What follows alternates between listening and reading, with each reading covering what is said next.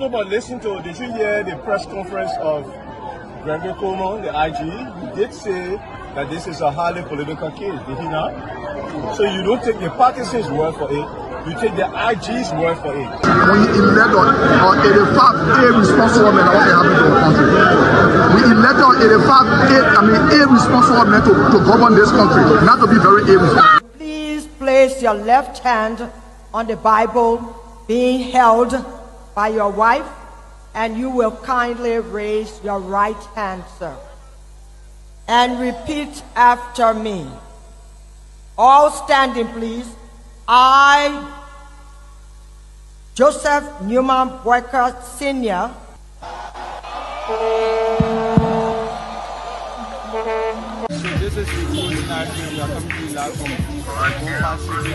No secret now that your friend and former boss will be a candidate in 2029.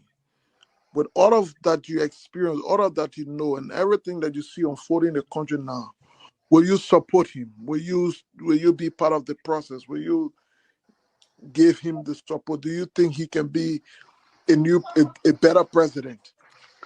So why you want to bring political Benin in it now? Oh, but you political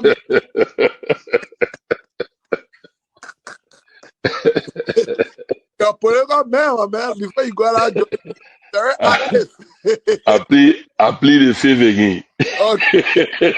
When 2029 come and pass, then you finally leave. Mission is completed. Now, what the rules of engagement? When the war ended, the guy said, the captain, the commander said, mission complete. There wounded out first. All men on board. So, this riot situation when it comes to countries, because many times you notice that if Charles is the problem, he will be out of here in the twinkle of an eye. And I say, let well-meaning Liberians come home. If we respect this constitution, a government formed in Accra is a violation of Article 1 of the Constitution. Let them come home.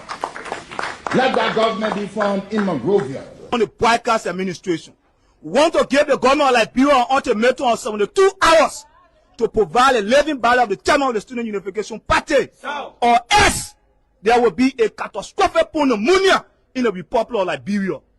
To arrest the chairman of the Student Unification Party, only because the government feel intimidated about the Vanguard Party advocacies.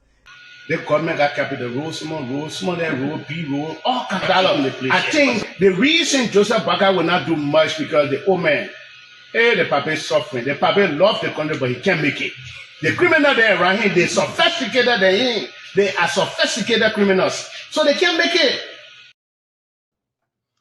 So folks, welcome to the Closing Argument Show. For those of you who are watching, welcome to this Monday edition of the Closing Argument Show. Today, oh God. So that's it. So for those of you watching on the Closing Argument Show on our platform live, for those of you who are monitoring the radio, I'd like to say hats up to every one of you guys. Today having to be the 26th day of the first month 2026. We are moving gradually. The month of February is just right at those steps. Just a few days for now will be in the month of February, and then February is not that far. So we will soon be in March, and then after the first 6 months, and then this entire year have come to an end because right after the first 6 months, nothing else is there. So whatever that needs to be done, you can do it at this time. So let me see what's going on. Okay. What? So guys, keep following, keep sharing the show.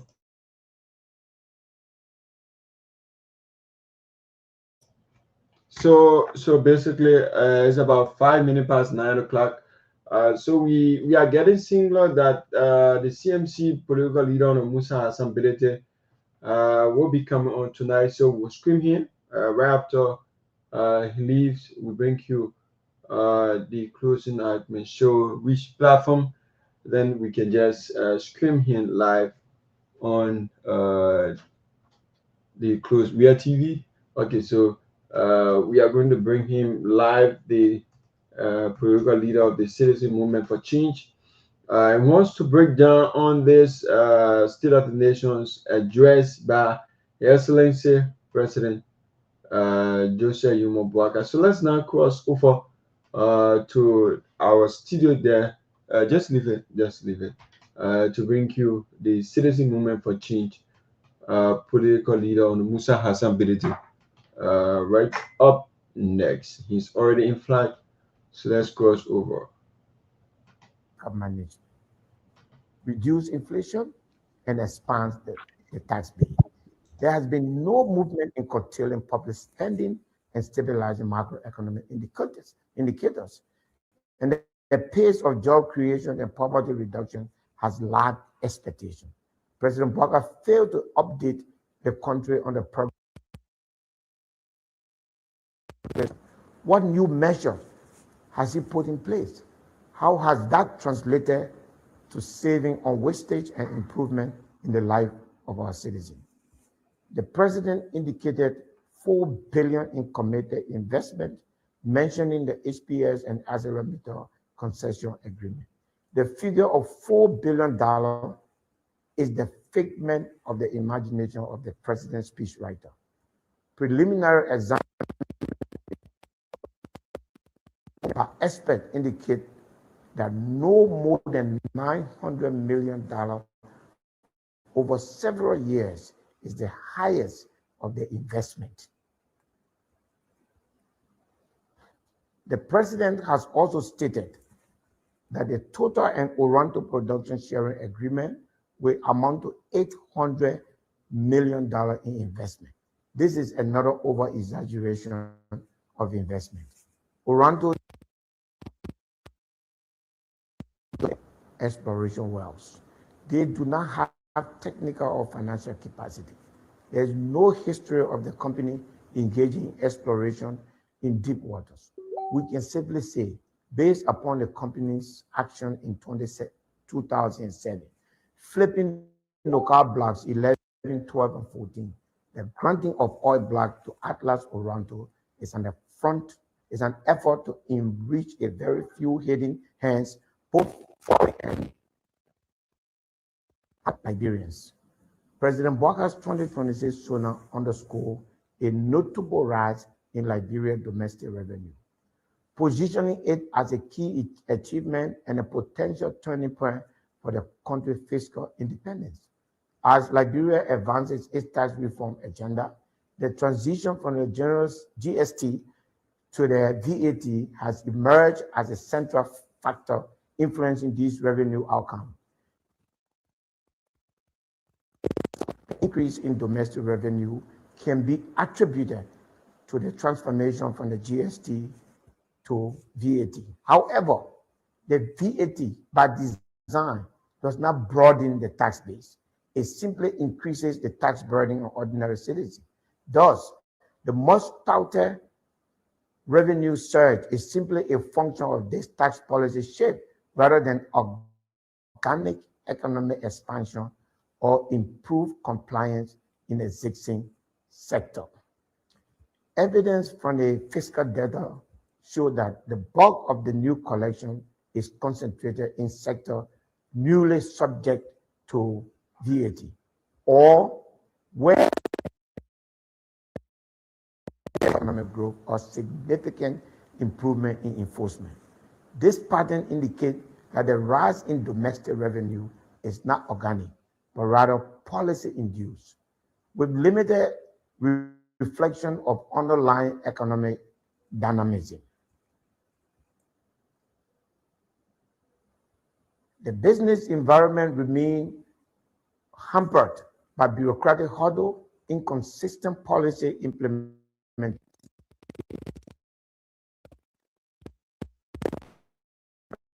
The government effort to culture modernization and small enterprise support promised in 2025 have not shown any into economic formation. Assistant government growth strategy.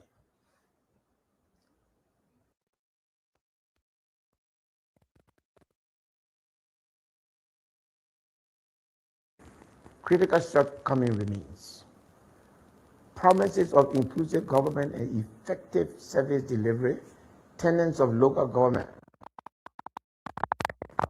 materialized for many years. Inefficiency, lack of citizen involvement, and slow implementation of key reforms have left urgent needs unmet. The CNT underscores the necessity of honest self-reflection and the courage to acknowledge and address these failures. Liberia cannot afford to squander more opportunities for genuine change. As the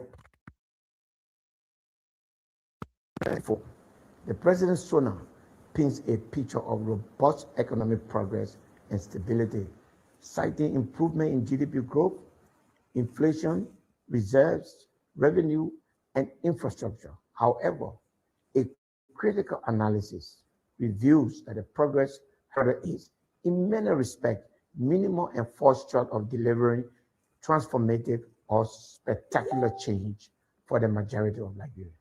The recent NEMO report clearly indicated that the government has fallen short of its development agenda, achieving a measly 0.08%. While the economy reportedly grew by 5.1% in 2005, this figure, though above forecast, must be viewed in context. Liberia's economy remains small and heavily reliant on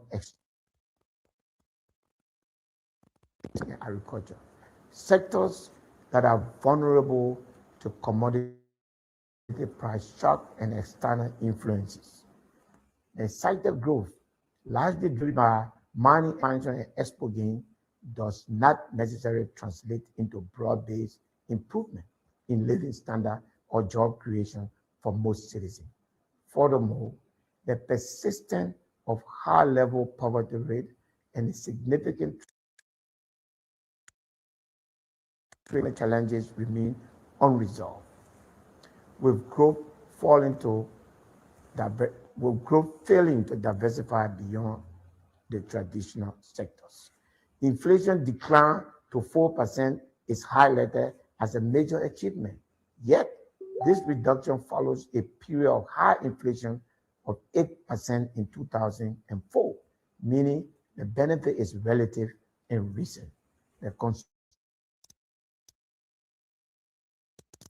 are limited to Monrovia. However, it does not consider the costs associated with getting goods to rural Liberia, where 75% of the population resides. This is a deliberate attempt to confuse the Liberian people to get unjustified political capital. Secondly, the inflation figure under normal circumstances has not seen any credible adjustment in the CPI basket since 2026, when the last household income and expenditure survey was conducted. Many Liberians have already endured the brunt of price increases, and the current price level for basic goods like rice and fuel offering only modest relief. The reported strengthening of reserve and currency appreciation, while positive, are largely the result of favorable external conditions rather than durable reforms that will insulate the economy from future shocks. A reversal in the upward swing of commodity prices will undermine the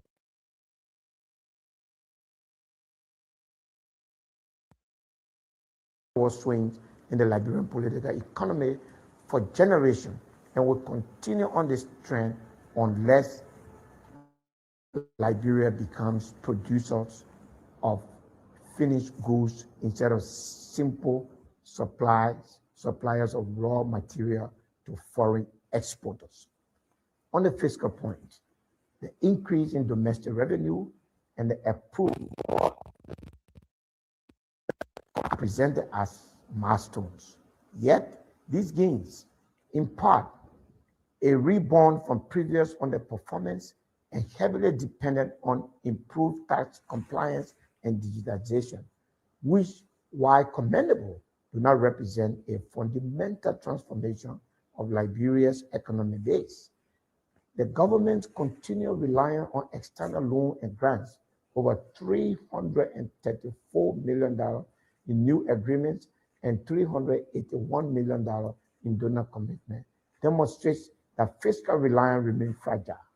The abrupt cut in donor funding in 2025, which led to many permanent job losses and hardship, further exposes the vulnerability of the economy to external shocks and underscores the minimal progress in building self-sufficiency. Infrastructure improvement, such as the paving of roads, are cited as evidence of progress. However, the scale of these projects remains limited to the country's need, and many initiatives are either incomplete, delayed, or heavily reliant on external financing. For example, the much-touted road projects and urban improvement have faced significant delays, and the energy sector, despite new connections, continue to grapple with outages and inefficiencies. 1,000 jobs appears exaggerated. Secondly, and even more distressingly, these are temporary jobs.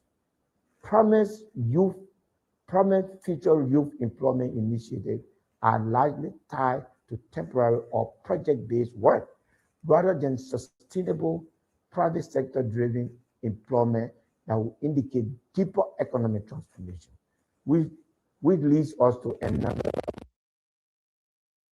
where there was no update on progress in private sector development and expansion. This lapse is a clear indicator that this is not a priority agenda for this president. Finally, while the government points to achievement in education, health, and digital transformation, these are incremental improvements addressing long-standing deficits rather than breakthroughs. The removal of ghost names, increased immunization rates, and expanded digital finance do not fundamentally alter the trajectory of Liberia's development. Many challenges, such as under-resourced schools, healthcare facilities, and persistent unemployment, remain prevalent. Additionally,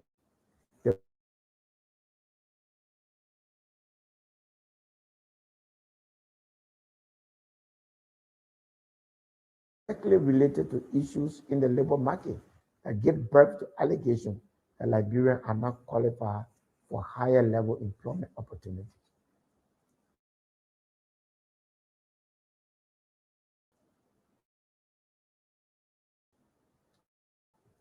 If this administration does not see a clear line, maternal death dropped nationwide, immunization coverage for children under 1 reached 88%, and medicine stockouts decreased from 95% to 5%. According to experts, the national surveillance data, an average of 6 to 7 women die weekly from pregnancy-related causes. By EPR week 31 in 2005, 152 maternal deaths and 640 neonatal deaths were recorded. Clearly, Mr. President, this is not a healthcare circumstance to be described as victorious, but worrisome. In summary, despite the positive rhetoric and selected data points, the economic and social progress reported in the SONA is abysmal. The underlying structural issue dependence on commodity, vulnerability to external shock, slow diversification, and remain largely unaddressed. Thus, the narrative of spectacular progress is overstated. What has been achieved are necessary, but not transformative steps in Liberia's long journey towards sustainable development. In closing, the citizen movement for change urges this administration to embrace a more inclusive, transparent, and effective approach to governance. We call on the administration, opposition, and civil society prioritize urgent reforms and foster a culture of accountability. Liberia's future depends on our collective resolve to confront uncomfortable truth and pursue solutions that serve all citizens.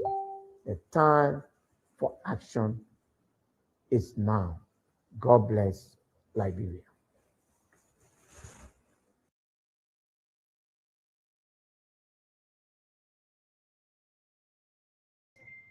So that's it. Just listen to the Citizen Movement for Change.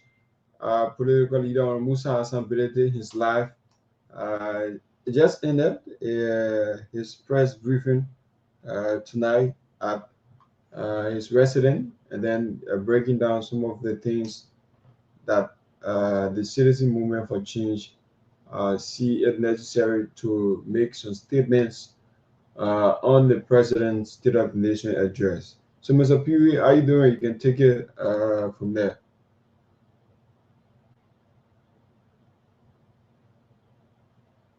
I hear me. I think you. Okay, so if you're busy, then I can just go ahead. Yeah, I listened. Though I was at the meeting. I listened to ability coming up. Yeah, it's a good thing to as opposition you have to respond to things, and it's a good thing that he did that. But we need to take some time to understand what actually at some point he's tracking there, and the rest of that. The rest of the panel will look deeply at part of his critique of the Sona address. But actually, most of those points he hit on also that there are concerns actually for us. It's good to always listen to our leaders, do representation of the country, and state clearly what is out to be in the country. And we can more or less structure the whole thing in terms of the person who was fulfilling the constitutional responsibility today. And I didn't listen to all of what Mr. Bilete said at John late, so I wouldn't be the one to jump into if he actually hit most of those. I came almost to the end of it. So I didn't actually listen to him. Maybe I will have the time to read a statement from the CMC, then we will see if what CMC said was realistic or they just spoke as opposition. So that's what I would do. But we hope that I want to believe the CMC did listen, because it should not be we the first to respond. And sometimes hurry, Liberian people say hurry, boss Strasser. It should not be the issue that we are the first to do this response. And for me, we have to be critical in terms of those things. So I would need some time to digest the report out of the CMC, and then we all would make collective analysis onto that. But it's a good thing to come up with a statement. As an opposition political institutions, it is your fiduciary responsibility to comment on some of these things sometime when necessary, and then the one to critique the speech, to fast check the speech and all of things, and provide and proffer some solutions way forward. And that would be the best way to do it. If you were to do this, you proffer as the opposition political party, not just a political commentator, so but opposition political institution. We expect them to come up with critique and proffer the way forward and tell the people we will have done it this way, or this is the way the government should go about doing it. So it's a good thing that he did that, and the policy speech was actually issued by that. But I think there's he having a serious concern about this speech today. There are a lot of critical areas I've been looking into myself personally, and I think the president and his government will have a lot of explanation to the Liberian people relative to the speech today. if you were to speak to, you see most of them, they're running on social media. The country is better than a few years ago. Just like Human Puakai. Is the country actually better than a few years ago? So, sycophants are saying the country is better than a few years ago. Sycophants are saying that. And it is repugnant to see anyone who want to sit and tell me the country is better than few years ago when I was just in the country less than 2 months ago. If that is the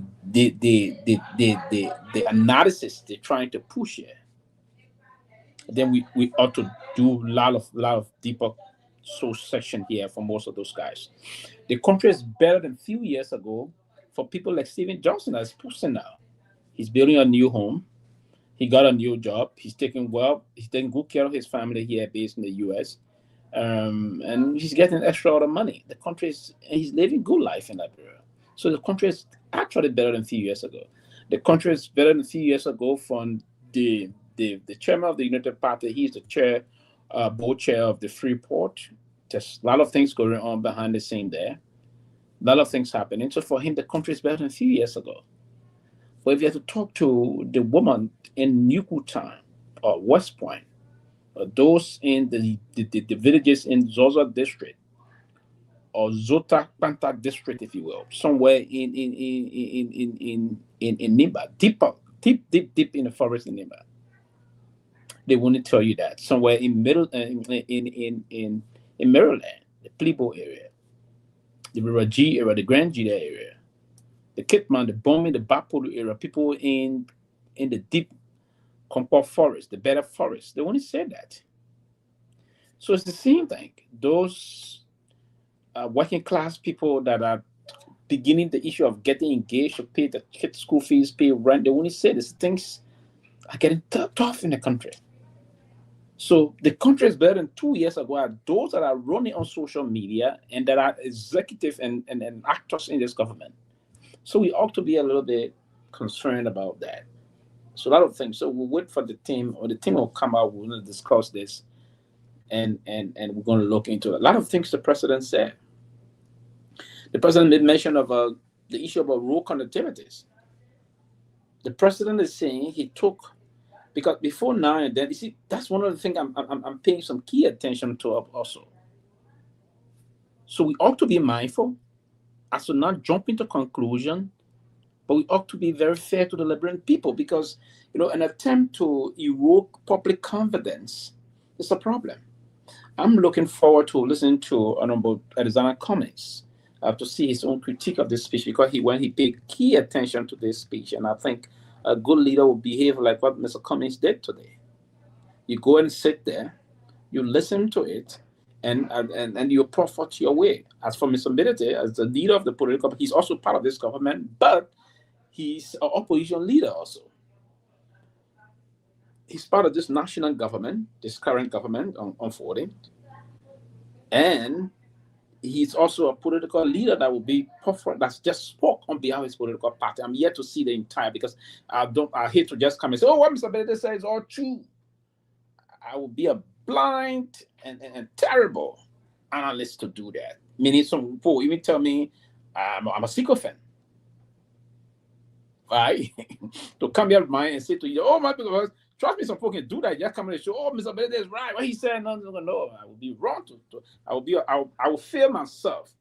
Maybe all of the money my old man spent for me to go to school, it would have been in vain to say that. Then listen to somebody and say, the person is right. No. So I want to see the report, the statement, the statement from the CMC. I will hope to get it. Did the CMC issue the statement publicly already? Not yet. They just I thought efficient communication also, why their political leader. You see, that's the problem with the PR. When trying to criticize, and I hope Mr. Mbedete says following. When trying to criticize national government, also we have a lot of deficiency. That's a problem. A political leader of the CMC was live reading what we call a critique of the national sonar of our country. And then he's through reading the critique. we don't yet have this out for people to start to digest it and see if the political leader is on point on this criticism. I mean, we ought to be very proactive and effective. I thought they should have been out now. So it's what I want to see. Then I would just go through. I think the statement, no, I don't think I would take more than 10 minutes in reading that. I don't think so. Maybe 5 minutes thereabout or so. Or 10 minutes. I don't know the length of the how many pages, if you will. But it's important that if the CMC leaders leadership of those cloud of responsibility. How come you saying that the internet looking? I seen anything else. I know why you read it. That the internet looking. They read it. Yeah. How come? What am I? No. I'm not getting you. That one of our guests who's supposed to be coming on by now, but I'm calling a WhatsApp, but it's not going through. So I try calling someone to help me with his local number. Oh, okay. So we understand about to get the CMC statement. I will try to make some effort to hear from Mr. Alexander Cummings on the show. We'll try to place a call to him to see if he will take our calls and if he will respond to us. Just to do a summary of what he thought. He felt so do you get a place call to focus so you can hear from him also? Yeah, if you can do that, we can there'll be no problem. We can do that. Yeah, so let me send you his number. Then you can just place call to him quickly. I'm trying to reach out to the others. But I'm actually looking forward to receiving the CMC statement. I thought Mr. Yeah, so you can just play call to him. I'll send you a number. So let me see if I can ask someone who was there, the RT man for Musa Hassan Bedete, to send me the statement quickly. Yeah, so we have 27 minutes up to 10 o'clock from our end here. So folks, just keep following, keep sharing the show, invite others to follow this live. Let me see what I can send in shortly. This from Honorability. So keep following. We are trying to contact some of the lawmakers to give their own view on this President's State of the Nation's address here. So we are live on Truth FM. Yeah, I tried contacting Honorable Foko just now. He says he's not too okay. So he's not too okay. He's trying to seek some other attention. He's not okay, so he couldn't speak to us on the phone. So, but it is important that we connect to some of these lawmakers and other people of government officials, if you will, to hear. But Maya, you can just. I'm trying to see if I can connect to. But try to make some effort also, Myean, to see if you can get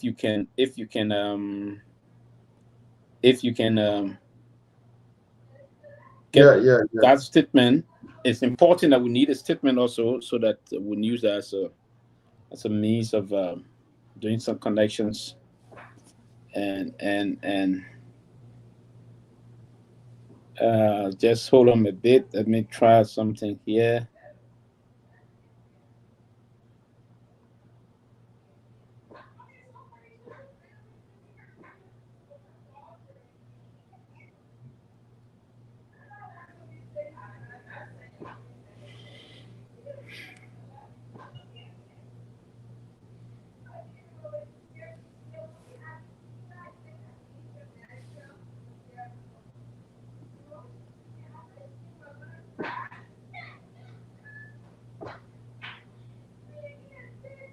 Yes. So let me see where I can play this.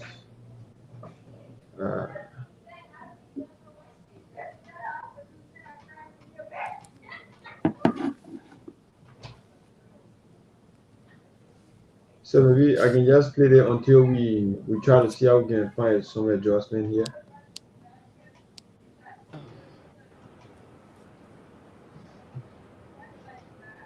You trying to replay it? Yeah, so as we try to find some adjustment to get an official statement. Okay, go ahead.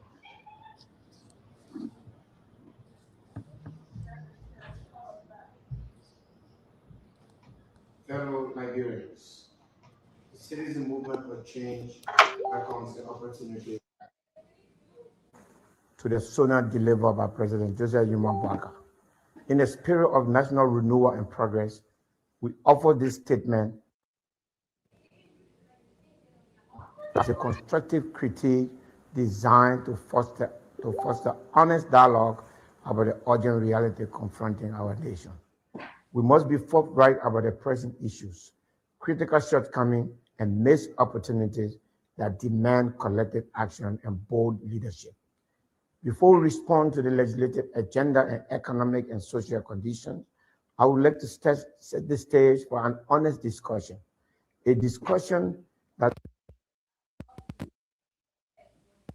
will be grounded in the urgent challenges facing Liberia, not platitude and celebration of paving a few miles of primary roads, grading some feeder roads, and proposing a development agenda that has not begun to address the urgent challenges in our country, including abject poverty, lack of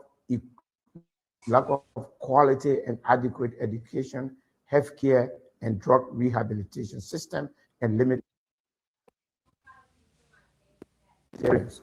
Today, January 26, 2026, Liberia is in its 179th years of independence, Africa's first republic.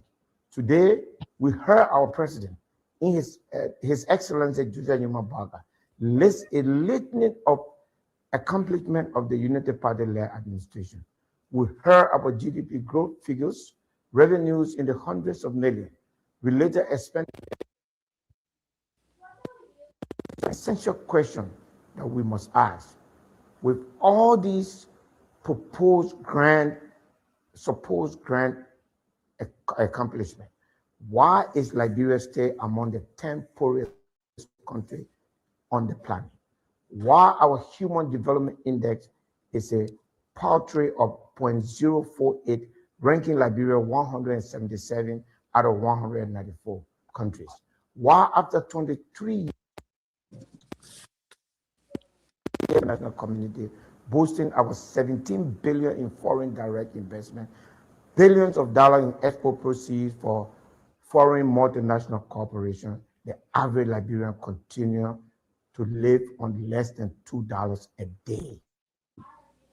We have seen successive presidents mount the podium with pages of accomplishment, hours of explanation on development, yet only 3 out of 10 Liberians have access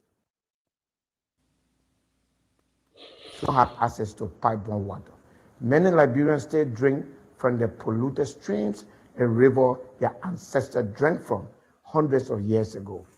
As a result of abject poverty in our country, we die young. The current life expectancy, depending upon which data we use, is below 65 years. Poverty is a way of life. Minor illnesses kill thousands yearly.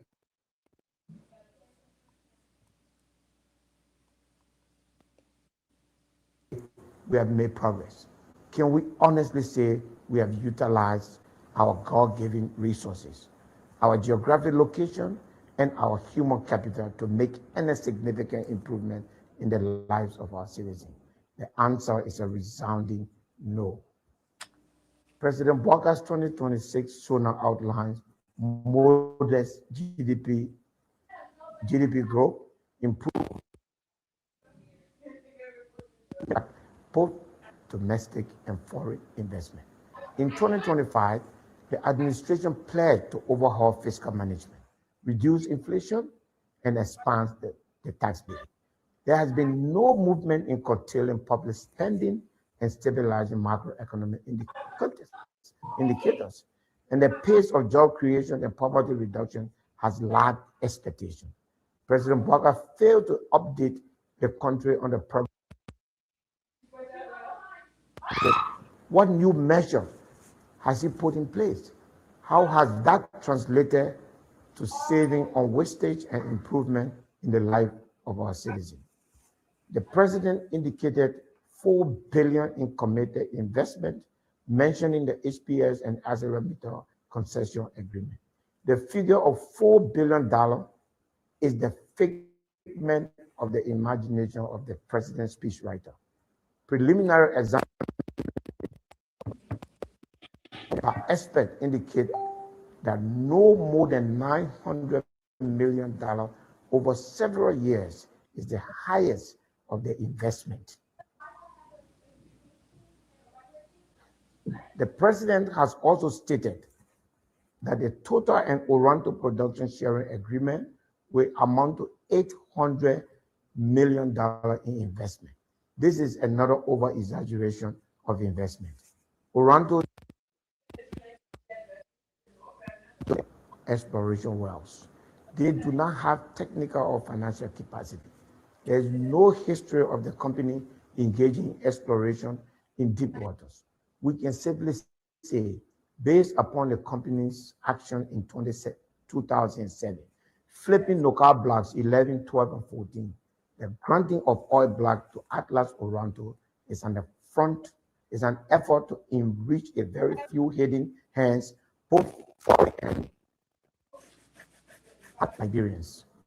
President Bouakar's 2026 SONA underscored a notable rise in Liberia domestic revenue, positioning it as a key achievement and a potential turning point for the country's fiscal independence. As Liberia advances its tax reform agenda, the transition from the general GST to the VAT has emerged as a central factor influencing these revenue outcomes. Increase in domestic revenue can be attributed to the transformation from the GST to VAT. However, the VAT by design does not broaden the tax base. It simply increases the tax burden on ordinary citizens. Thus, the most touted revenue surge is simply a function of this tax policy shift rather than organic economic expansion or improved compliance in the existing sector. Evidence from the fiscal data show that the bulk of the new collection is concentrated in sectors newly subject to VAT, or where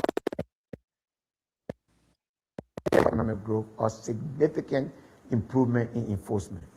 This pattern indicates that the rise in domestic revenue is not organic, but rather policy-induced, with limited reflection of underlying economic dynamism. The business environment remains hampered by bureaucratic hurdle, inconsistent policy implementation. The government effort to promote agricultural modernization and small enterprise support promised in 2025 have not shown any transition into widespread economic transformation. The persistence of unemployment and underemployment highlights the need for more targeted intervention and inclusive growth strategy.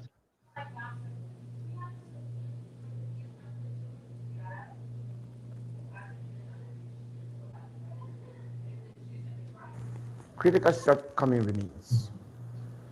Promises of inclusive government and effective service delivery, tenets of local government have materialized for many years.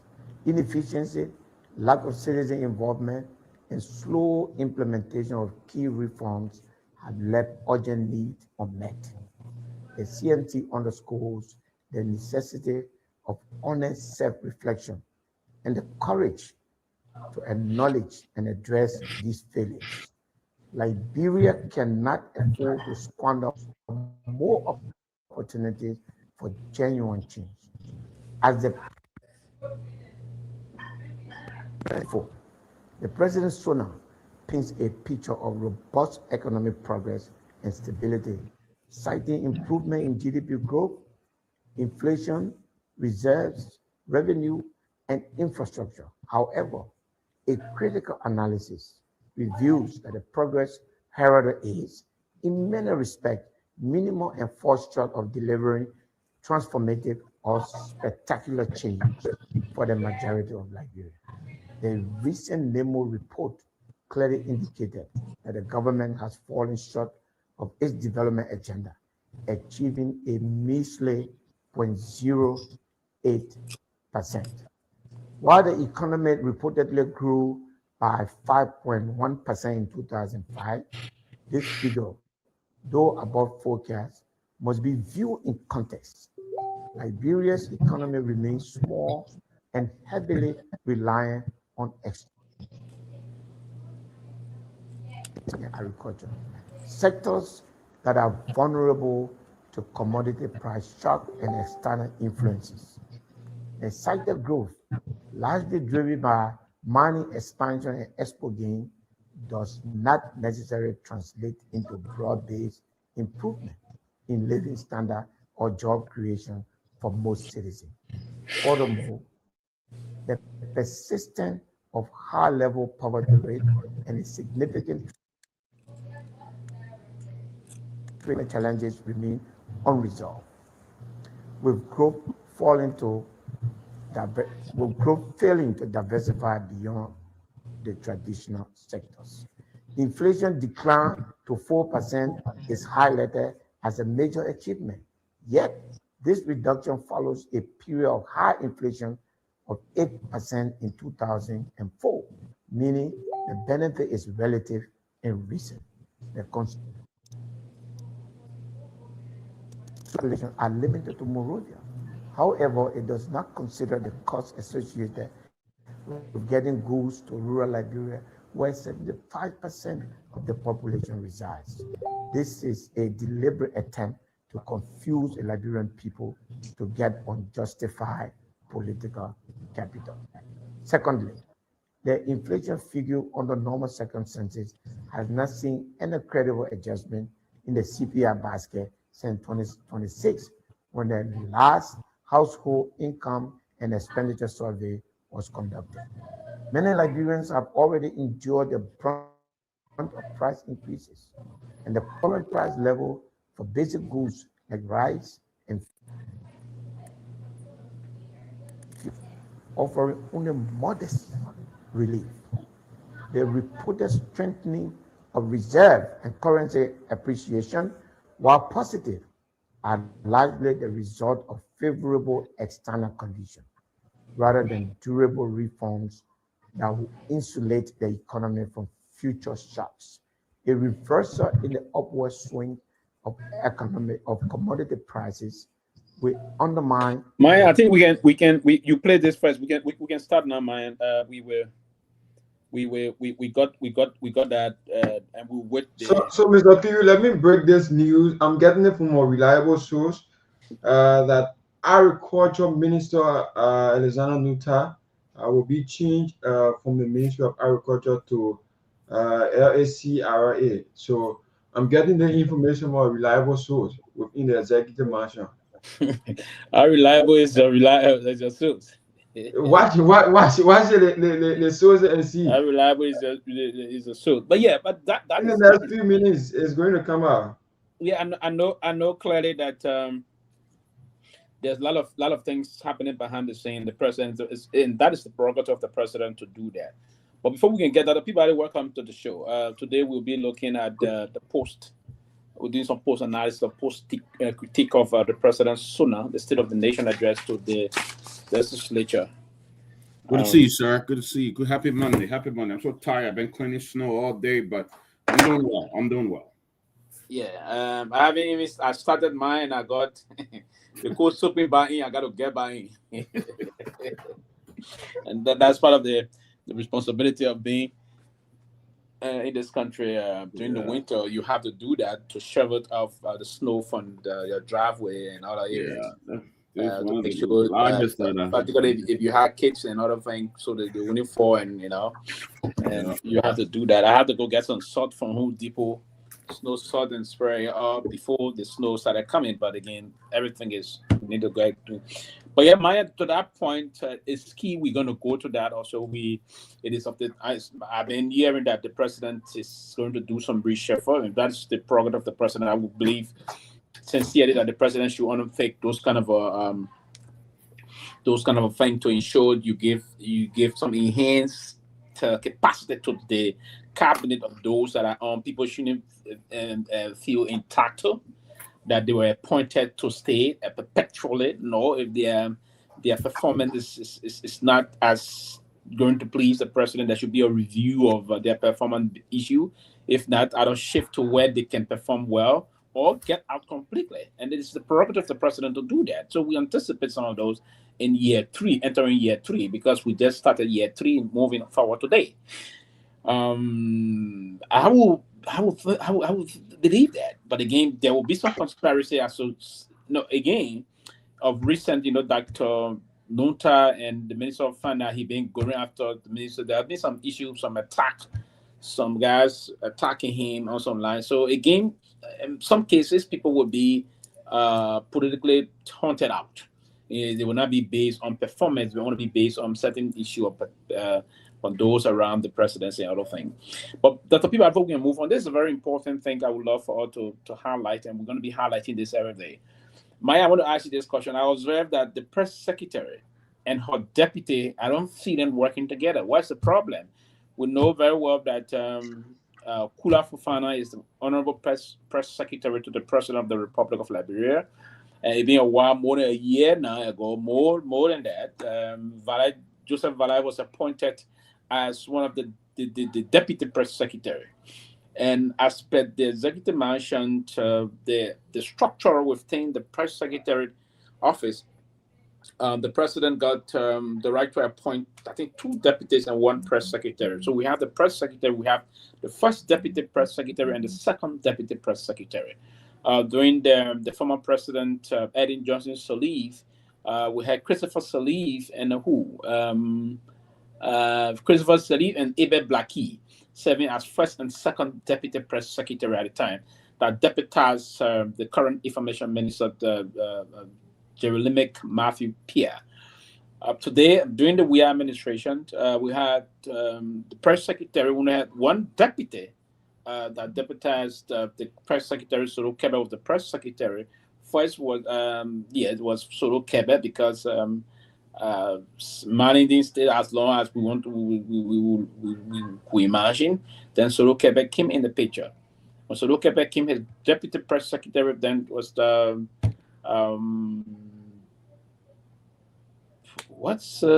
Smith Toby. Smith Toby was the deputy press secretary. I was the only deputy. They didn't appoint the second deputy. But we saw some level of synergy, well-coordinated effort between the past 2 press secretaries and their deputies at the time. Today, Dr. Peabody, if I will bring this also to your attention, the current press secretary and her deputy, they don't see eye to eye. I'm told she didn't want this appointment, but yet the president went on to appoint. And I don't know if I don't think she was consulted about it. It is the prerogative of the president to do so, but she was trying to fight against it. And ever since that time, she has never open up to her deputy. And in other words, if you try to get to him, he's not talking to anybody or whatsoever on that. But there's a growing concern about this. And I think it's important that we live this. The president, press secretary, and her deputy, I'm told they are not even on speaking terms. This is and folks close to the executive mansion, press pool, I've been saying to her, I haven't spoken to Myean. It's my first time talking to Myean on this. I've been speaking to people from other media institutions that they don't even see him close to the press secretary office. Myean, I want to in fact get to Peabody on this. I want to engage you because you are executive mansion our executive mansion reporter and other things. Have you seen on any recent time Joseph Valai, the deputy press secretary, anywhere around the press secretary or around the office of the press secretary? Or have he to expand the question, have you seen him engage with the executive mansion press corps ready to exercising his role as deputy press secretary to the president?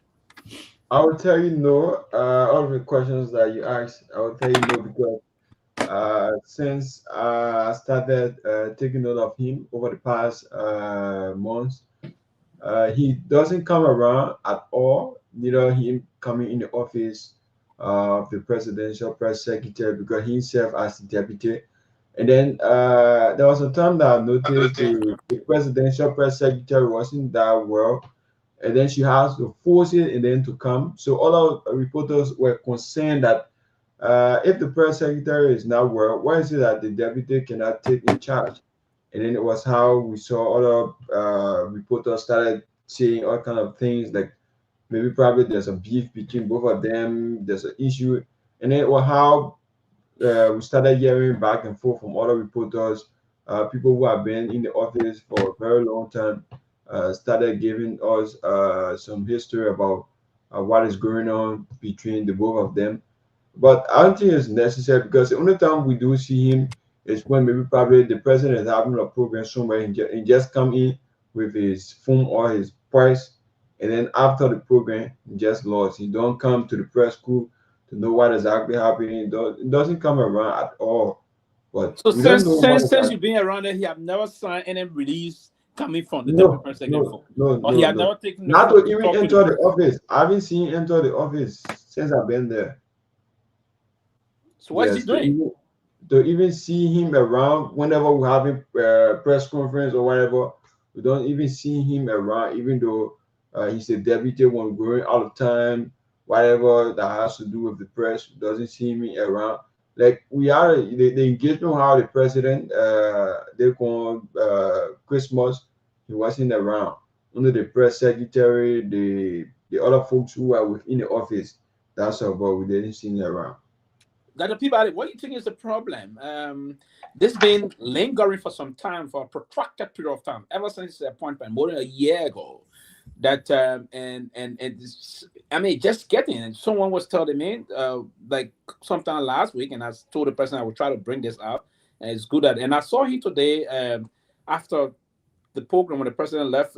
He was there talking to some other lawmakers, the usual other thing. He just we normally see him post picture from the executive man, just take picture and post, but he's not performing as the deputy press secretary. What's the problem?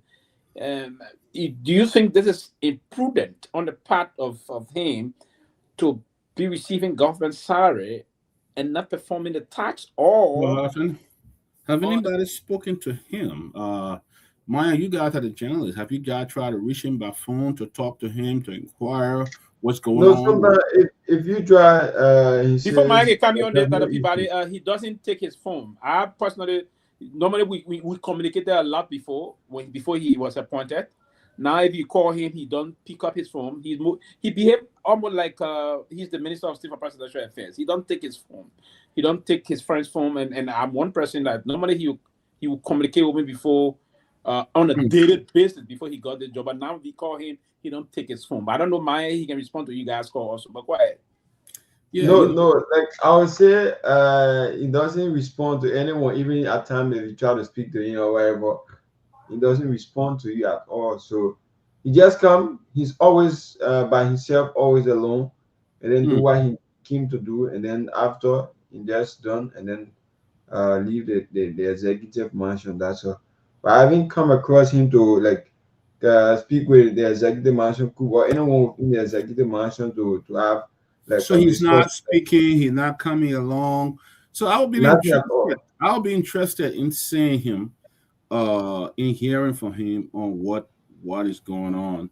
You know, we can probably try to get in contact or speak to Miss Kuda Fofana. Her deputy have been very, very much insolvent. He's not working. He's not coming to work. He's not doing anything. So we probably need to speak to Kuda Fofana to see what is going on with him. Definitely, we need to speak to her to see what is going on with her deputy. I think that would be prudent to have a conversation with her and to know what is happening with the deputy. I think that would be prudent enough. So, yeah, to get her to come, you know. Fair enough. Other people, I will be looking into the State of the Nation address today by the president.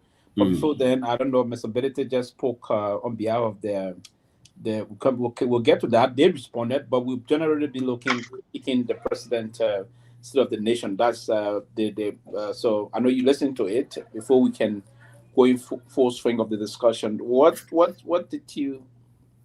of the major takeaway from the speech today? And it's quite interesting. I listened to the president for about an hour, 30 minutes. There were times that the internet was breaking up, but there were some things that one thing I was concerned about. The president said the economy grew by 5%. It created 70,000 jobs. But he didn't give specific as to where the jobs were created. He didn't say where or whether it was created by the government, whether it was created in the private sector, because I don't know of our foreign direct investment. How many investors, how many companies came into the country for us to have an election? I mean, to employ and stuff like that. Besides Mita Steel and a few areas, so I cannot speak to that. I mean, he said, but I want him to provide the numbers as to where these people are employed, where they are working, because creating 70,000 jobs in 1 year, that is a major improvement. But I haven't seen that. I did not see any number to that effect. And also the president talked about that the company that they are creating a Mana River Peace Center. The president in one of his interviews has said that he never knew about this project. They didn't tell him they were doing it, and they had told him he probably was not going to allow it to happen. So how did it speculate in the president's speech so it's something, if there was planned, if there was something that the government has approved so for them to do this, how did it show up in the president's speech? Because the president said he was unaware that they were even building this place. He didn't know they were doing it. And when they told him, he said, "Oh, they tell me if I knew, I probably would not have done it and know what I was going to do. I wish you could find that tape." But yeah, he said this thing has shown up as part of the president development plan, or part of the achievement that they've done in 2025 was to build this peace center. So my question is, did he lie to the Liberian public, or he knew about it before, or he was trying to find a way? So it was quite kind of confusing to me, stuff like that.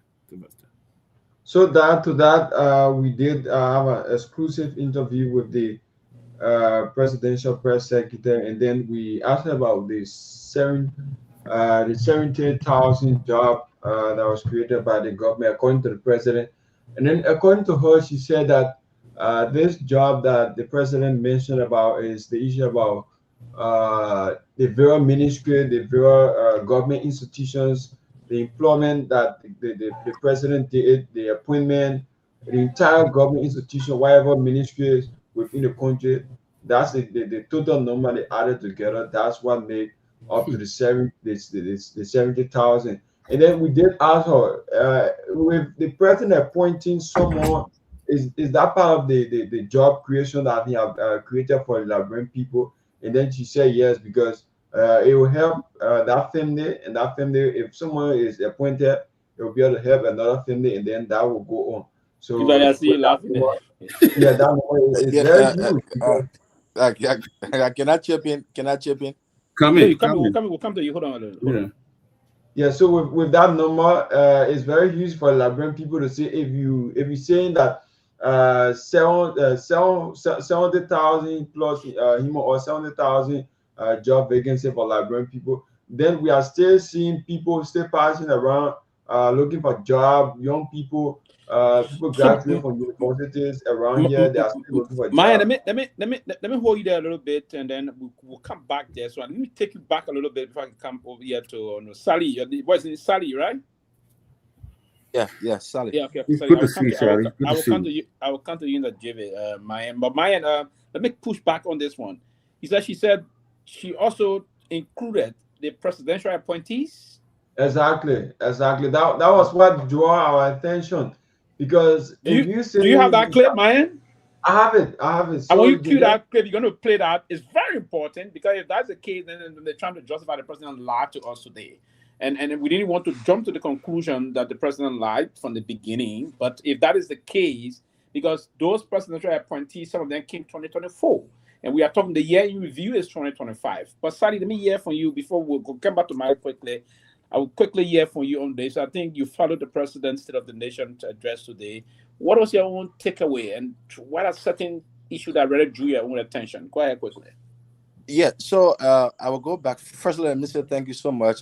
We did some coverage today in relation to the president annual message. Let me go back a little bit, because you talk about the deputy presidential press secretary, and we've been covering some of the marching activities, and one of the things that we notice, there's not a good relationship between Kula and that of Valai.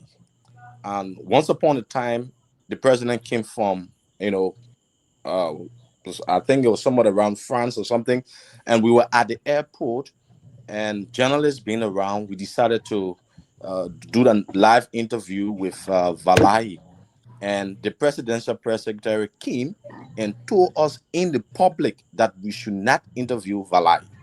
And that from there, he tried to raise eyebrow among journalists, and we tried to quiz him.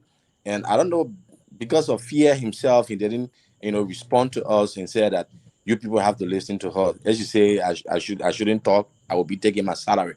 That was his word directly from the airport. And today, the president's 70,000 job have raised his eyebrow.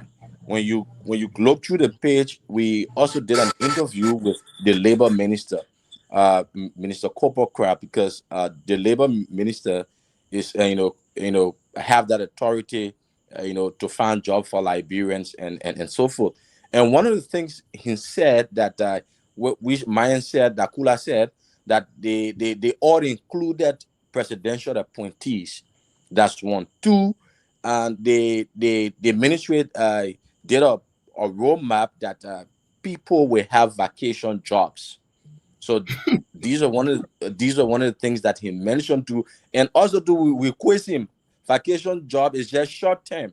So imagine when you take somebody for 2-3 months to work, after 2-3 months, and the person go sit at home, the person now become jobless. And actually he tried to play around it. And the issue of that job really raises concern among lawmakers. We saw Foucault speaking. We saw Anthony Williams. He was so annoyed that he even told us that he will have a live press conference tomorrow. So tomorrow going to be the busy day of Capitol Hill, responding to the president's sonant, because there are a lot of people want to know the data. Where the president trying to take this 70,000 job from given to Liberians? Because when you take the microphone to people, one of the things that they will say that the Bouaka administration has not done much when it comes to finding job for Liberians. Because in the president message today, even when we try to do some post analysis, even with the ministers that are there, they are not just giving us data. They're just saying things off head, including presidential appointees to be part of the 70,000 job, a part-time job from students, from the Ministry of Youth and Sport and that of the Ministry of Labor. And we try to ask them that these people are just part-time. So after the 2-3 months, they will go and sit back home. They will be jobless.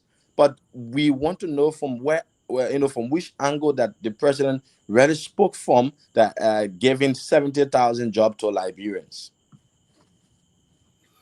So in other words, it was a lot technically, because vacation job is not considered. I listened to the interview I listened part of the interview you guys were conducting with the Minister of Labor. He talked about the reduction in the work permits. He's not giving a lot of work permits again.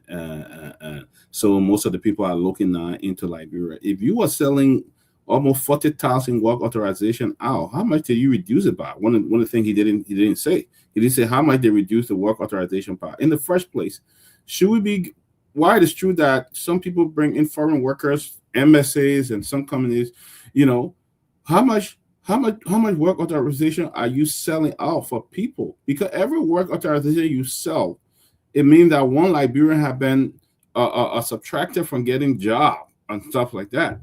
Why should he be selling this kind of work authorization out when Liberians are right there with the job? I mean, when it comes to the staff from the USMSA and other places, you know, there are some people who have a staff, you know, that probably Liberian can fill that position. But what I'm saying is, how much did he reduce the work authorization by? Did he reduce it by 25,000? Because he was at one time he was selling 40,000 work authorization out. How much did he reduce it by? So the problem here is, it appears that speech, somebody may have lied to the president that Liberia hires 70,000 people. They lied to the president, and they made the president to stand out there to say that 70,000, because I don't see that. I mean, if you hire 70,000 in Liberia right now, you know how many people you're giving job opportunity to? A lot. You know, with the population, 70,000 hire a year, that's a lot of people. I mean, we know that government had always had the higher employees. You know, so the fact here is, how much direct foreign investment came into Liberia where you say they created job and they hired Liberians are now working? We didn't see that. We really did not see that. Absolutely. And we're going to be playing that voice. Now, listening to what Sally says is great. But what is unfortunate here, if the press secretary did openly ask you, the press corps, to disengage for all time with the deputy press secretary, then it's a serious problem. And I would think that if he said that he's there to take his pay, I would think the president should do some intervention here. And this doesn't show any good sign of leadership from the boss, the president. If you have his press corps or his press office seriously disintegrated in this kind of a manner and way that I'm told they are not on a speaking term, and I've been hearing that for some time now, and evident by what you just justified. It's quite unfortunate, and we will reach to the bottom of that to ensure what is happening, so that we can. So, Mr. Pewee, you ready for that video? Yeah, we'll be getting to that video, but before we get to that video quickly, because maybe he will not have some time, I want to go and talk to Representative Anthony F. William to just get his feedback from today. I think he's one of those that supported the pastime other things. So we want to personally hear from the representative of the Kehleboe Statutory District, if you will. I don't know if I got it right. Representative Anthony William. Honorable William, one day. Is that one day here now?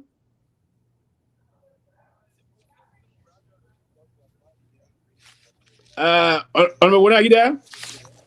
Yes, low, very, very low. Come in. Let me see. Honorable William, are we to the one day now? Yeah, no, we have not yet. We have not yet around the one day. We are pursuing the one day. Okay.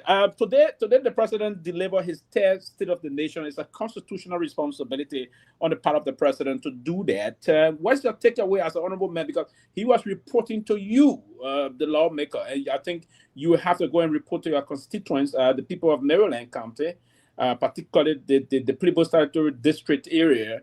What was your own takeaway? The president said that he created 70,000 jobs. Are those in Kehleboe affected by this? Do we have like 2,000 jobs created now in Maryland in your district, Kehleboe? Well, thank you, Professor. Also, good evening to your listening audience. Whatever they find themselves, while I'm morning or afternoon, I just want to say hello to them. Well, like you said, and then I thank for reaching out to me.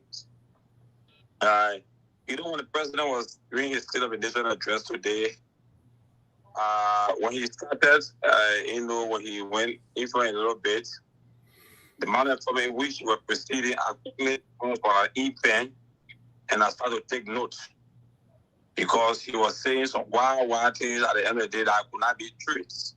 What do you mean by wild things? Many wild things. Can you follow up? Maybe the old man in Kehleboe, they wouldn't understand wild things. What do you mean, Honorable? I mean, you were saying things, that could not be communicated. All right, let me call you back. I'm on my way home. I'll call you right back. Oh, okay, all right. Myean, you mute. Yeah, go ahead. Sorry. Go ahead, please. Yeah. he was saying things, that could not be verified or being what it is. Okay. And he was saying things that I myself, who I've been around, I could not read it, experience those things you're talking. For example, the president said they are there with over 175 farmers. That there with over 175 farmers. And in the agricultural sector.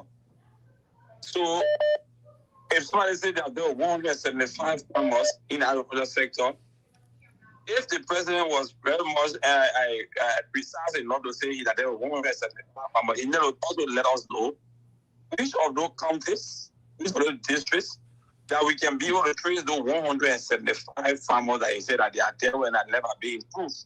He did not say anything about that. That was one issue that also caught my attention. You cannot say there are 175 farmers in the agricultural sector, and then you cannot even point to one or two counties. So for me, I feel that was very much ambiguous, and it could not be substantiated. I also jotted down. The second thing that the president said, he also reduced electricity, the tariff. But he also failed to let us know when they reduce the tariff, when it's not reduced, how much have been reduced to, and what are those people that are being affected by the reduction in the electricity tariff. It was also ambiguous. He could not give us no statistics, he could not give us no data. But he just threw out the information to us that. But another area, he said, they pour over 1,000 good names. But 1,000 good names were able to replace it, and went to 2,000. The area they scored 1,000 good names. Where you from? Which of the institutions? Yeah, which of the institutions they scored 1,000 good names, and where you replace them? Which of the institutions? You just have to score 1,000 good names from where? I told the journalist, if the president can muster the case in London, tell her that he scored 1,000 and he was able to replace with 2,000 president, fair enough, but he must be able to tell us where and where he did replace it and where did they score. So he did explain to us on that one. He did not explain this. He went on again and said the National Housing Authority. They are doing 600 housing units. Yeah, 600 housing units in 6 counties. In 6 counties. Mm-hmm. So which are the counties again? For me, like I always talk about this, I don't be pretty for. I just want to go and check, to be able to verify and counter check because I'm a former ME person. Yeah, and he said to add on that for you more. I think Peabody will have a question for you also, but he said to add on that, he said 600 housing unit are going to be built across 6 counties beginning next February, this coming February. But he also failed to tell the counties, and he failed to tell the amount targeting that project.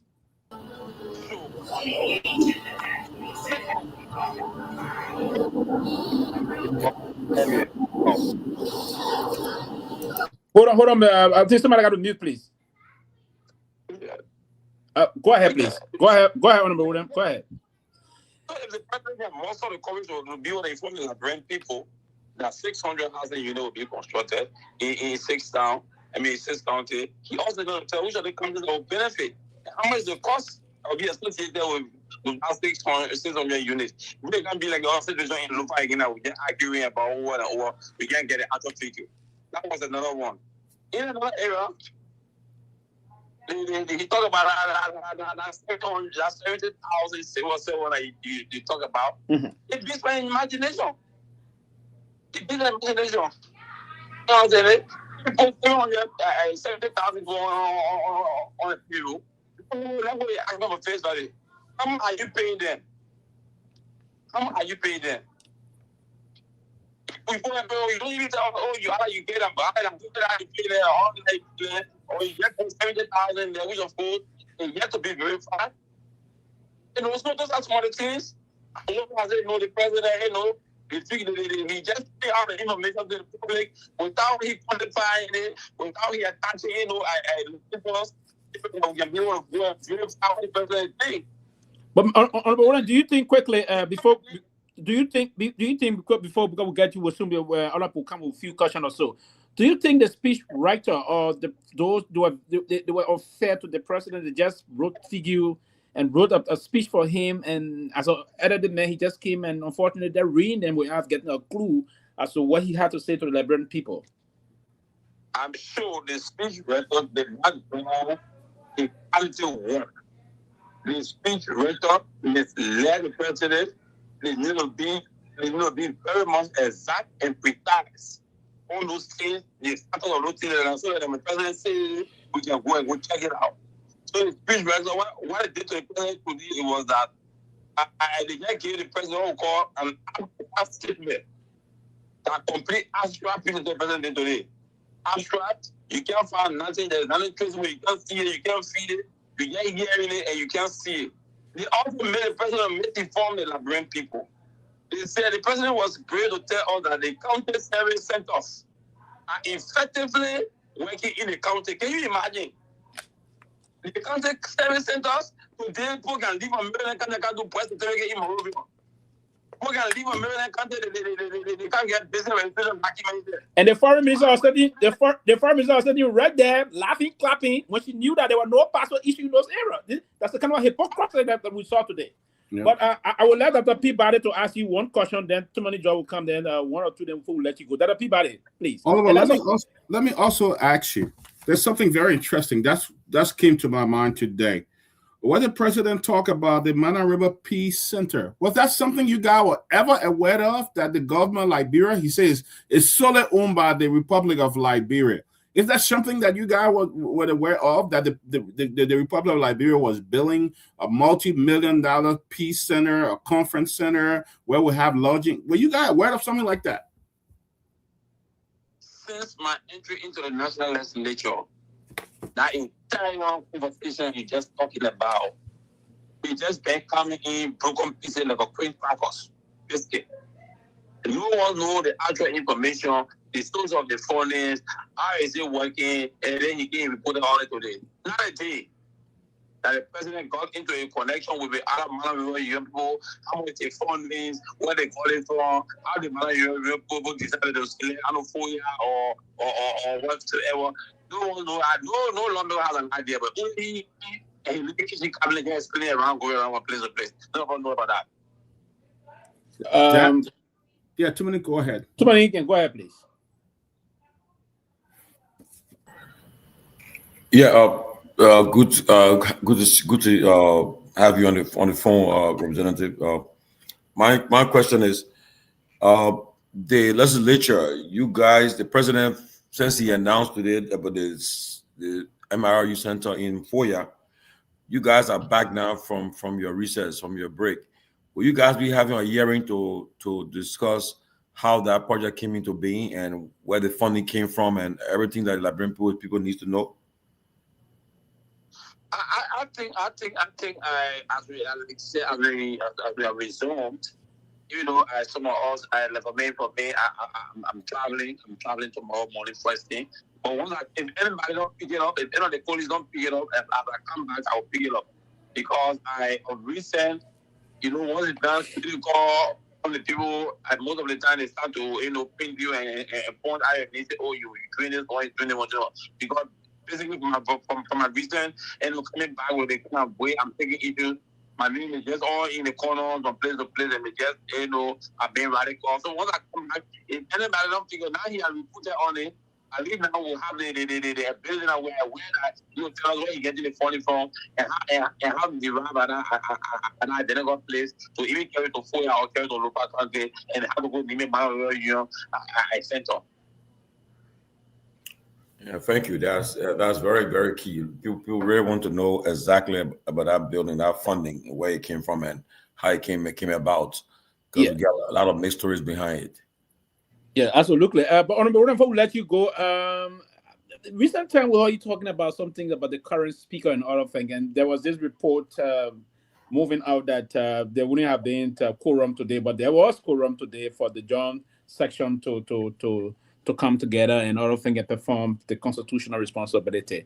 Is this rumor about removing the speaker? Is it actually true? If yes, Who are those behind it?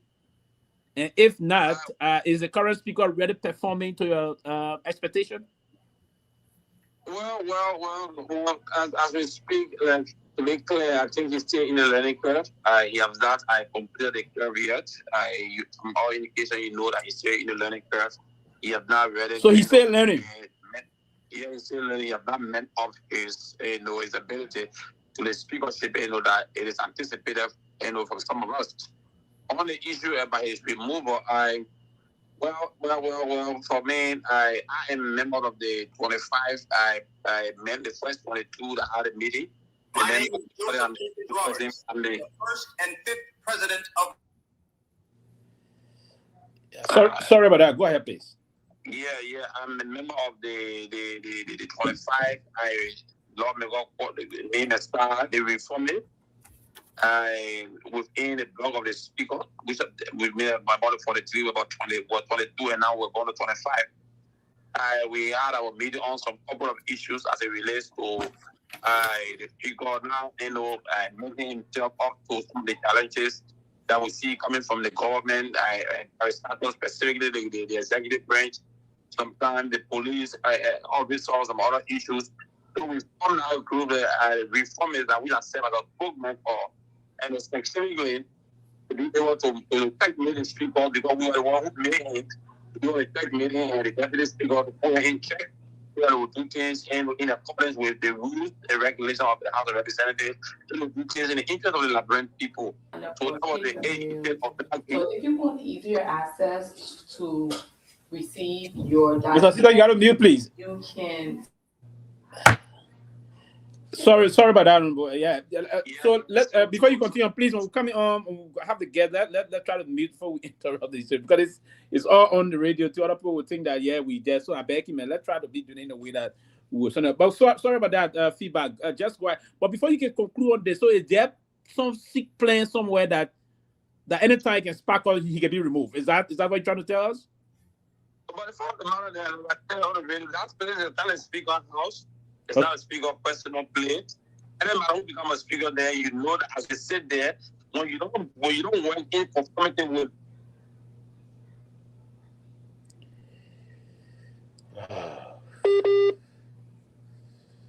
This time around. Okay, go ahead. You getting me? Yeah, I'm getting you now. Once you're there, that means it's not a personal plate there by the will and pleasure of a police. So if you don't work in line with his police, in an operation that was said that this positively and obviously you can be removed. Okay, excellent. We'll let you go in the next 30 seconds. If you grade the president from 1 to 10, quickly we will let you go now. If you grade the president's speech from 1 to 10 today, from 1 to 10, what number will you give the president for the SONA? From 1 to 10, maybe obviously let me just put in a grading something. He makes this sit today. He missed it. Okay. Thank you. One day. Thank you, Honorable Anthony William, a student leader and a political agitator. Thank you, my dear brother. We'll talk. But thank you. Thank you so much. He's supposed to stay. Okay. Thank you. So, gentlemen, too many you just joined Peabody. We all there. Sit up, welcome, and we have. Study here. One of our I have to call. I don't know how to describe the nomenclature to suit him. Our freelance partner that just joined us, but he sounded very soft and eloquent in terms of his analysis not too long ago. I felt it's good to recognize that on his part. But we did discuss and we listened to the lawmaker. That's Representative Anthony Williams from Kehleboe. He's saying that the president failed system. I don't know if we were trying to get to, this is about critiquing. We're trying to get to one of the other representatives. I know we can do that quick. Then we'll jump into our debate. Let me see if I can get him. I don't know which side we be on. I want to just hear from him quickly. We all can get him one question, and we'll move on from there. If we can get him, if not, then we will just. But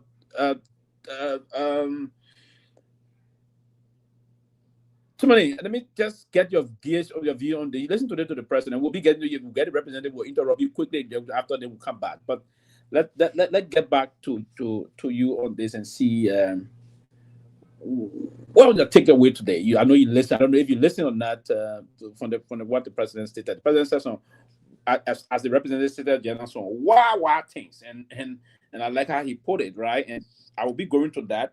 Minister Pewee differ with him, and Minister Pewee and I almost from the same perspective. I was looking at it from a line. We'll get to the issue about the rules. But let's look at the 70,000 job in other areas. But where's your own personal takeaway for you, please?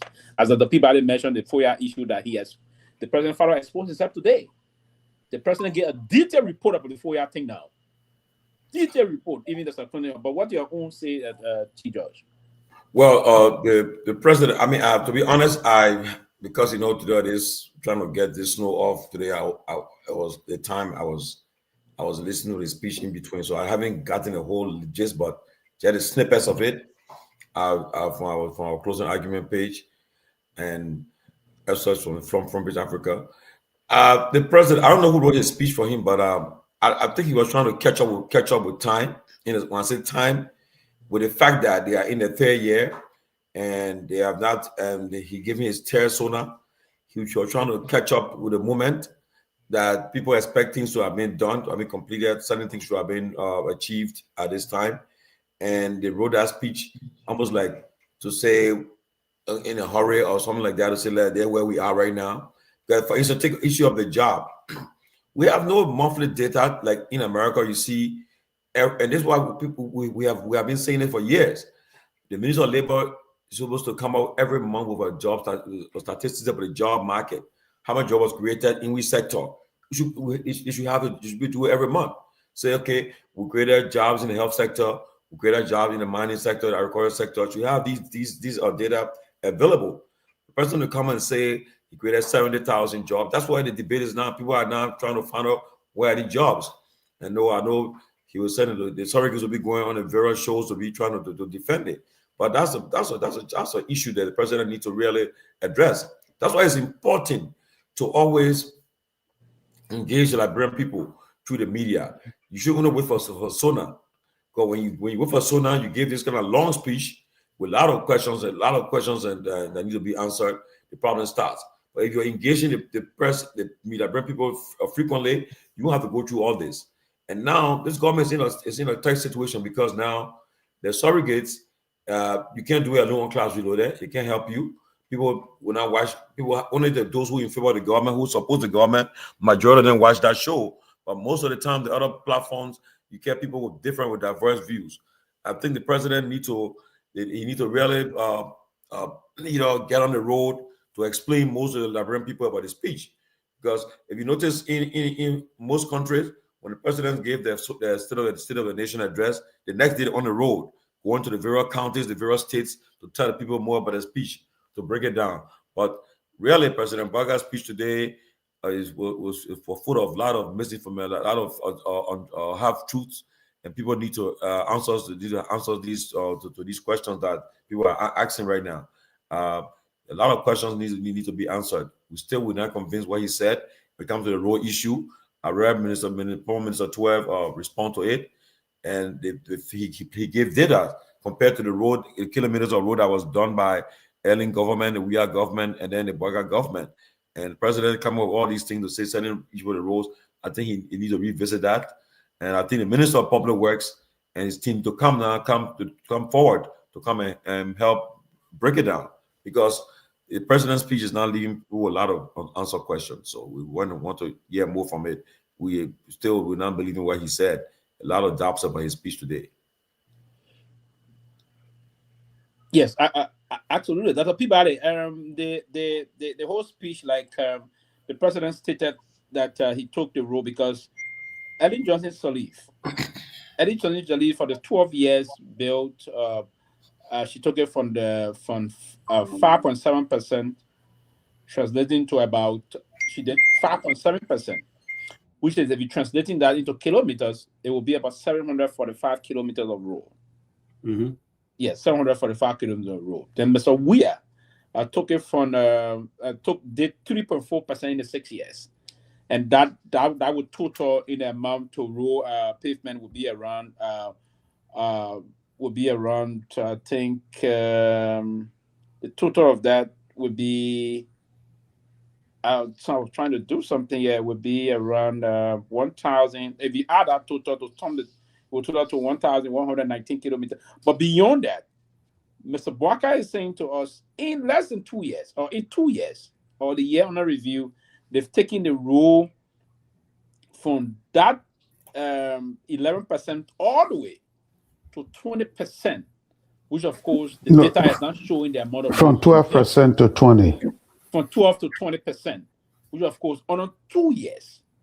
That data is what I'm myself struggling. I'm trying to do some analysis. If Ellen would have done, Ellen that he worked as vice president with, Ellen did was 5.7% the entire 12 years.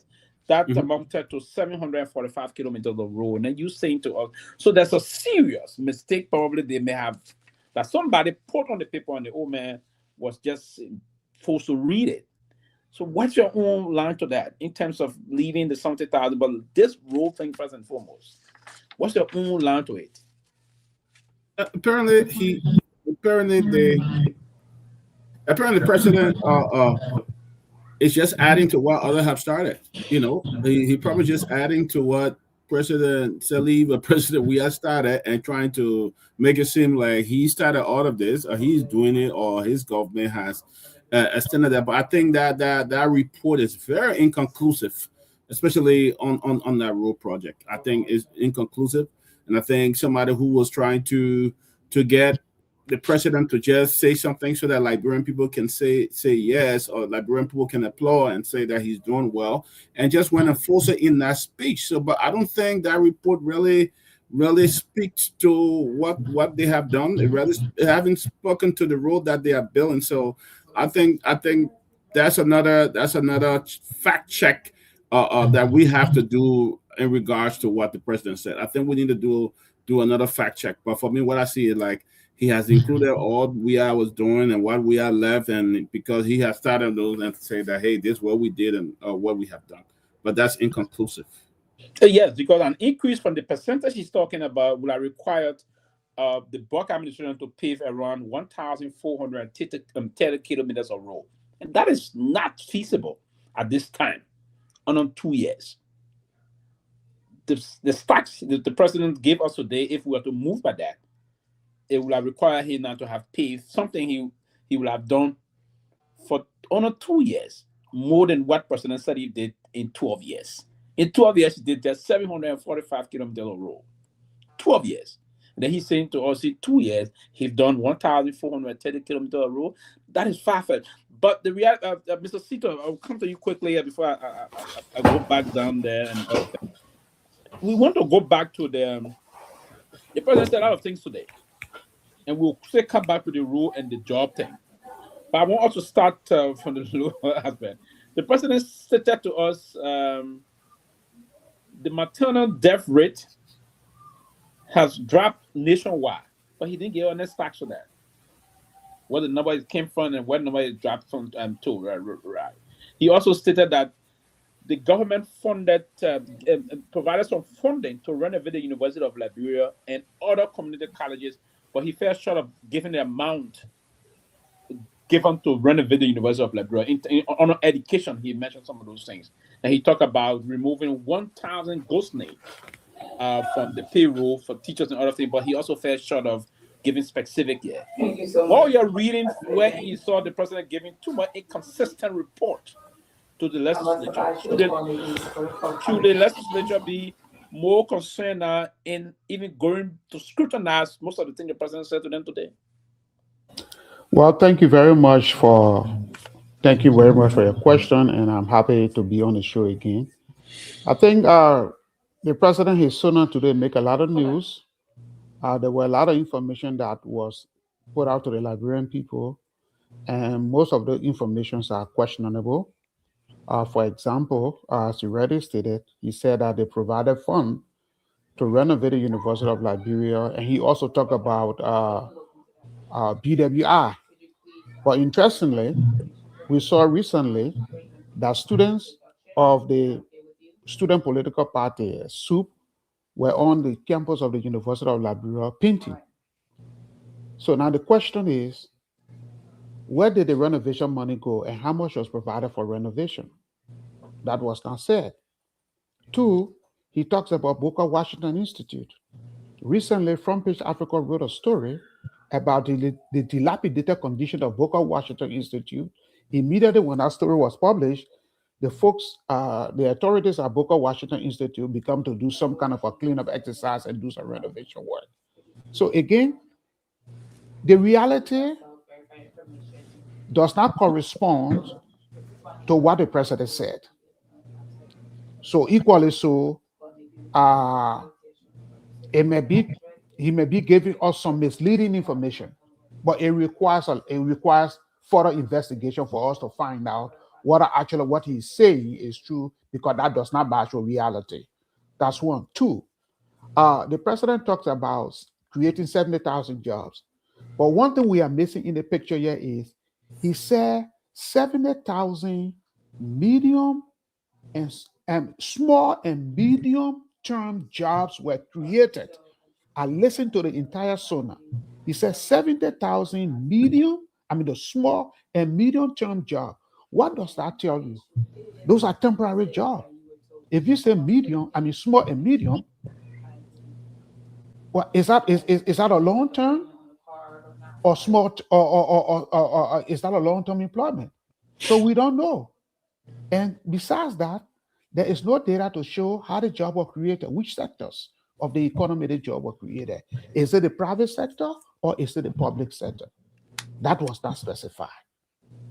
And I think that the information there is also misleading. Okay? The president also talked about improving the road network from 12% to 20%. In 2 years, he has increased road network in the country by 8%, which is far more than the amount of road network that was created under President Sylvester Johnson 12 years in office. Now, where is the data? Where are the rules? We need to see those rules. But one thing we are missing in this picture, you have a country that only have 20% of its road network up to international standard, and you have 80% of the road network has not been completed. That's a shame. Road connectivity is paramount to national development. If you can only pave 20% of your roads, what does that tell you? It tells you that there is an urgency in order to spur national development at a faster pace. We need to improve our road connectivity. And I like the idea that his administration have now seen the idea of creating the National Road Authority. He made mention of that within the next few days, he's going to be submitting a legislation to create the National Road Authority, which is also going to boost the construction of major roads in the country. I think it's better late than never, but that is a good start. But the fact that we only have 20% of our roads, it's disgraceful. It's a shame. It's a shame. And I like the fact that he also said, because I have said this on the show before, I asked this question: where are our planners? Do we have planners in Liberia? The president has not come up to say that he's going to be establishing a national planning authority. Because Liberia is a developing country. If Liberia wants to progress, everything we do we have to have a blueprint. We have to have a plan. We want to build roads, we have to have a plan how we can achieve that. He talks about building 600 housing units. Where? The National Housing Authority is going to spearhead that project. Where? Is it free housing for people? All of those details are missing in his speech. We need clarity on that. So again, the president said a lot of things, but some of those things does not match the reality on the ground. And I'm happy that he has now decided to have an authority on planning. But then the question is, What happens to the Ministry of Finance and Development Planning? Because we have a planning a component in the Ministry of Finance and Development Planning. Is that planning company, that planning component, is it going to be removed from the Ministry of Finance? Because if you are forming a planning authority and then you have the Ministry of Finance has a planning arm, are two different things. So there needs to be some clarity in that area. Okay, we'll come back to you. Sari, let me get back to you on that. You've been following the speech today and other things, and we've been looking into different areas of the speech, if you will. And I want us to go back to this, to the level of did you hear anything the president talk about security in the speech today? Yeah, the president did mention security, but he never went in depth. And like he said within the speech that Liberia is more safer than 6 years ago. Mhm. And one of the things that the president, the president have just widened the entire debate on his speech. When you look through Facebook now, you see ministers, deputy ministers, directors, they all trying to justify the issue of 70,000 jobs. All the things that the president said today, there were no statistic given, like the 600, housing unit. I think now it rests on the shoulder of the legislature, the House of Senate and the House of Representatives, to call on these ministries and agencies that are involved directly. But the question here is, will we see? Because sometimes the entire legislature, can become a rubber stamp, wherein the speaker control the gavel, and some of these things, like the representative said, Anthony Williams, that when you try to be so robust or combative, sometimes some of your things that you want to proffer will not be placed on the agenda. But we want to see the legislature calling some of these ministries, agencies that the president spoke about, like building 600 housing unit. The counties, when I call, the finance that will be attached to that project when I given, who we want to know whether it's a government initiative, the form that will be surrounding it. We want to know. And elevating farmers, 100 plus farmers, we want to know. Because if you go around the counties, I was in Maryland, I was in Grand Crew, I was in Sando. When you go around the counties, most of the things that farmer will complain on, that they are not getting support from government.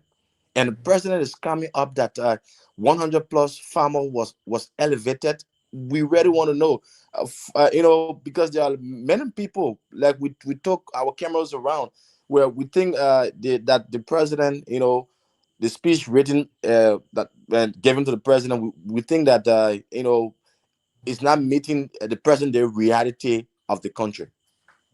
And that's key. I will come back to you again on other critical areas, and we're going to talk about. And I like that aspect also, because 174 farmers being lifted, or being there's some interventions targeting 174 farmers. That should be a very big number of farmers across the country. We should see them. Because if you live in 174 farmers, we're not talking about those that are just into the subsistence farming. We're talking about those that are trying to do some level of upskill mechanized engagement of farming, right? That we see them, those that engage into some of the cash crops issue, and all of the cocoa, coffee, even watermelon productions, common productions, and other area at the scales that it requires some government interventions. That's the kind of farmers we expect the president to talk about. 174, that's a very big number. But again, if you went across the country, I was just in 3 of the counties quite recently. And if you heard what they would say to you, they're still very challenged on some of those things. And we're gonna ready Sonny about. But Dr. Peabody, that's a critical point also. Leaving, I said, the representative said when they return, now they're back. Because they are already back, but he's traveling. When he returns, he's going to, if no one were to live this, he's going to raise this debate. Everything the president should report to the legislature about it should be things that are budgeted for in the country. That's the legislature approves.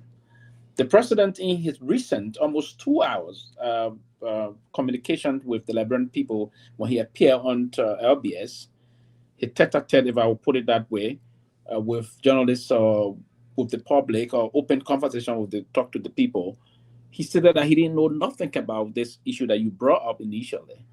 And today the president is giving a comprehensive report about this, even stating that this Peace Center in Foya, the Manaro UN Peace Center, got a conference room that can host like 500 persons, with other presidential VIP villas and other things. So he was more detailed about it, and he said it is exclusively owned by the Liberian government. Do you think the legislature should be not only robust, but it should come out to use their oversight responsibility here in terms of check and balance to compare the executive to show where the money came from for this project? Yeah, because if the president say that he did not know about it, and then because it's very clear, I wish we could find that tape where he spoke clearly that if I have known about it, they know what I was going to do, but they didn't tell me about it. They would start, stuff like that. And the president was brave enough to say those kind of things on national radio at their own LBS. He was brave enough to say those kind of things that they didn't inform him.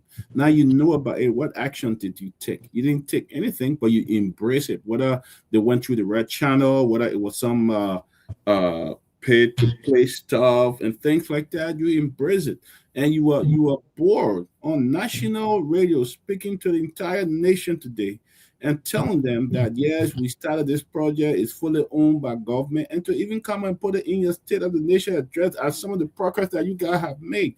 That is ludicrous. That is damaging. That is corruption at the highest level. I think whoever put that in there really embarrassed the president today. That's something that you should not have put in that president's statement, especially the controversy that was surrounding that whole Manarea Union Peace Center and stuff like that. Just 2 months ago or last month, they were talking about that, and you come up and put that in the president's speech. I don't know who did that, but I think it was very damaging, and I think there is a need for the legislature to really have the oversight and demand how much, who's building that, where the money is coming from, who appropriated that fund, when was it approved, and how is this center going to be built with it until it was exposed. A private building that was being built and finally was exposed. The next thing, and it's owned by the Liberian government. When did the Liberian government even come up to say, hey, we want to build this? When did the president go to Foya to break ground for the construction of that building? There's nothing to prove that. Nothing to prove. But Maya, if you're there, I want you not to play this. Then I'll come to Mr. Sito here. So we talk about this whole 70,000 job thing. Yeah, but let me comment on what before Maya can play. Let me comment on let me add. Maya, I'll come in before you continue. Maya, are you there? Maya, that cue Mr. Sito is done quickly. Then you play the interview with the press secretary quickly on that. That cue that aspect. Go ahead. And I kind of agree with Dr. Peabody. The president misinformed, he misled the Liberian people. He was not far right with the Liberian people from the initial stage of this project in Foya. He told the Liberian people that they didn't tell him, he didn't know about it. If he had known about it, he would have stopped it. He took no action. But then when we went to go look, he went, he visited the site to tour the renovation, the construction work that was being done. And now he has finally come to inform the Liberian people that this is a government-funded project. Where did the money come from? Was it a part of the budgetary appropriation? It is that he didn't know about it. Who financed it? Who initiated the process? He was not clear with the Liberian people.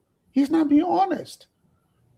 It would have been better for the Liberian government to inform the Liberian people, say, hey, look, we are building this project for XYZ, and this is where the money coming from. And that's why I fought. If you remember, Senator Dillon came on this show, and I asked him they were going to ask the president where this money came from. He said, where he going to go consult with the president. He he negated his oversight responsibility. Legislature, a member of the legislature or the national legislation of Liberia exercise oversight responsibility. What? They appropriate and they exercise oversight responsibility. The money was never appropriated by the legislature. For legislature, now with a deal on the other gentleman came here the other day.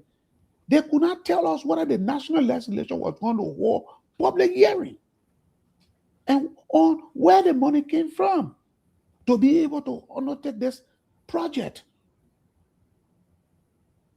So where are we? We have a group of legislators that don't hold the executive accountable. Do we have a democracy? Do we have a democracy that the executive branch of government will institute a project, finance that project, and yet instead nobody is holding it into account? And then the president lied from the beginning, then later on you come and admit? This is hypocrisy at its higher level, man. I'm sorry. Myean, go ahead, please.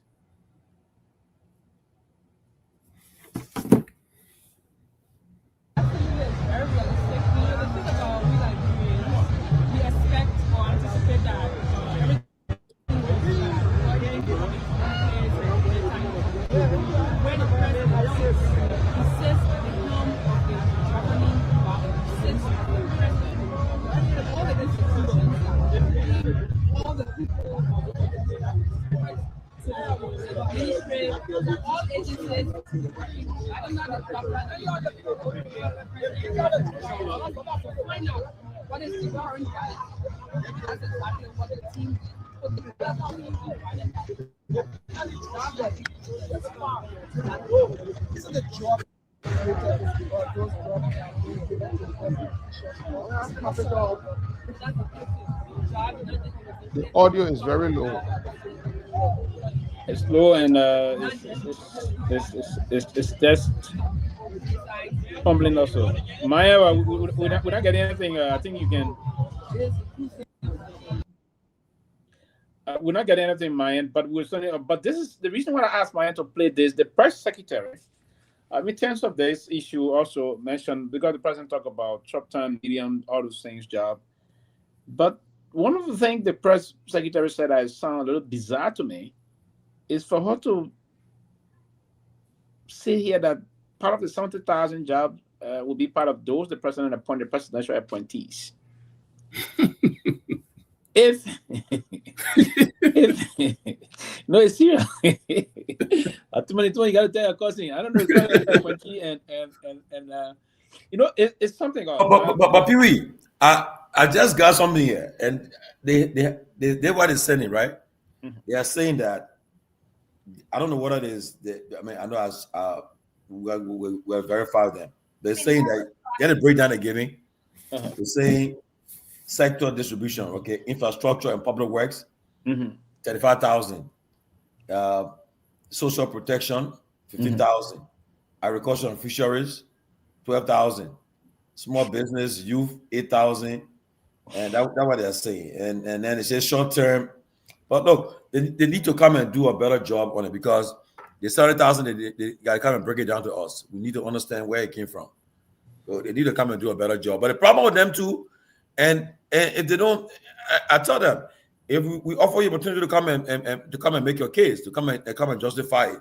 If you want to go do it on your government run a program, a network, it's up to you. Then the Liberian people will just not listen to you. They'll only listen to those where you are not in control. Like come on other independent station, other platform and make and engage the people. But you can't just sit down on your cloud loader and say you're busy and say that how you talking it. I think it's not going to help them. It's absolutely not going to help them. And the number you just pushing up there to money, these are their number they just thrown out. I think so. These are their number they thrown out because the losing the narrative, the public discourse now on this whole narrative here, the battle is not on their side, so they're struggling. So they want to push a number out that people will be debating on and other things. That is weak. If you were to pour out the number now, the press secretary is saying even those the president appointed those that are of high political race jobs, that their jobs are not guaranteed, that the president can appoint today and dismiss tomorrow, are part of the numbers. That is quite unfortunate. And you see, they are lost in the battle to the extent that they're losing focus or even how to take control of the narrative. That's what I think. Exactly. I don't know what led to the press secretary even going to that side of it, to say her job. Her job is not a guaranteed job. She can be removed from that job tomorrow and other thing. To be a political appointee does not. That's the kind of a job we talk about. Nowhere in the world I've seen that. But again, the party folks, they did, and you see, you can do some things. That is the kind of line. You can do some things sometime, but you cannot be lucky to do it all of the time. My good friend lucky to be said it. So we have to be that people. It seems to be like a catching out. Then now, there's no room for propaganda here. If you say something now, if you say something 1,000 or even 2 jobs, you got to tell how you created those. Are you saying that the Ministry of Public Works hired 35,000 people? That's what they're saying, not to us. That is their number they're chunking out there. Yeah, because they don't have statistics. Somebody infused. I would just say that somebody infused that into the president's sonar, and now they want to justify. Yeah, that's why they are coming. They are running around with all of these numbers. That does not make sense. So are you saying that maybe all the roads they're building, maybe they put it higher at 35? Don't people 35,000? They reach 35,000. How many roads we see even actively engaged? Wow. The current road activities going on in Lofa County and all of things, you don't even have good 2,000, 1,000 folks working there. We do 500 that you don't have them. Probably putting the numbers around there. You see, they are throwing their number out. Those numbers they're throwing out there, it's meant to, they're trying to test the water, but the battle is not in their favor no more. And if things were to continue this way, next year the president will lie even more next year because we'll be struggling. Mm-hmm. If you do it this way, the ball is in the court of the now. You see, I just spoke to the leader of the CMC leader. I spoke to him a few minutes ago. Hopefully, he will be making an appearance there tonight. He's trying to catch up one or two things. He may appear tonight. Yeah, I was trying to call him for, but he didn't pick up. So I just spoke. But again, too, I've been informed that the main opposition party, the CDC, will be responding to former Speaker Kofa tomorrow, and Mr. Cummings will be the ANC will be responding to Mr. Cummings tomorrow at 11 o'clock. That's correct. The thing is that they in their response, they got to look at it, examine the speech word for word, and you attack it in a way that they will make the Liberian people to open their eyes, because this is a very crucial year for the ruling party, 2026. And if somebody got to mute. We have to mute this. So if they cannot, if the opposition really, because right now the main opposition parties we talk about in the country now, that you got the CDC, ANC, so far, and maybe the Liberian People's Party is part of the alliance. So I don't know where they stand, but the CDC, the ANC, they'll be very, very now sharp, and the CMC, very sharp. And if the three parties work together and start to really collaborate, I don't say they should merge, but collaborate, like have these weekly or monthly interaction. They meet monthly to compare notes and strengthen their relationship.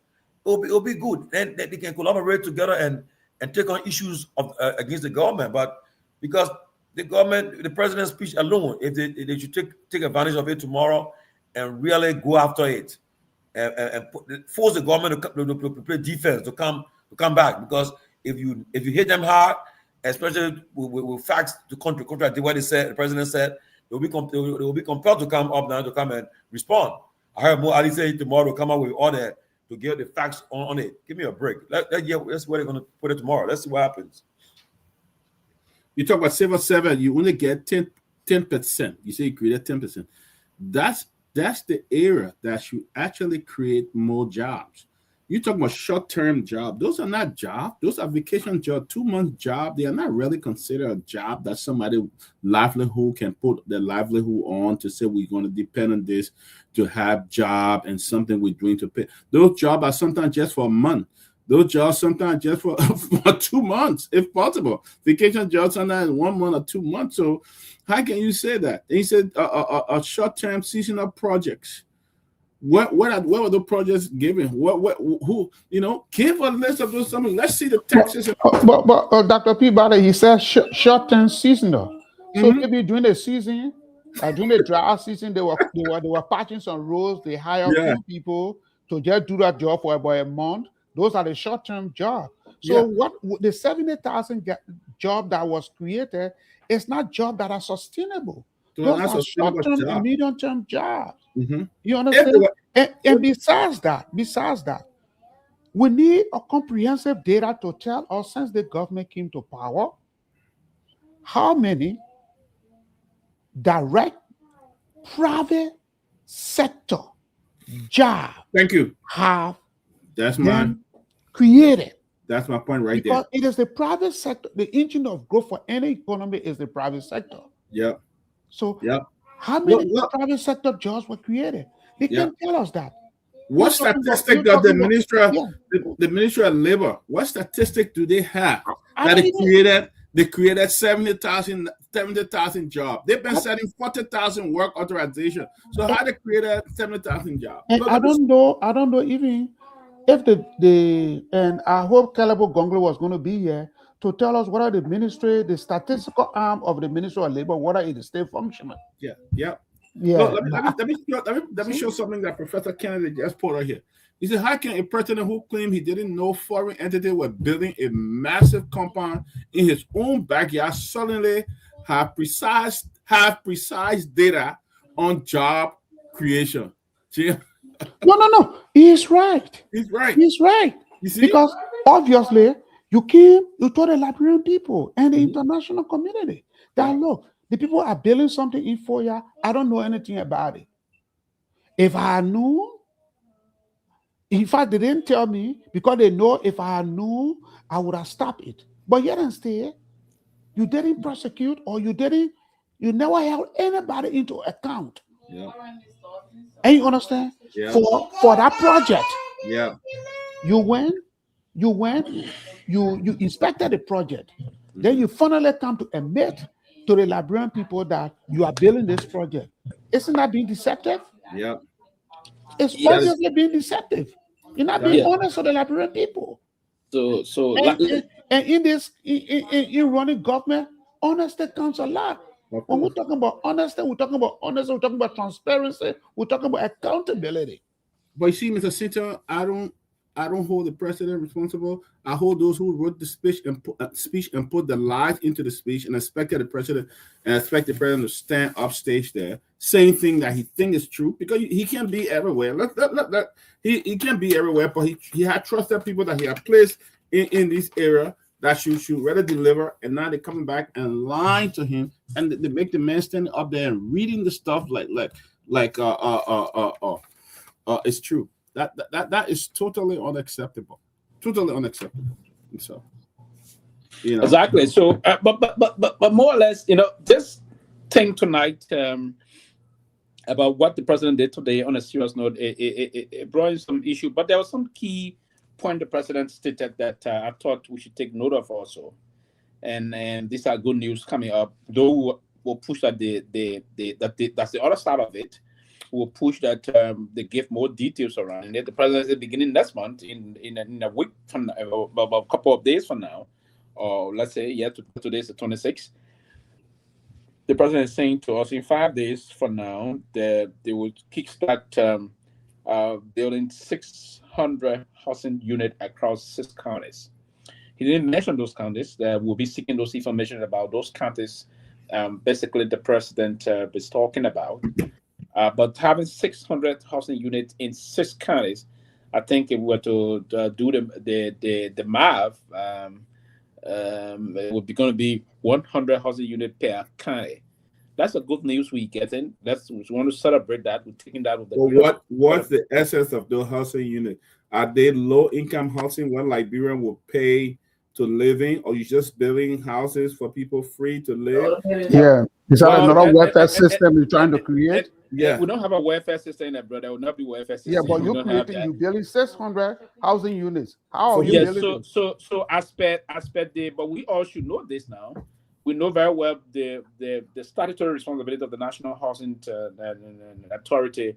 The National Housing Authority got the right to manage government housing unit for low income earners. Right. So they will get those houses and they will put people of low income, very low income, and they will basically structure the process of them owning those houses over the period of time. They will pay their rent, and after a certain period of time, how many jobs you have in no counties that can people able to pay rent? How many? And that's jobs? why we said we're seeking that the people. That's why I said first we will seek some clarification on that, but we should celebrate the good side. But what I want to suspect. But so while we applaud that, who's building the house? What's the total cost of that project? And all of that, nothing was given. So how can we can applaud, but we don't know? Is it the same old secret thing that they did with the one in Lofa? Is that what is it? This is what I said first. Let me just conclude on this, Mr. Cito. Let me just conclude on this. This is what I said first. I said that's the other side we celebrate because we critique it from the beginning, and the other side to celebrate is the fact that we're going to have 600 housing units. What I suspect. And I also said before I started, I will ask more question about it. The counties, they are going to be building, and the cost attached, and that of what would this whole process be like? Are we doing it like the Myean administration did the pro housing unit, that they build some housing unit in certain area and just give the family, or the one certain area the circuit will do this, will do that? There will be some explanation from the National Housing Authority to explain to us how this Waka administration is going to go about this. So we're going to wait a year. That's another good side of it. We learned that they spent some money, all those areas and things that they went through in other areas. We're going to focus on that. But the good side of the road construction area also, we're seeing some progress about road construction from Grand Kitman County. The Medina Rawasport Road is under construction now. Pavement process started already. That's a good news. I'm told the pavement process started now also from Gordu, but I was just on time to time recently. I stated that when I last went to Lofa, where the road stopped in 2023, where I met the road when I left from there December of last year. What I'm told now, when I met December of last year, was just last month. We say January. December of last month, I'm told the roads now, the pavement process now started from Gordu, headed to Salaye. There's some progress. That's good news. So there's other things. There's some pavement ongoing while in the country also, from the Soul Clinic area, hitting Soul Clinic, deep inside Soul Clinic, and then brushing up towards the Kiman time and then toward the Dopoh Kaofi side. That's the progress also done. That of area. So we hope to see more roads be done for our people, because in terms of connecting our road, we have less road yet done in the country. Imagine all of it, 20%. That's 20%. 80% of our roads are not being built. That's a shame. We stay far from that, and I will hope any leader that want to do best thing for our country should focus basically on road connectivity. So that's one of the things. But Dr. Peabody, before we can go back to Mr. Cito here quickly on this one, the president within a year didn't think about civil servant salary being taken back to the weird. The pre-war, not pre-war, the Myean time, the pre-harmonization period. Do you think civil servants should now bear in mind that there's no room for taking them back to that time? The fact is, that show what the Myean did in conformity with the IMF. It was working. It was good for the country. In the fact that they were accused of the Myean administration, they were accused by people in the same Unity Party at the time that they were stealing the money, they were taking the poor money and reducing people money and thinking they couldn't.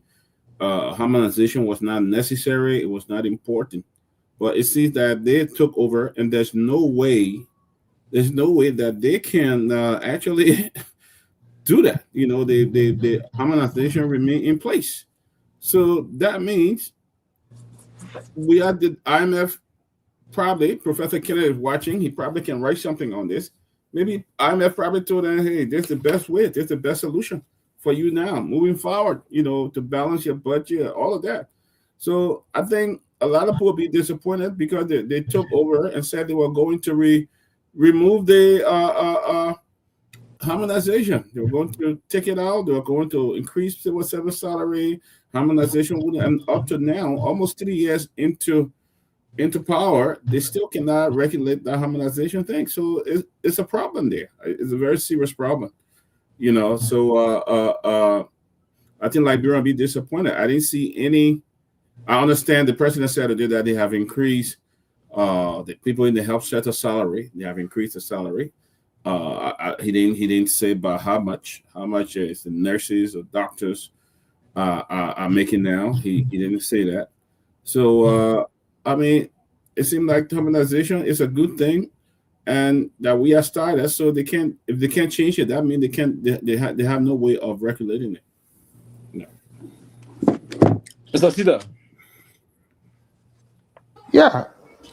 You see, politics is a game. Mm-hmm. You should know how to play it.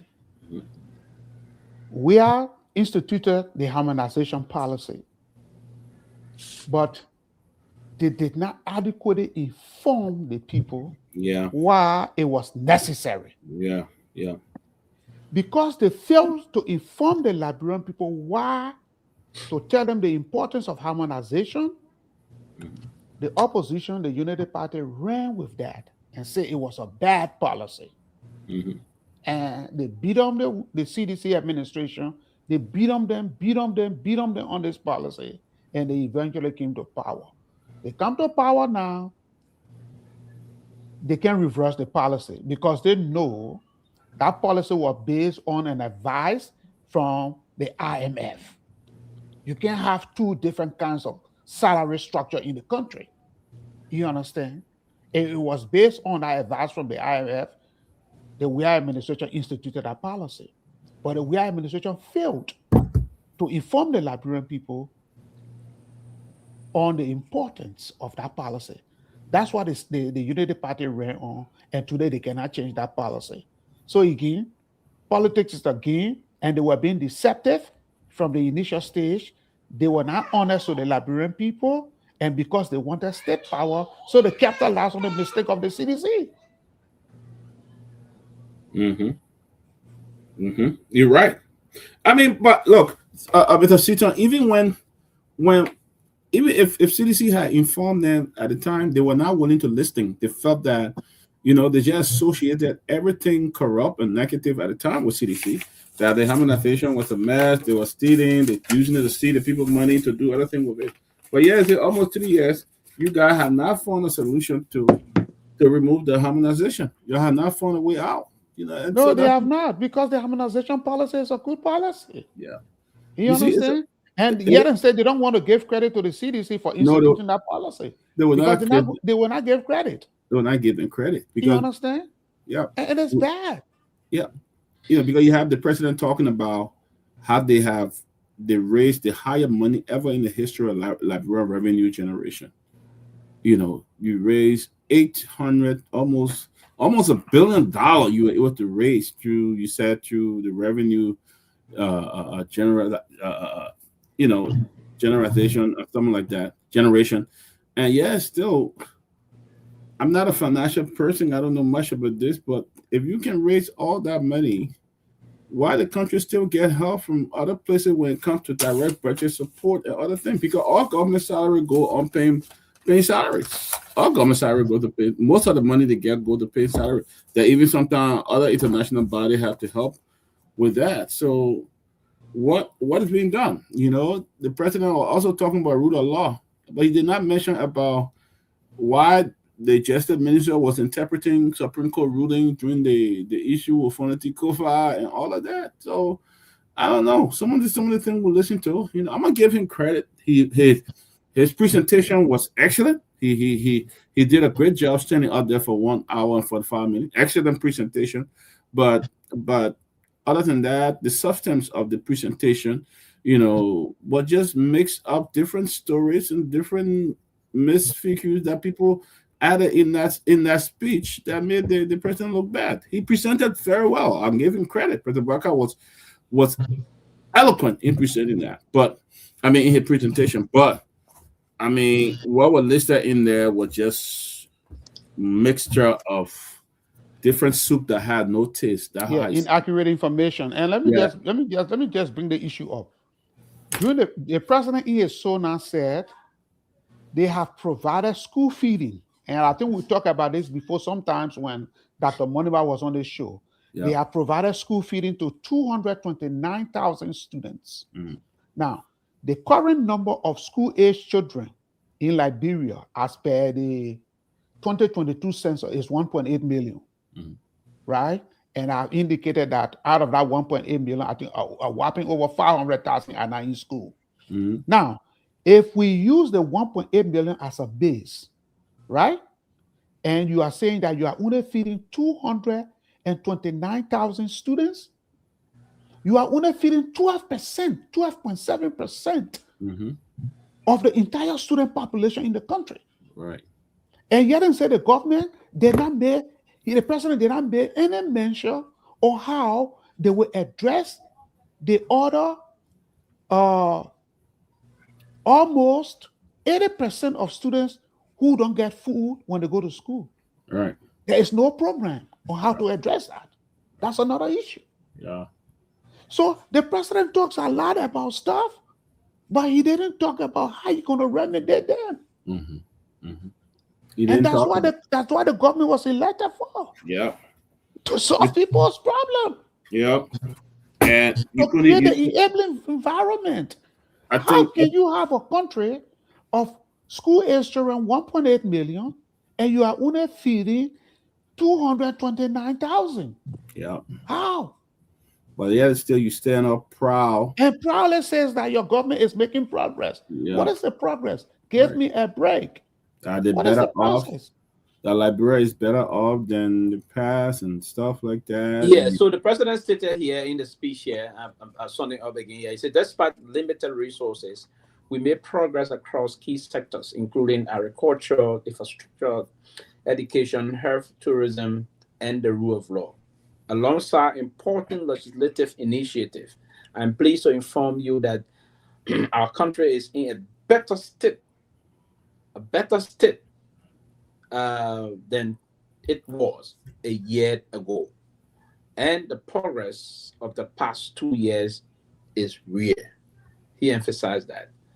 And then he went on to his legislative agenda, wherein he's stating here, we'll get off to that. But that go back to the level of the president stated that the country is in a better state than a year ago. And then he said the country, he moved on to quickly state that the country, he said, despite the limited resources, we made significant progress. I don't want to post significant, we made progress across key sectors. And he went on quickly to name those sectors. Those are the agriculture sector, the infrastructure sector, the educational sector, the health sector, the tourism sector, and all of that.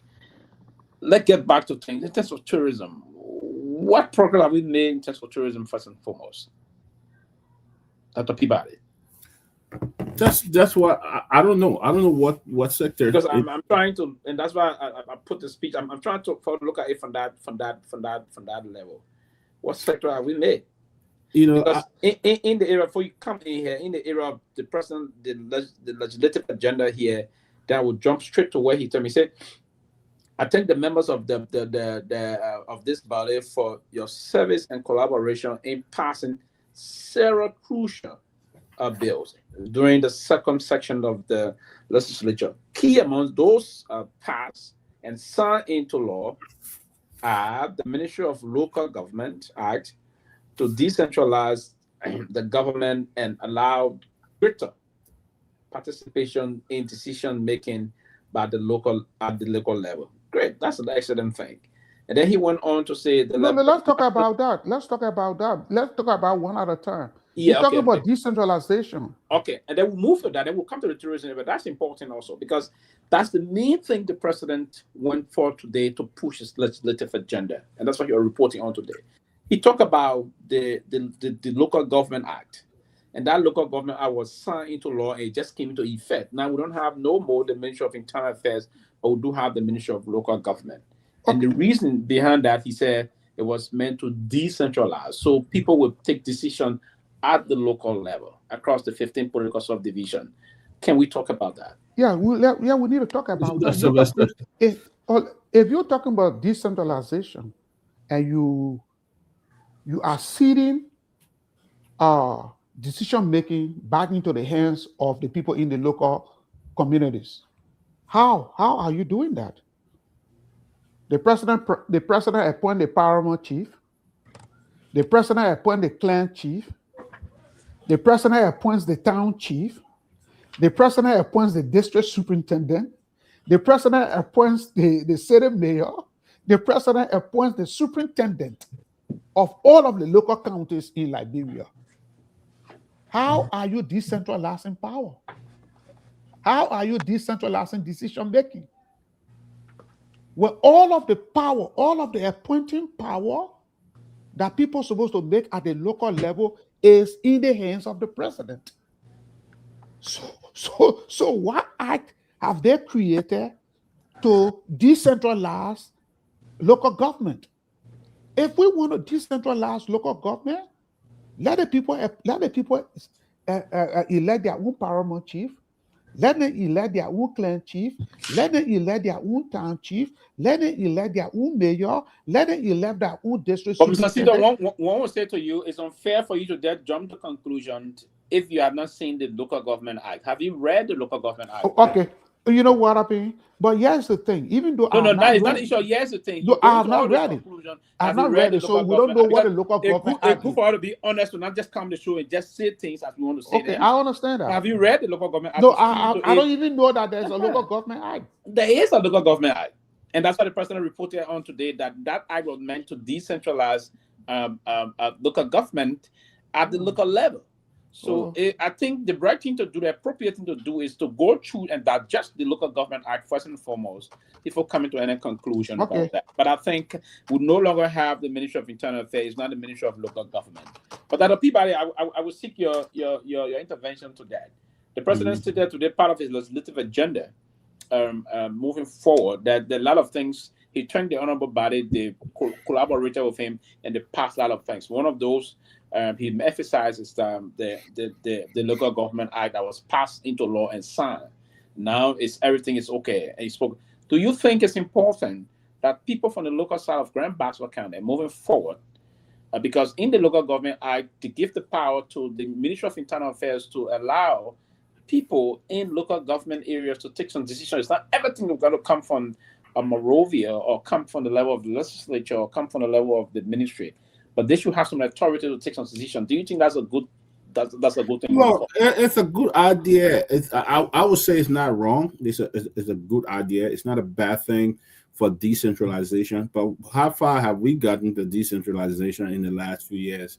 In the first thing, you're talking about taking the port. You're not decentralizing the port system in the Republic of Liberia. You're fighting over a bill that will give one person the opportunity to control the entire port of the Republic of Liberia. You're talking about our other areas. People are still coming to get, for example, a passport. People still coming to Monrovia to get passport issued to them, traveling miles from other part of the country to get passport. Other area, people still coming to Monrovia to cash check or to take pay. So I want to see what kind of decentralization that have taken place in that country. Because if you decentralize things, if you build the offices out of Monrovia, people have no need to be coming to Monrovia on every week or coming here for a month and stuff like that. So I don't know. I mean, it's a good thing. I applaud them, but what have we put anything into place? Nothing. And again, the president talks about the decentralized, the Local Government Act. What is he talking about? Is he talking about the Local Government Act of 2018? Because that's the one that I'm looking at now. the local government out of 2018, 10 years implementation plan. Is that the act he's talking about, or is it a new act that his government crafted? We do have a new local government act that was around but have been passed into law and other things. So the new local, I don't know which one you're talking about, but we have the one that was just passed by the legislature. Okay, and it just went into full swing quite recently, and now we don't have no more the Ministry of Internal Affairs. That act will no longer refer to it as Ministry of Internal Affairs, but rather the Ministry of Local Government. So there's structural changes they made, and part of that structural changes to bring some level of independence in terms of decision-making policy within the rural part of the country. Hold on now. Chiefs and all of them will have to do that. I want us to be specific here, because I'm looking online and I'm seeing a local government out of 2018 is a 10-year plan. So whether it is that act that has been recently passed or it's a different act. So the act is not about 10-year plan. It's a plan now. It's a law now. It's going to be in. Yeah, but the act, it takes 10 years for implementation. So if you go to, you say, well, Liberia Local Government Act. Okay, let me see. The new Liberia Local Government Act, because we need to find out. Let me see here, the new Liberia Local Government Act. Let me see.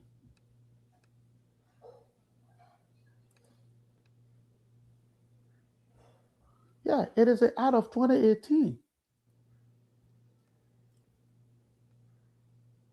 Okay. Let me see this. Let me see this 2026. Let me see this. The Ministry of Internal Affairs has now been renamed the Ministry of Local Government under the 20. You see, it's the 2018 Act. They just, oh God. Anyway.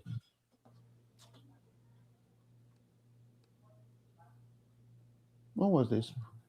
What was this? Yeah. It is the Act of 2018. They just passed it. It was developed in 2018. It's a 10-year implement. It has a 10-year implementation window. Yeah. Look, it's something. It is just. That's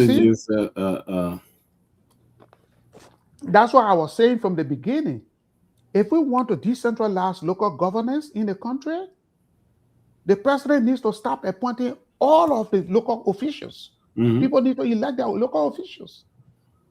Because the Act says Liberia is a unitary state. And if Liberia is a unitary state, we know Liberia is a unitary state. What happens? You see, we ought to be also mindful as to not complicating things with what the Constitution is talking about.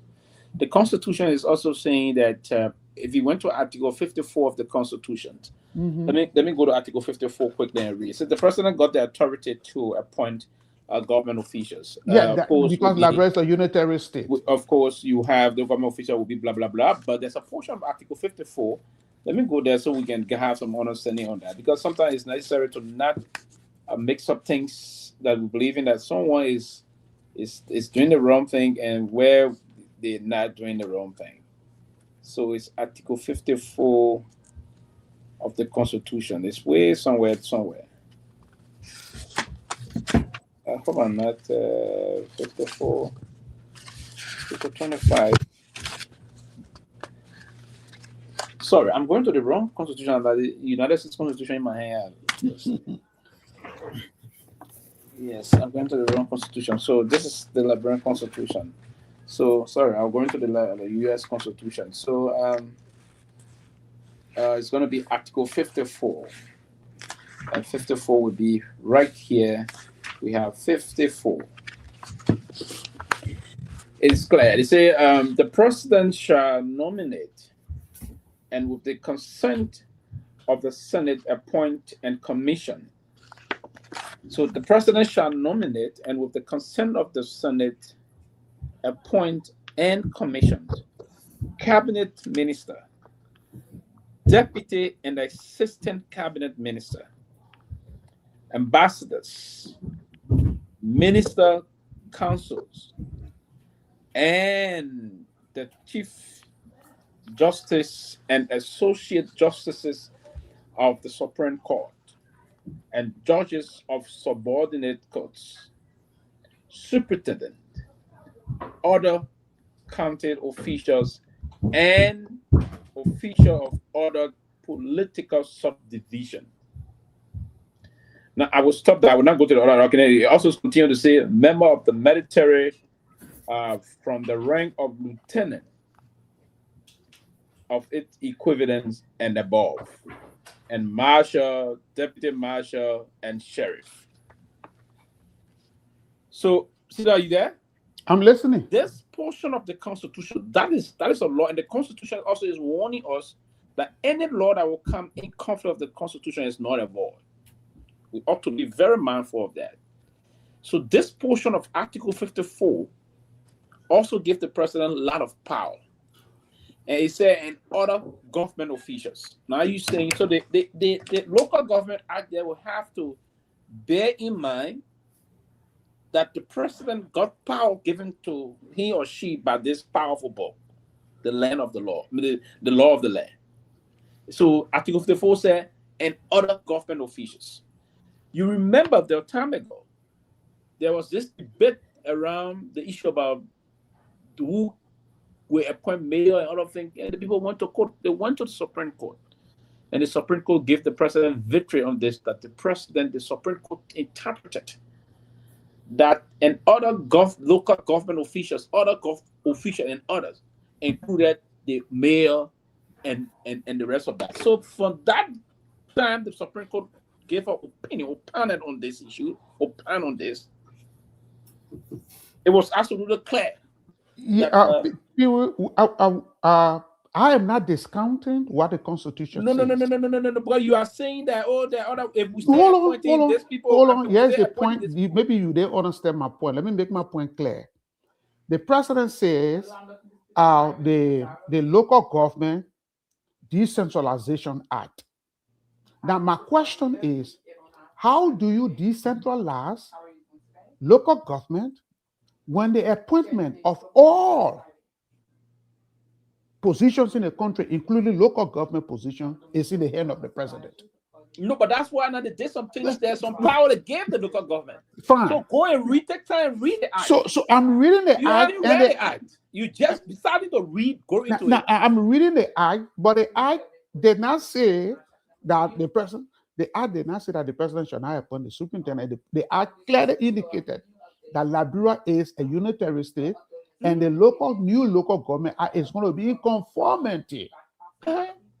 It's going to be in conformity. The act is not meant to appoint superintendent. No. But here's the problem. The act is telling you how policies should be churned in the local government. Go and take time and read the act. Look, I will take my time to read it, but again, my argument is if we want to decentralize, then we have to start looking at how local people select or elect their leaders. You understand? Because then it will give them say on who to lead them. And the fact that the act is not addressing that, that's where I have a problem. I'm not saying that it's a wrong thing. I'm not saying that. But I say I have my own problem with the local government act because it does not give power to the people at the local level. Okay? That's the point I'm making. And to give power to people at the local level, it means that people must have the authority to elect who lead them, not the president appointing them from Monrovia. That's the point I'm trying to make. Okay, so then we move on to the next line, because he said the president spoke of the Local Government Act. The legislative thing was first and foremost. He said, "Well, Ben, I thank you. Okay, for the where the local government." The next thing he talked about was the. And before you go further, let me just make this point. This Local Government Act that I'm looking at of 2018.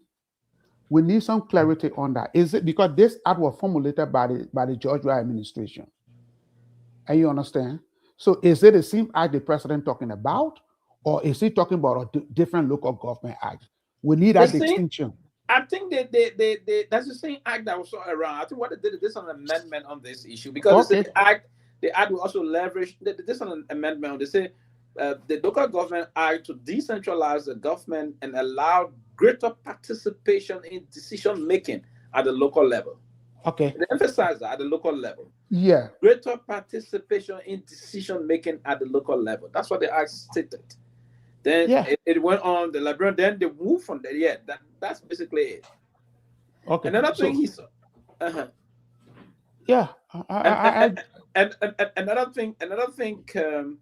The another act since the Liberian National Tourism Authority Act. And that act is meant to stimulate economic growth by leveraging the nation's natural attraction and cultural heritage. And the last one he's emphasized on without his legislative agenda, on the legislative agenda aspect. The last one was an act to establish the National Food Assistance Agency. And let's talk about 9 financing agreement between Liberia and our bilateral and multilateral development partners. So let's talk about the tourism act. Yeah. And I want to commend the president that he said his administration will prioritize the rehabilitation of all dilapidated structure in the country. That is a good sign. If he can muster the courage and they can get the financing to rehabilitate all of our historical buildings and rehabilitate all of our historical sites, that will promote tourism in the country. That's a good sign. Take, for example, the Dukas Palace Hotel. It used to be one of the icons of Liberia. It has been lying in shambles for more than almost 30 years. Hotel Africa, the Unity Conference Center, that whole place is in a poor state.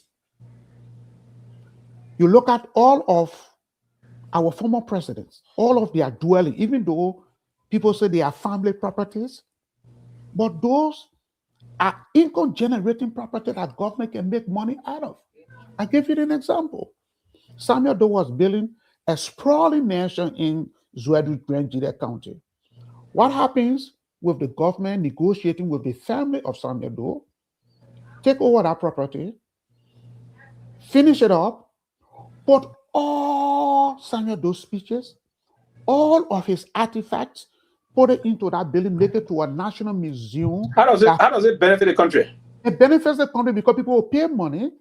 People pay money to go and view those things and listen to the speeches. It brings revenue to the country. Take, for example, a lot of people around the world, they heard about President Tubman. They come to Liberia, nothing. How do they? There is nothing to show who President Tubman was. Only he was former president before. But if we have all of President Tubman artifacts into one of his buildings, like his house in Maryland County, that's a huge tourist attraction. That in boosting tourism. You have the E.J. Robb building in Monrovia. That's the building. So you want to prioritize building that's what I'm saying. President was building for their personal benefit. No, yes, look, it's a partnership. National priority issue and put money in those areas. No, what would that do for? Hold on, I'm the person who go Grand Jide County to see hold that. on, hold on. Pewee. Yeah. When did the president get the money from to build? Let's say, for example, where you're in Monrovia, where did William Tauber get the money from to build his mansion that was unfinished? Is this a personal money? I don't know, but I don't know why. What I'm saying, I would say personal money until you can prove otherwise. What I'm saying is that the government is not going to take those people private property. Those buildings, millions of dollars were spent on erecting those buildings. They are all lying in shambles. Hey, government can come in as a way of making money. Say, look, we renovate this, we restore it the way the former president wanted it to be. All of his speeches, all of his artifacts relating to his presidency are stored in that building. It becomes a museum for that president. Anybody that goes there to see anything or listen to anything from that president when he was president, they pay money for that. That money goes to the government coffers. That's what I'm trying to say. Take, for example, you have the E.J. Robb building in Monrovia. E.J. Robb building was built on a historic site. Do you know that? It was built on the site where they beheaded the first black man to become president of Liberia, Edward James Roy. That's what they named it, E.J. Roy building, named after Edward James Roy. It has historical significance. Thank you so much. If we renovate that building and put the history of that building in that building, and people come and look at, that's Liberia history. It brings money to the country. Now, the president spoke of renovating this building. The E.J. Roy building make a lot of sense because you make a lot of money from the E.J. Roy building. What are you going to do to renovate a building into some in Grand Jilican? You can make a lot of money on it. You can make a lot of money. If you pump taxpayer money into those kind of it depends. It depends on how it is marketed. The E.J. Roy building make a lot of sense. The building, there's a huge other building used to use as a bank before the GAC there on Asmore Street. That's the new housing and savings bank that was never completed. That housing and savings bank building is of an extraordinary value to the country. Pump some $1 million, reduce the building. E.J. Roy building. I'm not E.J. Roy. E.J. Roy building. Not E.J. Roy building. Duke Palace Hotel. And the Duke Palace Hotel. I don't think the government will have the money to do that. But what the government can do is that the government can connect with some partners. We were nearing in that building being reconstructed, if you will, until the unfortunate situation happened to Muammar Gaddafi when he got killed in 2011, and then the whole thing stopped. So that project, basically, Mr. Sita, that project stopped because of Muammar Gaddafi. I know the whole history. The government could not raise the money on her own to do that. It would cost us millions of dollars. It would prioritize our national issues.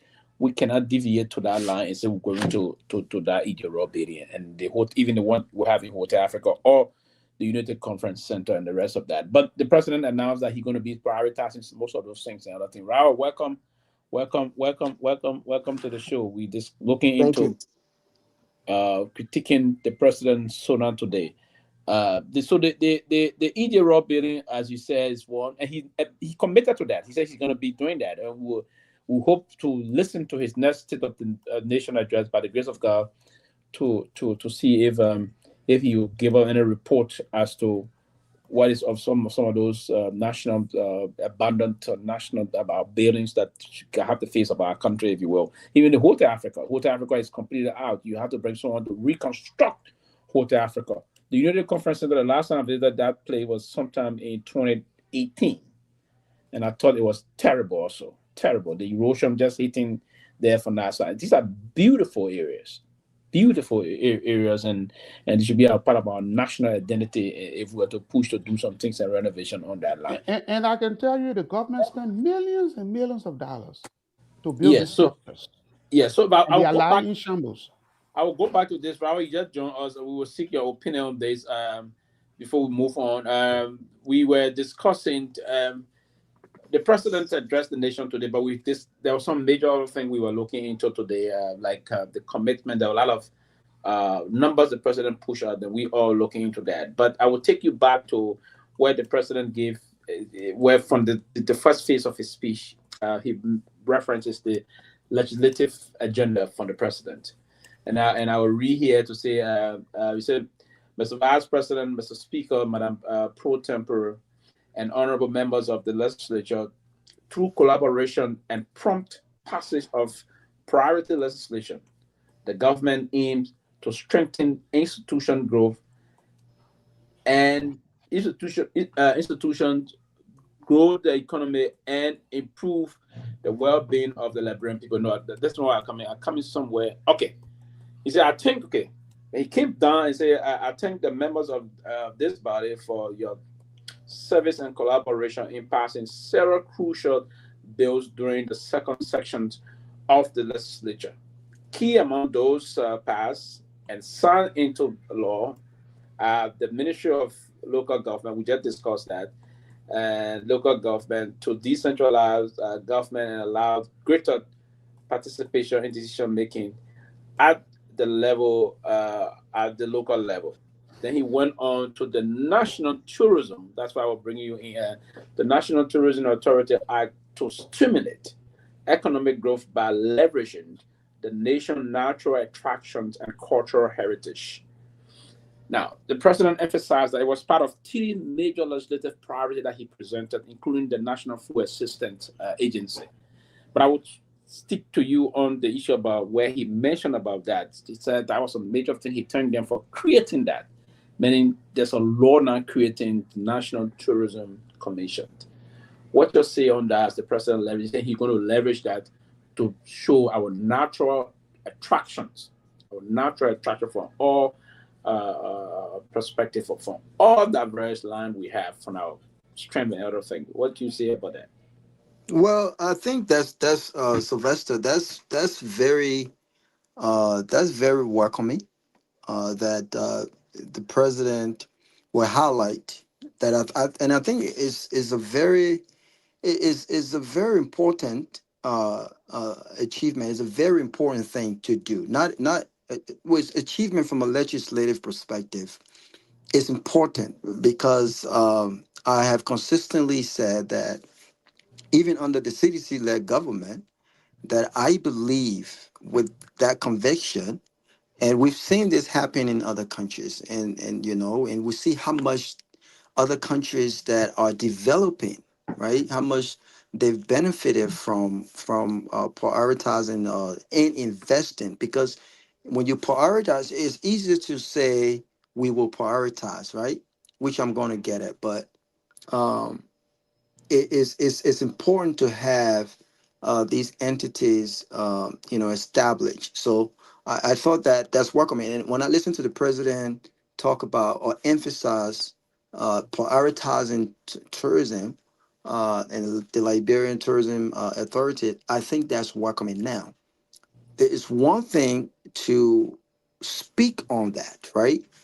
It's another thing to actually see that reflected in the president's agenda, Sylvester.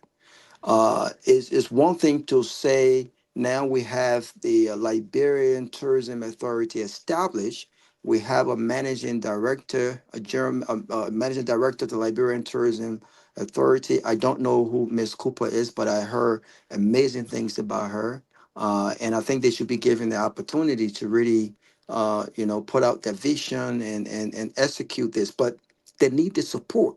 Without the support, this is not going to move any traction whatsoever, right?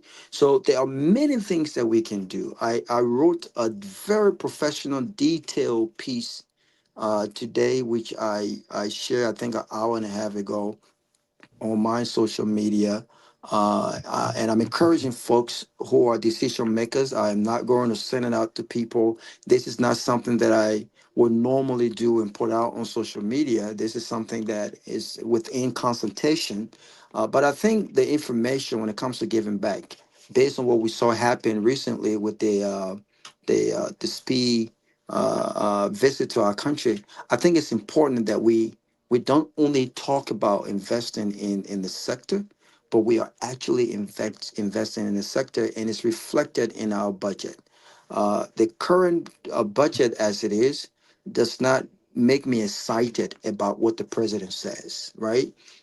It doesn't at all, because it's not much in there to elevate tourism at the level to achieve what we desire to achieve. But I think that's a very important part of our country development. Listen, if you looked at what's happening in Jamaica, you looked at what's happening in Ghana. And I think I got a call not long ago that the kid, I think he's finishing his tour in Africa. He stated that amongst all of the countries he's visited, that Ghana has the best tourism in Ghana. And I mean, I won't doubt that, right? Because I think they have improved tremendously over the years. But part of the reason why they have improved, and part of the reason why you can now see the benefit coming in, is because they've invested in tourism. They've reinvested in tourism. They've recruited folks with the technical expertise and the technical know-how in our country. And I think part of my piece, I mentioned the importance of Liberia. Look, everyone can have opinions. We sit on this platform and we give our opinions on economic matters, but we're not economists, right? And in as much as you don't necessarily have to be technically trained in a particular area to analyze common sense issues. I think it's important that when it comes to the nitty gritty of these issues, we go out there and recruit the professionals who are more technically gifted and experienced in those areas. And so I think we should go beyond just opinions and really streamline tourism in a professional way where we're recruiting professionals that have not just the academic background but have the practical experience and the technical know-how to really get the needle moving in that direction. So again, on that matter, I will wait and see. So as I remember, the report that came out recently says that of, I'm not sure if it was 700 or whatever, I'm not sure how many promises, the government was only able to complete 3 of those promises. There are, I believe, 100 or something promises in progress. And so making promises has never been an issue. Giving a great speech have never been an issue in our country, right? Making amazing promises have never been an issue. The issue is the implementation, the execution, the investment, right? And the follow through, following up on these promises, And so it sounds good. We can praise the president just for when he says the act has been passed, the foundation is being laid, right? And we will invest, we'll prioritize. That's great. But now it's time for us to actually see some actions follow through. And I believe any president that focuses on prioritize. Sorry, please stop calling me. Any president that focus on prioritizing tourism in Liberia, I think, will be the president who wins the functionality of the private sector, the competitiveness of the private sector. And I think with regards to all of this question about job creation, I think that president wins. So I think it's very, very important that the president not only speak on this matter, but the president actually invest in this matter. I think it will benefit all Liberians. So I'm excited about that, but I'll hold my excitement to see what kind of actions are taken to truly prioritize tourism in Liberia. Good. Timothy, I would take you back to what the president stated on, because I'm trying to jump into what I was just looking at too. I will take you back to what the president stated on potential. There are a lot of things he's going to be sending to the legislature for a lot of things to be done. And the president paid some key attention on certain bills, if you will. He said he thanked them about certain things he talked about. For he says, "While the passage of these laws is commendable, urgent attention must now focus on advancing pending legislation." And some of the pending legislations, key among these are the Presidential Transition Act, established procedure for transition period, so that there will not be too much of arbitrary decision-making thing to move on. I took that as key to bring to your attention. And there are other areas he spoke of anyway. And the current other pending thing he spoke of the amendment to the Mineral Development Agreement with Acedon Metal Holdings. But he said these are pending legislation, stay with the lawmakers, and he encouraged them to look into that. The Presidential Transition Act is very important also that we make mention of that. Do you think it's important that we have something now on the book that we have here in this is that feedback from you? Yeah, it's on Tomalin. It's on Tomalin. Yeah, it's on Tomalin. Yeah. Do you think we need not to just legislate that we have something on the book that we can use when, say, Raul Garguah is elected president elect tomorrow? He and his team, before appointing a transitional team, he will know there's something on the book that the transitional team is going to use, and even when the outgoing government is also joined, they will know that everything we got something on the book is a law that we have. Then there will not be too much confusion, that's happening. Do you think that is also important that the president is emphasizing on? Yes, you remember that during this transition in 2023, 24, 23, yeah, during the transition, there were a lot of problems that came about. And that was why people call for this transitional president, the Transitional Act, so that we have everything in perspective. Because by right, once they have a national transitional team is announced, as soon as the election takes place, the president is announced who always announced winner, the team goes into work right away. It's mostly the incoming administration and an outgoing administration that work together and have a joint congressional team all working together to ensure that there was a smooth transfer of power, smooth and orderly transfer of power, so that there were a lot of issues that arise that came about during the last transition that called for this bill. So I think it's appropriate that I commend the president for that, for putting this forward, and it will be important so that we can have no confusion. There's no issues of about the transitional process, so that when both sides are working in the clusters, we can understand that. So we can allow it to happen. So I commend it. I think it's necessary, Pewee. I think we should also put that. Okay, yeah. Before I can go back to Mr. Okay, I will just go to Sito on this one. Then we'll come back on this. These are important thing I started reading through today and took note on them and other thing. Now the president is also stating here, Mr. Sito, the president is stating here to the honorable, but he said, I have also submitted 4 amendments to existing anti-corruption laws. He said, including legislation to address illicit enrichment and to remove the existing statutes on the statute of limitation on corrupt cases. He submitted 4, including the issue about illicit enrichment. Maybe those I can just get rich overnight. We start investigating the other thing and removing the statute on the. Every time we come back and say the statute of criminal the limitation is 7 years, 5 years. That. The president is saying he's sending a law now that we should remove the limitation aspect. Corrupt case will be corrupt case. If Sylvester Pewee being ever working government say he's accused of it, he left the country, this happened, he left after the time the government can find the fight after 7 years or 5 years, that case will no longer be on him. The president is saying no. If it is corrupt cases, criminal now, there should be no statute of limitation on that. Do you support that? And yeah, I want a good thing. What I said today, I want a good thing. And to be honest with you, I think I agree with the president. I agree with him. There should be no limitation on statute of limitation when it comes to corruption, because here's the thing. And the other bill that he talks about, the illicit accumulation of wealth when you get in government, I think that's good.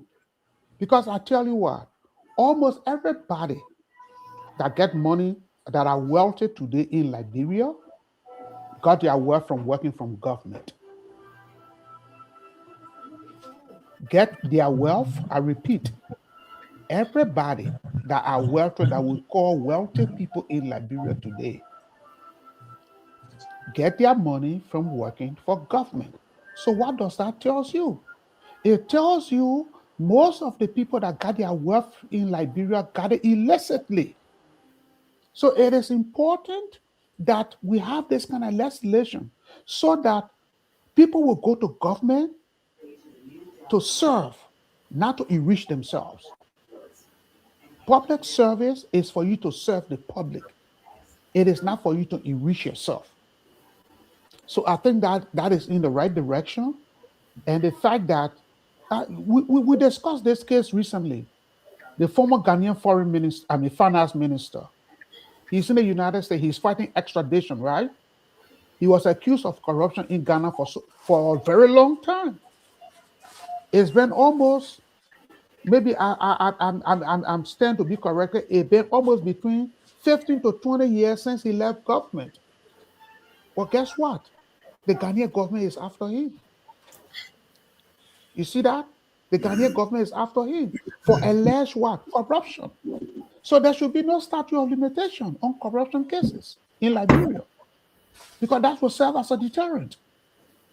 It will serve as a deterrent. And number 2, the illicit enrichment bill will also serve as a deterrent, because most people go to government, and I hate to say it, they go to government to steal from the public.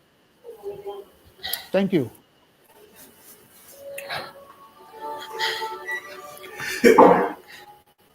We are getting unconfirmed Sylvester, you're reports. muted. Again, unconfirmed reports that the Minister of Agriculture, he may be swapping tomorrow or someone. I don't know, but it's the news are coming. It's unconfirmed yet. But they said they want to take into unconfirmed Lacra. I don't know how true is that. yeah, agriculture minister may be removed from his position. But because the president getting a lot of slack, a lot of attack on his agriculture because I think he's feeling in that area. And as someone who comes from agricultural background and our agricultural sector is still challenging. It's somebody and the budget allocated for agriculture is just unrealistic. But again, we'll see what happens. But this is the same thing that Sylvester that I was mentioning earlier when you talk about the president stating his commitment to prioritizing tourism. And you looked at agriculture. I mean, this president, said to Liberia in the word that if anyone had understood what was needed to elevate agriculture in Liberia, he knew that because he comes from that area where he's president now, and agriculture is one of the pillars of his arrest agenda. But look at the budget. What does the budget say about that? Look at the budget. Agriculture in this budget got less money than other areas that are not part of the pillars of this president's agenda, right? And so it's one thing to talk about, what interests the president. Is another thing for the president to follow through, for the budget to reflect that. The budget has not reflected this president's priorities. When you look at the budget, his arrest agenda said one thing, and the budget says something totally different. So there's some level of contradiction there that raises a lot of question about, is this president actually walking the walk, or is he just talking the talk to get people excited? And we all know these kinds of speeches, are meant to partly get people excited, but to also outline serious achievements and serious policy and steps that the government plans to take. But a lot of promises have already been made that have not been achieved. And so why don't we focus on promises already made, that have not been achieved? The goal, I think, if I was a president, I would focus on, listen, what are some of the things that we promise? We almost go into 3 years now, as opposed to promising more, because you're promising more, but the other things you promised, you've not achieved that. And lastly, Seaton, I don't think it's fair to say everyone in Liberia that we consider to be wealthy got that money from government. I don't think that's a fair statement. I think it's a blanket breach. So we know a lot of folks that were poor and then got rich when they got to government. We also know that some of these guys make a lot of money, and then they invest it. But we also know that some of them are very, very corrupt. Alex Cummings, for instance, is not corrupt. He's one of the most wealthiest. Yeah, but Alex Comey is not in government. But he's not in government, but he's a politician. I'm not. You're saying everyone. Oh, you said everyone who work in government. In government. Those are in government, Raul. Yeah. Oh, so, okay. Yeah, okay. You said everyone who work in government, not everyone. Okay, got you. Yeah, those are in government. Yeah, but Dr. Peabody, but to the point you raised about the agriculture, I mean, it's fair enough. Good analysis about you don't expect the current minister of agriculture to perform beyond where there's no lack of funding that he's going to perform, because no funding. If you get him the needed funding, and that what brought the problem, and I want to believe that if they were to get him out, it's not going to be on the basis of performance. It's going to just be based on the same kind of politics. I know he's not getting along well with the finance minister. He's saying that the finance minister have not been given the needed funding he required to get the job done. And if the president could not address it and remove this minister, then I don't think the president would even, because if you brought the next person as agricultural minister and the person is funded this way, you're going to expect the same results. I don't think there's going to be any change of result. But Dr. Peabody, quickly, I was scrolling somewhere quick. I hope my computer didn't do something. I went, let me go by there quick. I just wanted to bring to the attention what the president stated again, the president said additionally, and this is very important because we're looking at the usurpation of functions and other things and overlapping of different kind of government ministry and agencies. The president stated, he said, in 2026, we will submit additional priority bills, including legislation to establish a national planning commission to strengthen development planning and budgeting.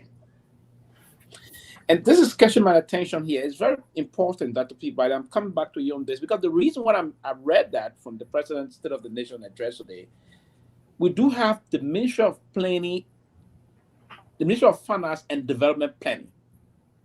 Exactly. And the role of the Ministry of Finance and Development Planning and the President needs to say for planning, for national planning and budgeting.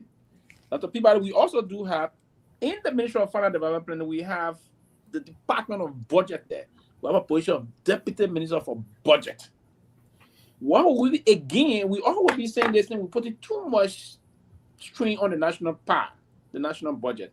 Will we establish a commission again for planning, national planning and budgeting, but we already have the Ministry of Finance and Development Planning that got it right. So you don't think we're doing too much? And there again, let me take you there quick before you come in there.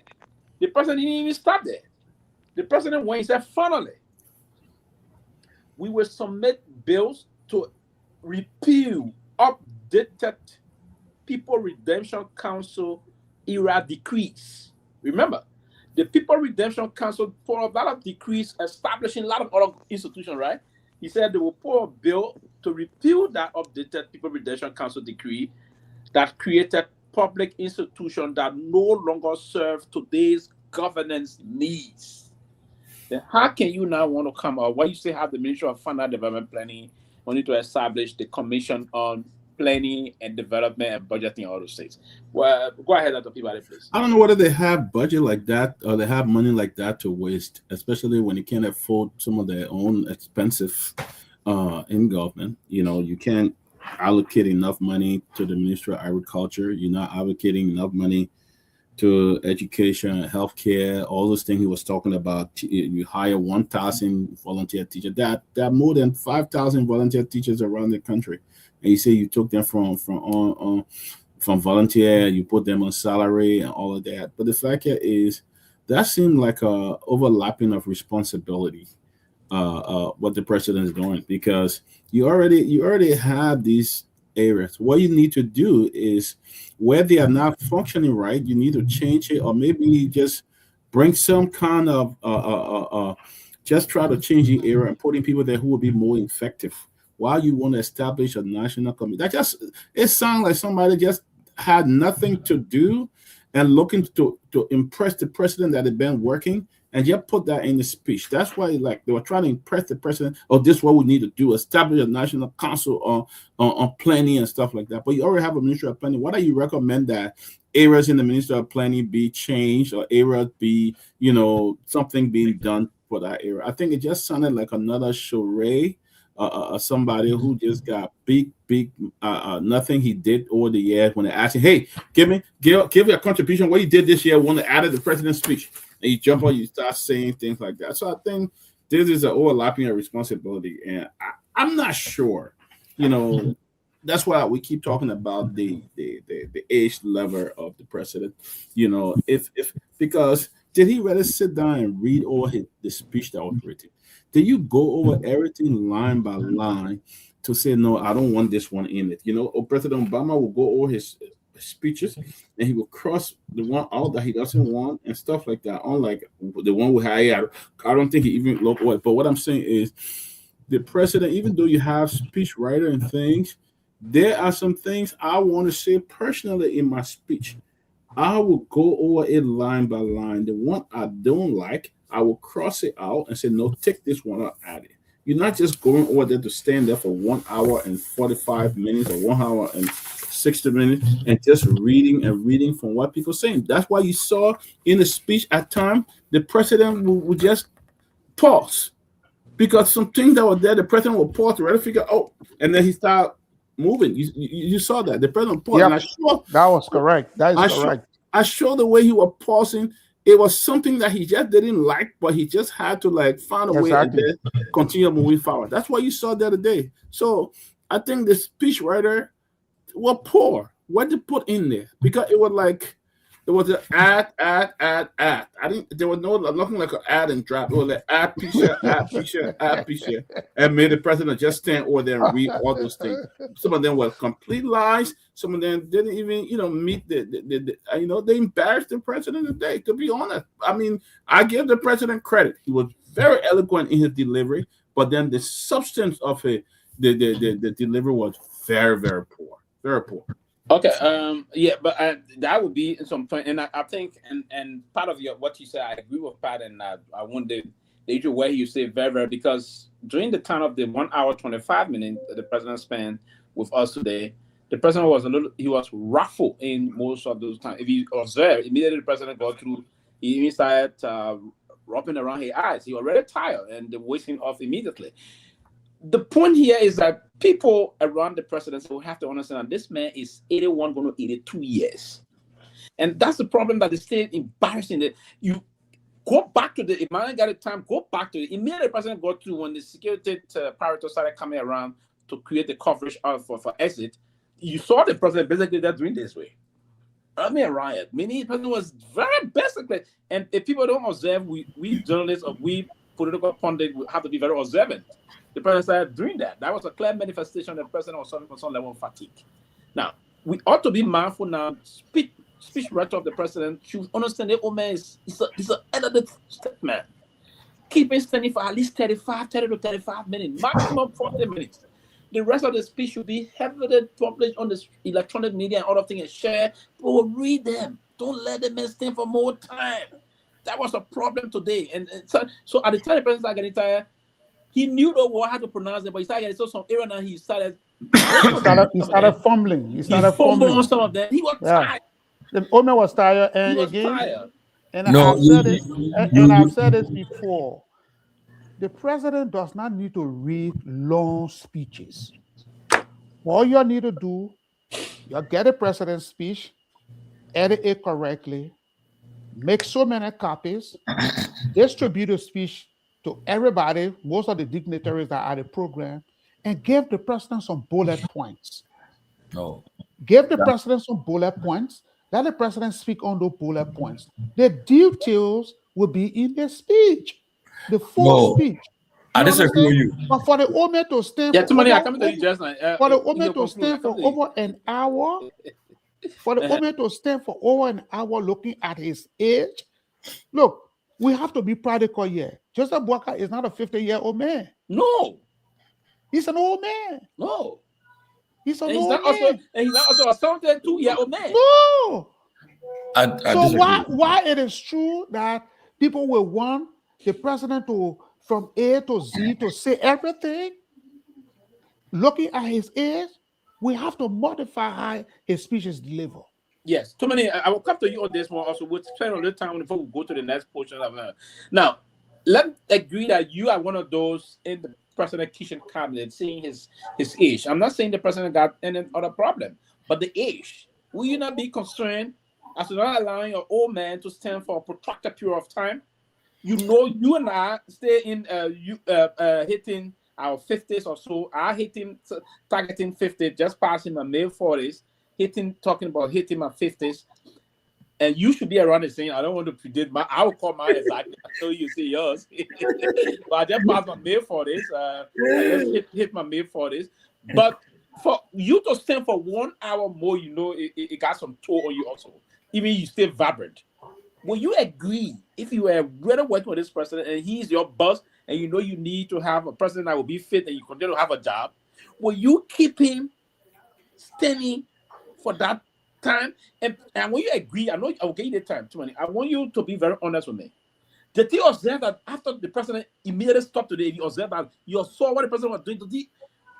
Did you observe that the president was really tired? In fact, they took him off right away. He wasn't even there for the adjournment of the session. He left. That's the point. Go ahead. Look, our constitution would not try to tamper with the constitution because of that. That's why you're not tamper, but you still speak. I can't hear, but it's clear that for this job, the fourth working Monday of January every year, the president is on obligation to present his legislative agenda for the coming. But it is the president must spend 2 hours to speak for the coming year, and also give a state of his nation on the areas of expenditures and everything. So a president knows that job becomes our responsibility, and you in our age. That's why it tells you it's part of their job. I know working. What will you do as a handler to the president? What will you do? You will make sure the president speak within that maybe in 90 minutes, because you know why? He got to give on every aspect of the state of the nation. He got to touch the British Liberian people, and also give his agenda for the ensuing year. So we can make a short thing, because that's not what it calls for. That's what I said, the state of the nation. When he said today, he said, Mr. Vice President, Mr. Speaker, Madam Pro Tem, the Dean of the Cabinet, my fellow citizen, the state of the nation I can report is stronger than Umedi. That is me behind his speech. What he giving the state of the nation? He say it remains strong, okay, on his watch. So it's important that he stands there. That's why, and then this president is seeking re-election. Even though he has not announced it, but we all know he's running for re-election. So you think he'll see re-election? He's running. The man's running. Okay, we'll run. Brother. When you think he will announce it? He will announce it by you hear someone coming up this year. If Museveni in Uganda, if Museveni in Uganda can run, he will run. The woman will run.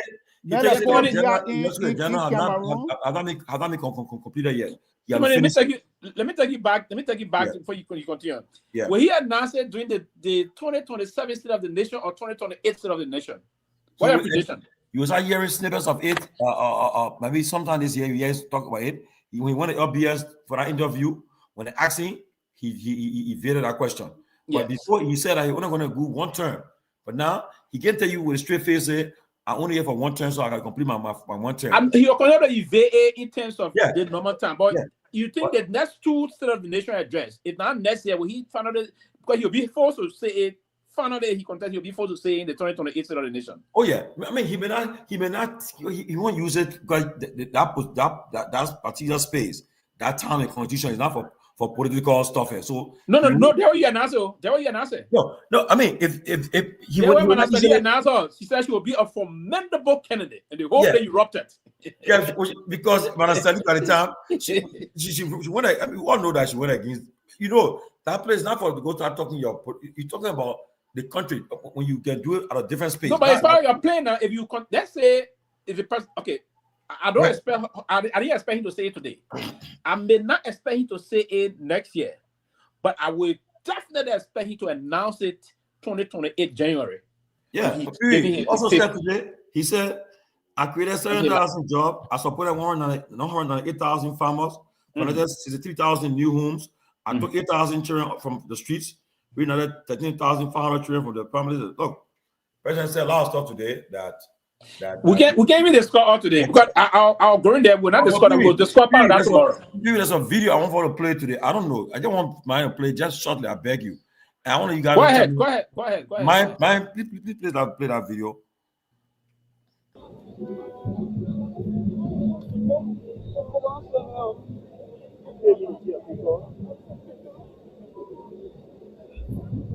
I don't know anything if you didn't come with him.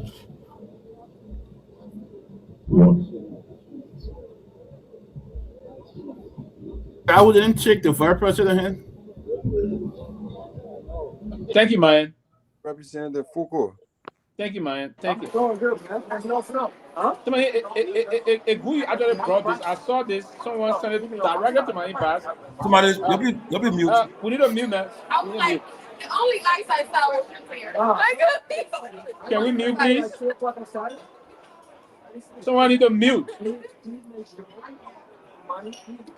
I am muted, so it's not from my background. It should be Myean. Myean mute. It is for Roberts. That means Roberts. Okay, can you mute him? Yeah. Okay. All right, go. So, yeah, but so I didn't know about that video on their somebody just sent it to me, and I was like, I don't know, but it's not forced to greet the vice president hands or whatever the case, but I don't know what the thing is. It was on a national stage where everybody would catch it, or he's sending a message that, look, I have a problem with you. Maybe that's why I trying to see. I have a problem with. That's why I would not shake your hand. I think before we move on across to discuss this, I saw that someone sent it to me personally today. The person was asking me politically what my view about it. I thought it was unfortunate that the representative did that to the vice president. That's a disrespect to the office of the vice president of the republic. It's the respect to that office. It was wrong that he did that. It's totally unacceptable.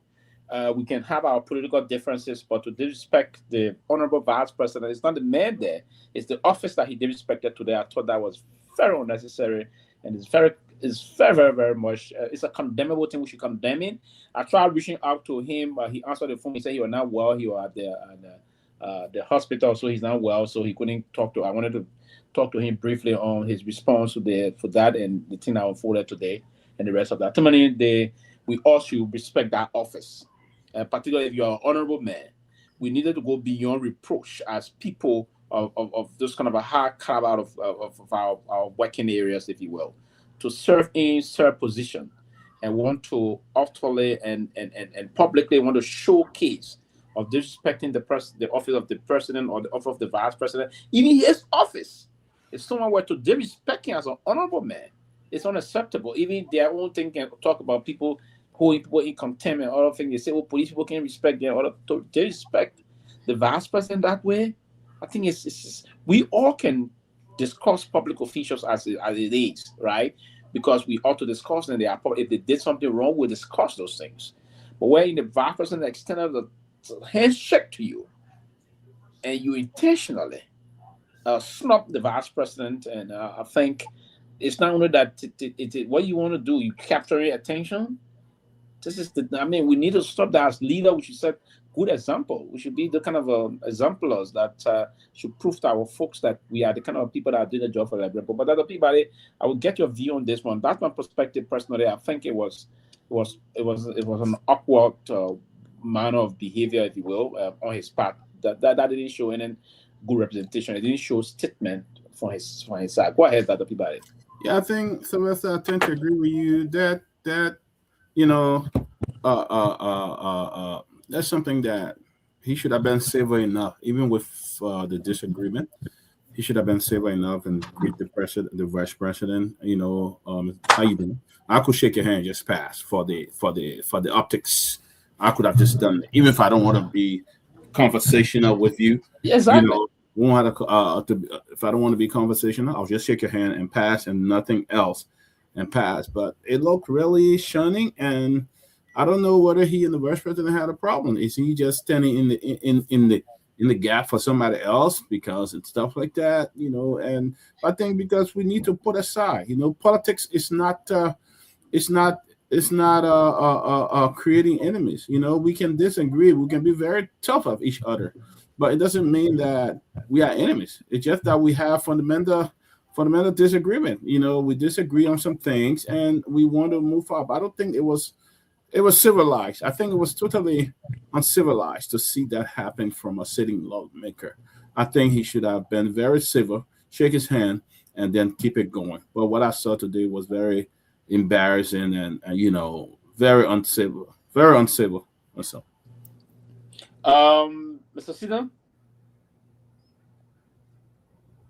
Thank you very much. I will say this. You saw the video, right? I saw the video. Thank you very much. And you see, a lot of our people don't understand that politics is an act of expediency.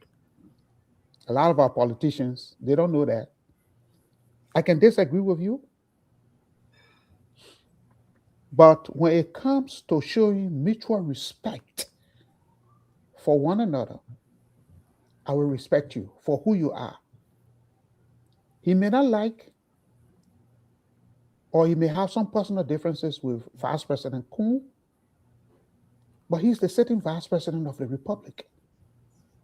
You don't have to respect him necessarily, but you have to respect the office of the Vice Presidency. So I think it was wrong.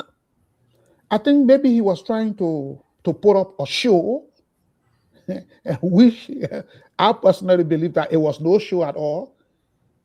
It shows his level of immaturity as a lawmaker. And, we always say this.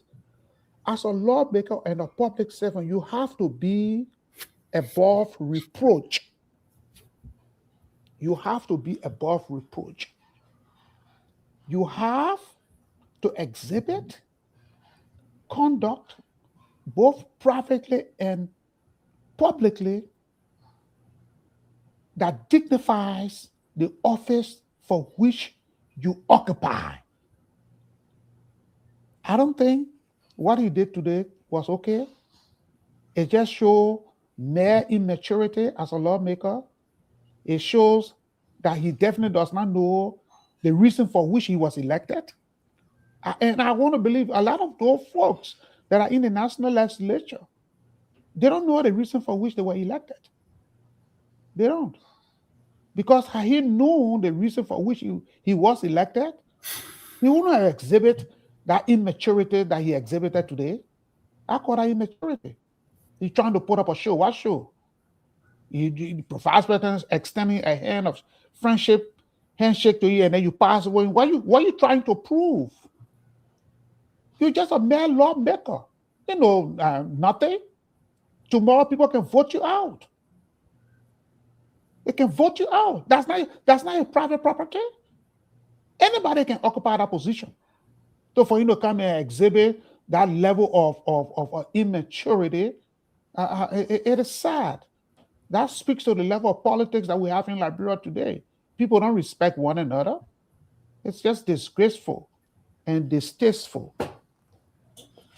Yeah, Raul, there's this. We all went to. I personally, someone I saw it, and someone did send it to me, asking my own input. The person needed something. I told the person actually, it was actually uncalled for. It didn't show a good statement shape, basically for the vice president to extend a handshake. Sometimes even diplomats do have issue, but when they are in front of the camera, they pretend and behave like gentlemen and move on. He personally and intentionally slumped the vice president, attempt to shake his hand. What's your own view, basically, towards that?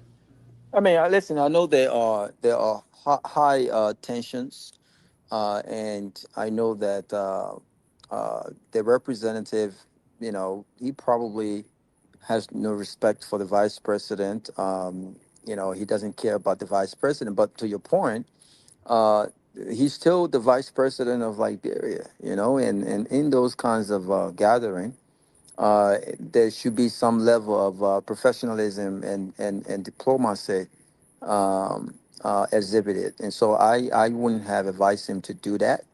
I don't think it looks good. It doesn't at all. Listen, we can disagree on policies, Sylvester. We can have fierce disagreements on where we are as a country. How do we move forward as a country? And listen, we don't have to wine and dine. That's not my type of politics. My type of politics is, listen, we disagree.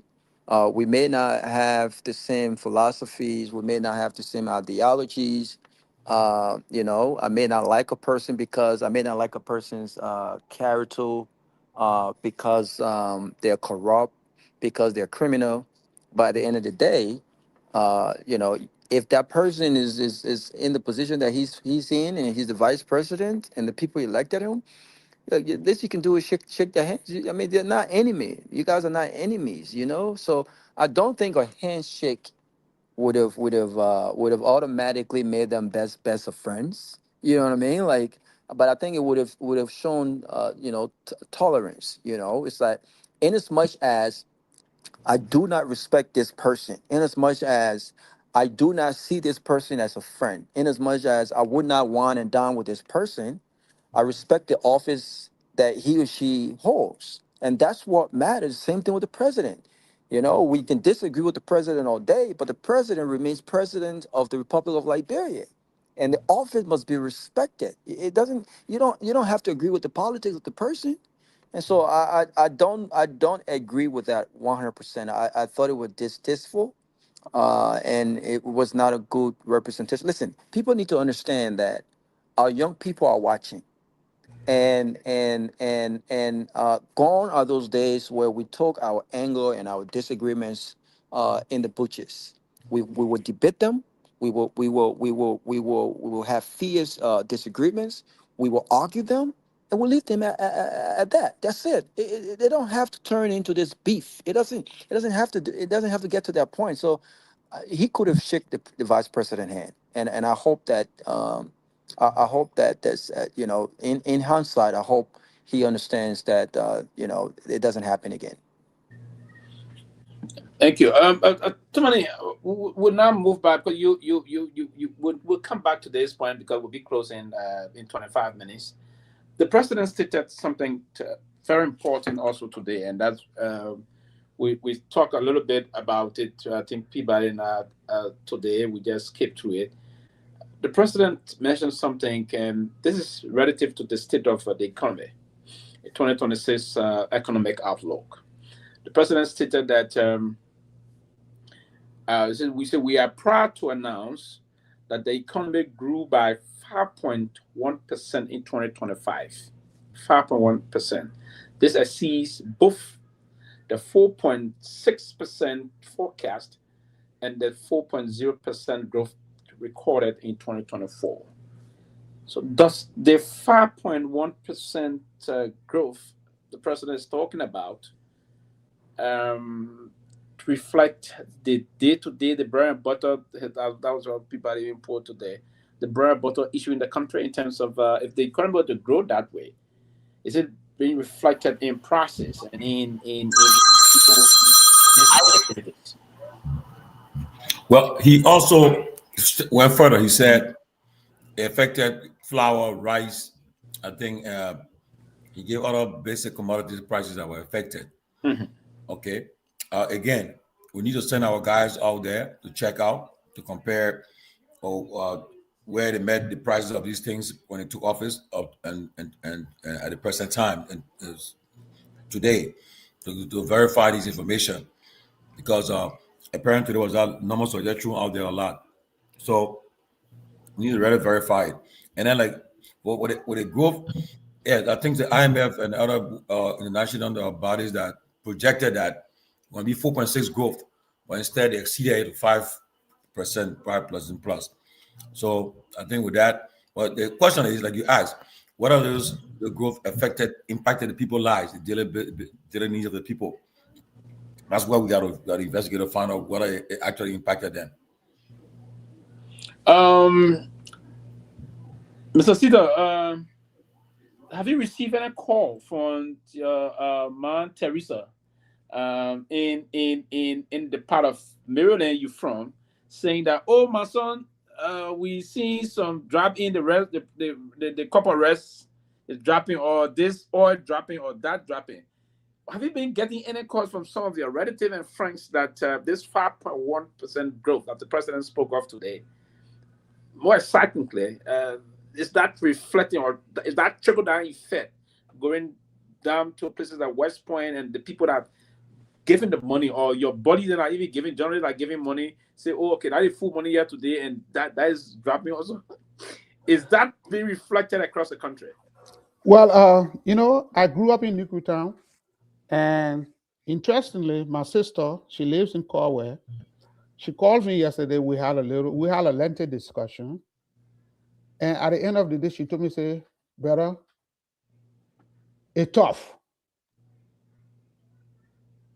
It is tough." And she works at Redemption Hospital. Yes, the economy grew by 5.1%, beating the IMF forecast. But has it translated into the bread and butter issues? The vast majority of Liberians are still living in abject poverty. The vast majority of Liberians don't have jobs. So, yes, the economy grew by 5.1%. The government owns statistics, but it is not translating to the day-to-day reality in the country. So what does that tell us? What does that tell us? The country is not making any significant gain. Yes, the economy grew, but the cost of living is still high. The vast majority of Liberians are unemployed. So how can you reconcile both of them? Yes, the economy grew 5.1%, but the people are still living in abject poverty. Unemployment is high. Commodity prices are high. So how do we square that off? So yes, the number does not match the reality on the ground, my brother. Dr. Peabody, the president is saying since September of 2025 last year, the foreign exchange market has been stable due to good liquidity management, he emphasized. And he went on to say fiscal discipline and strong export earning. Now, the foreign exchange thing he says good. It's been very good due to good liquidity management and all those things. Mm-hmm. The people, the ordinary people, are they experiencing that? If the rate is coming down, or the rate been coming down for September, if you went to the market, for instance, chicken feet. When I was there and I asked, one day I just decided, I told my sister-in-law I normally can cook my food and all the time. I told Dana, today I will go. When I drop off, so we went to the market and I was asking for chicken feet. 5 chicken feet normally, way back used to be $50. Now it's gone to $100. Right. But the rest are going up, but it stayed the same. Somebody will drop it to 4 chicken feet. And these are the basic things that people will eat. The chicken feet is fish, anything. If you were to go buy a sausable, very good fish, sausable round. One of those fish you'll be saying, one of them will be saying, so you over $1,000 and other thing. So that people, is that reflecting what the president is saying? Because the thing that matters during election is not about what the book will speak to the legislature. Is what will happen, the poor people, ordinary people will feel seeing happening. Is these things, because that Billy Bogia, liquidity management, the man in Yucatan, West Point, not going to hear that. They're going to see, if he came into his wealth, what the outcome of that money. Chicken feet. So, Vesta, what year was that chicken feet? And I think that's very important because you went to the market and you purchased a chicken feet for before we were buying what year was that? Before this administration? Was it under the Weah administration or what year was it? You know, I compared to the Weah, just when I went recently, it gone very expensive. It's $100. You can find $50 chicken feet no more. We are done with buying chicken feet $50. Now chicken feet is $100. It's going up. Even to the level of the pepper, the green pepper we eat, the pepper, the raw pepper, right? You'll find a pepper that can cut the vessel now, four pieces of pepper. He will tell you. So everything, if you went to the market, that's why if you don't even try to, if you're living around, so the standard weight, normally home when I leave on a daily basis, I'll leave $10 home for food. And that $10, I mean, when it's only good, I mean, you got rest home, you have oil home, you have, because we use cooking gas, right? And you got the cooking gas in your home, you have oil home, rest home, then you buy all your market key and other things, this small thing. You have everything. The only thing they went buy the greens, fish, and other things, meat and other things. So it'll be 10. That would be good. But if you are not doing that, you should be thinking about leaving $20 home in Liberia. That's not a small thing. Many people won't afford that. Many people won't afford that. So people, if I come to Rahul, you think, and you will test also in the country, people, we saw what unfolded. We start to places and other things. Did that, and we still have stock price stay high. Beer price stay high. I'm taking it from the social perspective also, people. We observe it, they feed it. And back to the market. So what ordinary people be saying now? The president is saying it increased by 5.20%, but we still buying things the same.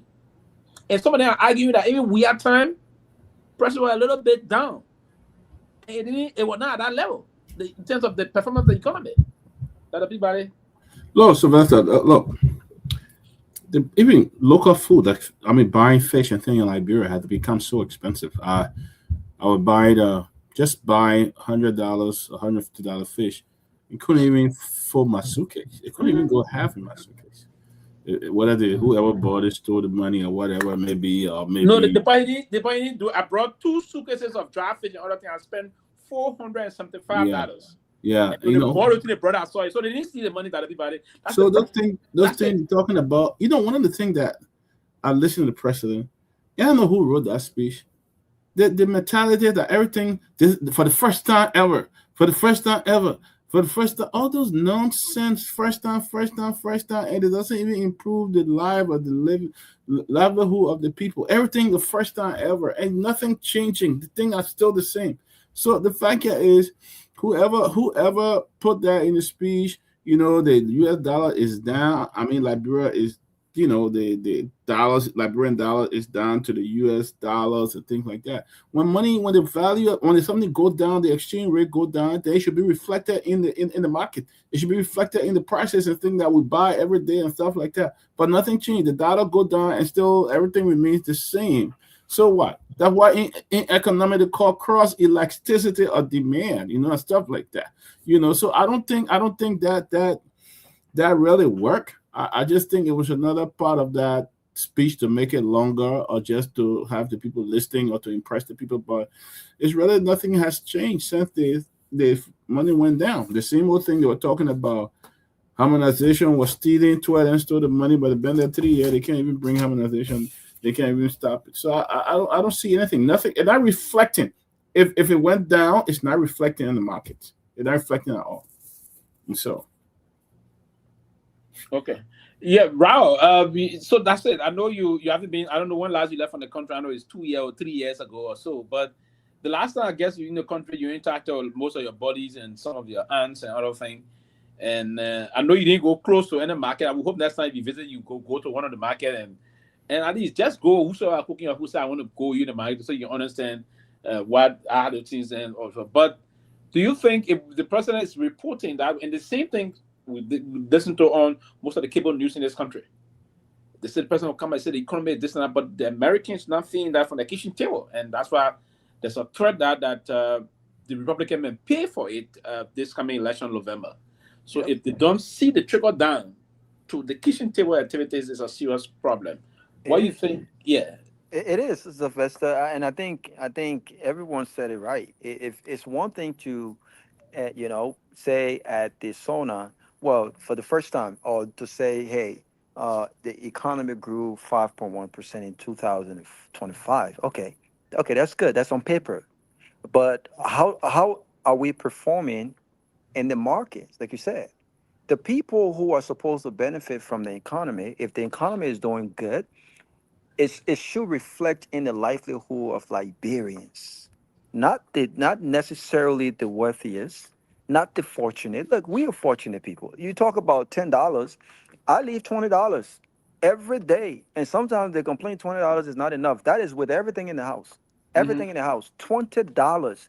All right, many of my buddies can attest to it. 20, and sometimes I go out all day. I come home, I may not even eat. Right, things are expensive.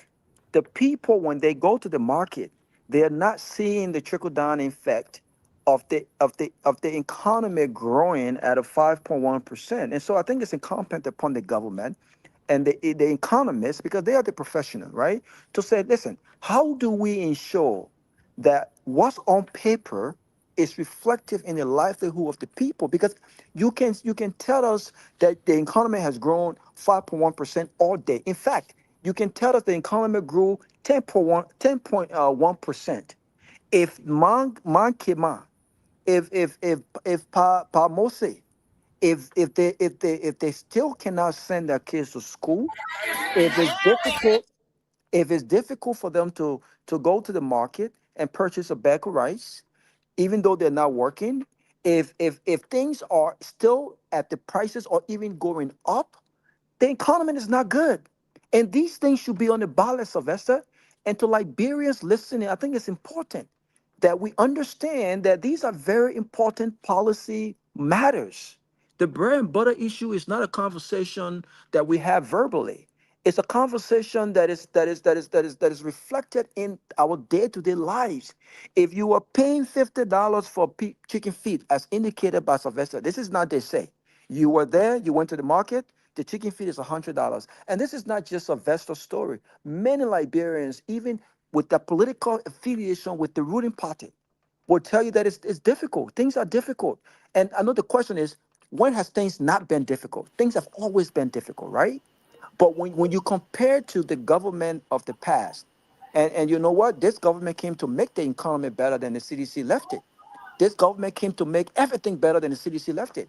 And if the narrative is the opposite of what they came to do, then I think it's a political matter. Voters have to vote on these matters.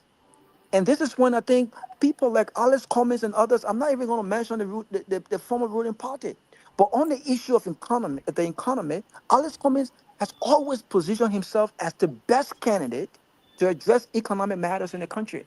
We can talk about road infrastructure all day. So you can have the best infrastructure in Liberia.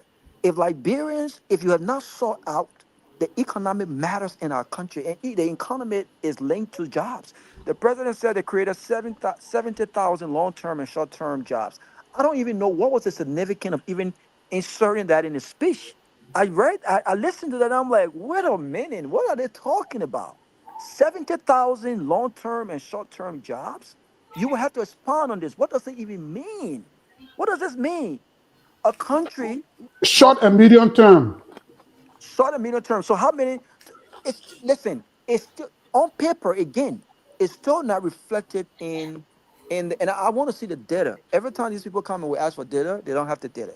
Let's see the data. Let's analyze the data to understand where are these numbers coming from? 70,000 jobs. You know what I'm saying? And so how many is short term? How many are long term, right? And what is the expectation on delivery, yeah, right? And so all of these things can be easily said, Sylvester. We do not have issues with uh writing. We do not have issues with, talking about the great things, talking about the vision, talking about the policy.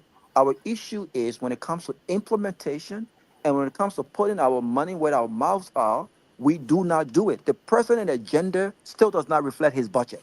This budget that was passed is the president's budget. It's the executive budget. They do the budget, they send it to lawmakers. So the budget does not even support his arrest agenda. So, I mean, 5.1%, great on paper. But I want to see the stories of Liberians who are in the market every day. I want to see the story of the moms and pop shops. How are business going? People, it's expensive. Things are expensive. The other day I was listening to a guy who said we used to come in the market and after 4 hours, 4 p.m., our market would be probably done by now. We would have made this amount, that amount. These days they're not making that amount. This is not to badmouth a particular government. It's to say, listen, you guys had everything. You have the best economists. You have the best folks with the best technical know-how. Why is it that the needles are not being moved, Sylvester? I think this is a very important question to ask, and the government must answer that. Sylvester, I just CDC want me to read this thing for them. Can you let me read it for them? Go ahead, please. Okay. The Coalition for Democratic Change, Office of the National Chairman, for immediate release. The Coalition for Democratic Change response to the 2026 State of the Nation address will be delivered by Chairman Kehleboe on Tuesday, January 27 at 2026, on headquarters of the Movement for Economic Empowerment movie at 2 p.m. The leaderships and various organs of the constituent parties of the Coalition for Democratic Change will be in attendance. Kehleboe, National Chairman. So instead of Kofa, as I heard earlier, the chairman will be delivering the response tomorrow at the movies. Move, right? You know anybody move or movie? Yeah, move. In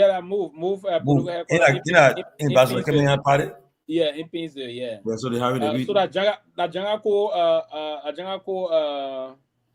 would read on behalf of the CDC and the collaborating parties. Yeah. But Sylvester, though, just think about this, right? We're talking about, and this is great. This is great. We want to see. I hope we hear from the ANC. I hope Cummings takes advantage of this. We need to hear from the ANC. But ANC is speaking tomorrow too. Okay, but when it comes to who's speaking for ANC? Alexander Cummings. Okay, that's fine. But why is the chairman speaking on behalf of the party? This is an opportunity, Tomalin, I think, where you bring some new faces. This is going to be a press conference too, though. Yeah, but he answered, the person who speaks answered the press conference. So I'm not sure if this guy has can respond to detailed economic questions. This is an opportunity to bring some new. He doesn't speak. Y'all say, "Oh, the man sitting there, he can't talk." No, I'm talking about. No, the man can be there. We already know who the chairman is.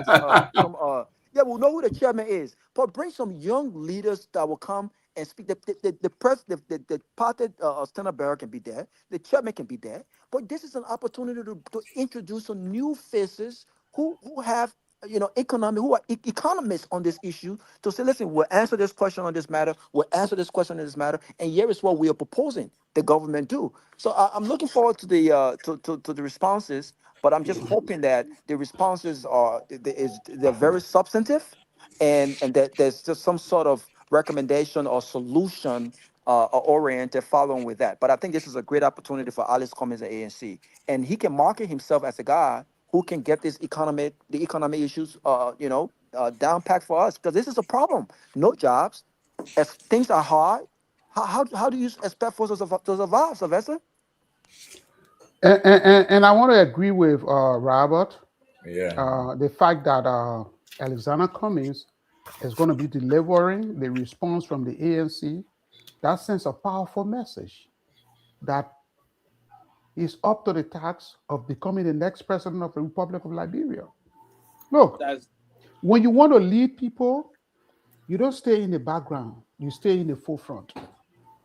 There's supposed to be an opportunity for the standard bearer, the former president, to address the nation, to give his own contrasting views on how he's going to lead the country in the wake of the president's Sona. But again, there's going to be a missed opportunity. You want to lead, you lead by example. You don't lead from the back. I'm talking about the former president, the CDC. No, let me come in quick. Hold on. The CDC is an institution. I agree with that. But maybe I agree. And then why you want to bring another issue up? Listen, for me, I think. Let me say, I know you come here. You've been after some time. You come and say, okay, I don't know. I don't want to link you to any party whatsoever on this. No, I have no affiliation. Okay, you have no affiliation, but we listen sometime to this in this country, and I've been following the democracy in this country since I started seeing politics and watching TV, even when I was back home. Since I started seeing TV, even I didn't have TV home, but I think thank God at least we found this black and white I could still manage to have it at the time. But since I started getting to politics, that were color TV now.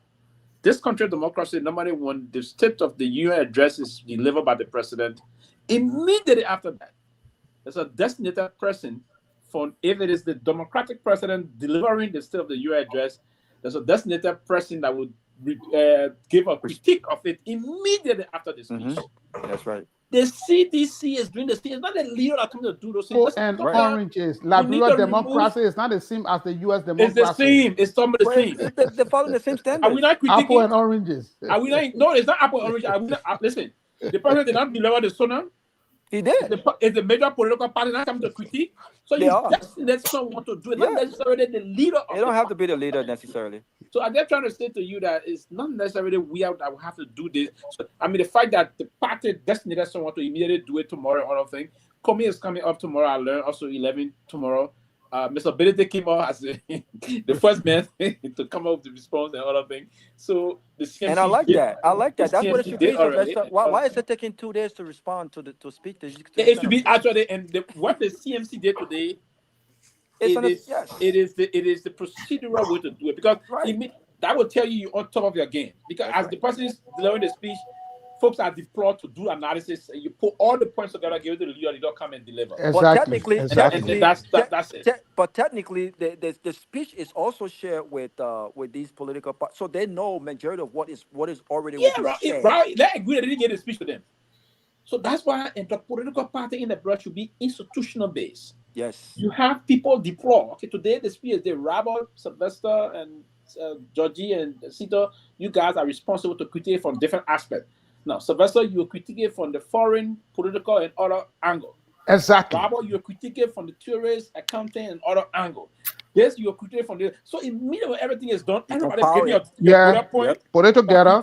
I critique it. Then I profile. I say, okay, this is the lie here. They did the mess up here. The mess up shouldn't have been this way. Then I profile that correction thing, condense everything, and sum it up to leader become. Then you got something good to present. Yeah.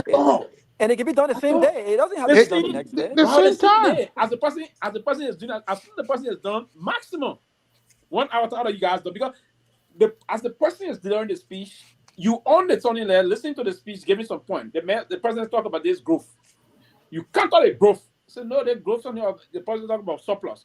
The president said, oh, there was a surplus of because they say he gave a budget here. He's sitting somewhere. He said a budget of 880 million.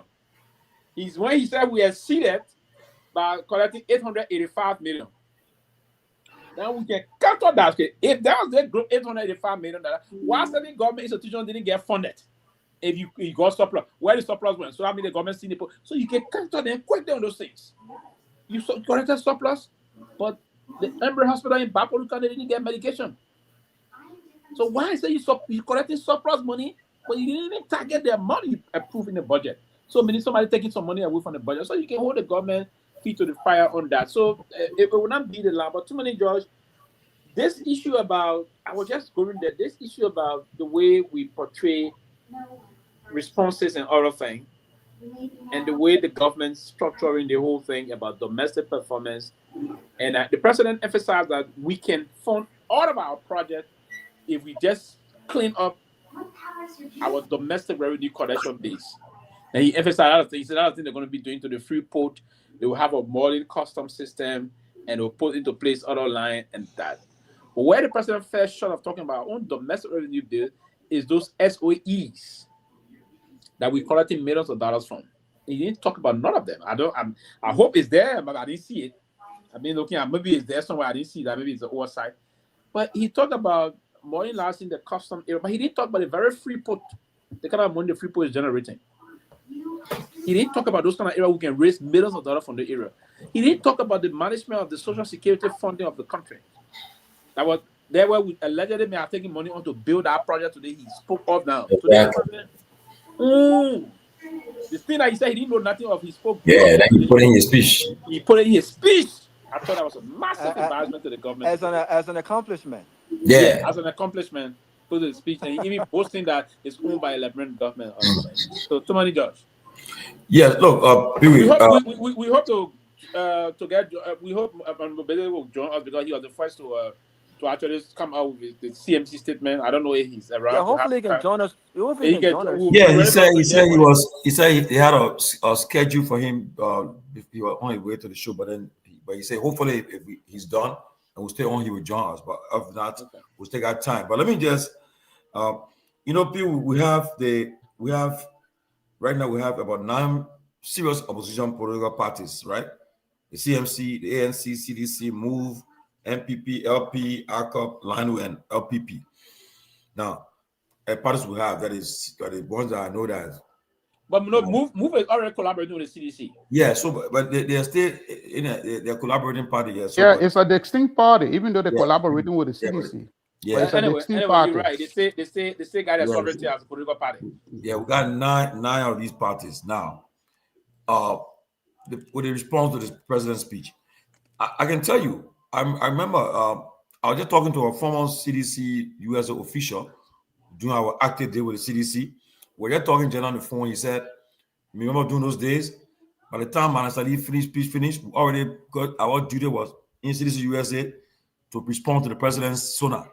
So by the time she finished, we already have a response already. We already know exactly. There's no tweak to do it. They tweak after the speech they had, but we already knew what you're going to touch on. We already knew about it. So we should always have response to it. And by right, this speech got leaked. One thing people don't understand, which in other countries, like in America, Donald Trump will be speaking to the nation. I think he joined us. He's still of the union. I think it's 2 weeks from now. His speech will be all over the place. He will share it. Only Liberia would hide his speech. But this speech got leaked to the press, leaked to the public before the president even gave it today. Because I saw a copy of the speech before the president would even deliver the speech. Okay, how it got leaked out is up to them, but that's why you shouldn't hold it, you shouldn't hide it. Let the speech give it to the press, get episodes to the press to start talking about it. But with this, by right, but the various parties should now have a position to say, look, we critique the speech tonight, and tomorrow we ought to come with a force to respond to the president's speech, and you checkmating his lies, misinformation, or the truth, whatever the case. But again, we have a problem where we wait 24 hours for 8 hours before we respond to it. But let's see how tomorrow the CDC response will be, and the ANC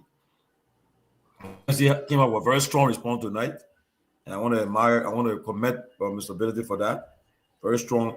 But we know the move and CDC will do it together. And MPP, we know where they are to because they're all over the place. They divided. The LPP, they stay with the alliance, the Unity Party. And Linu, I don't know where they are too. ACOP, still with the Unity Party. And MP. And so that's how we'll see what happens tomorrow. But I think with the speech, if there was a strong response from all the parties, from all the various opposition parties, to put the government in check, to keep them know that they are not, they won't just say things and then we'll let it slide,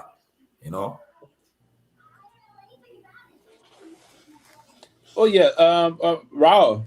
So you think, from the perspective of the speech, basically,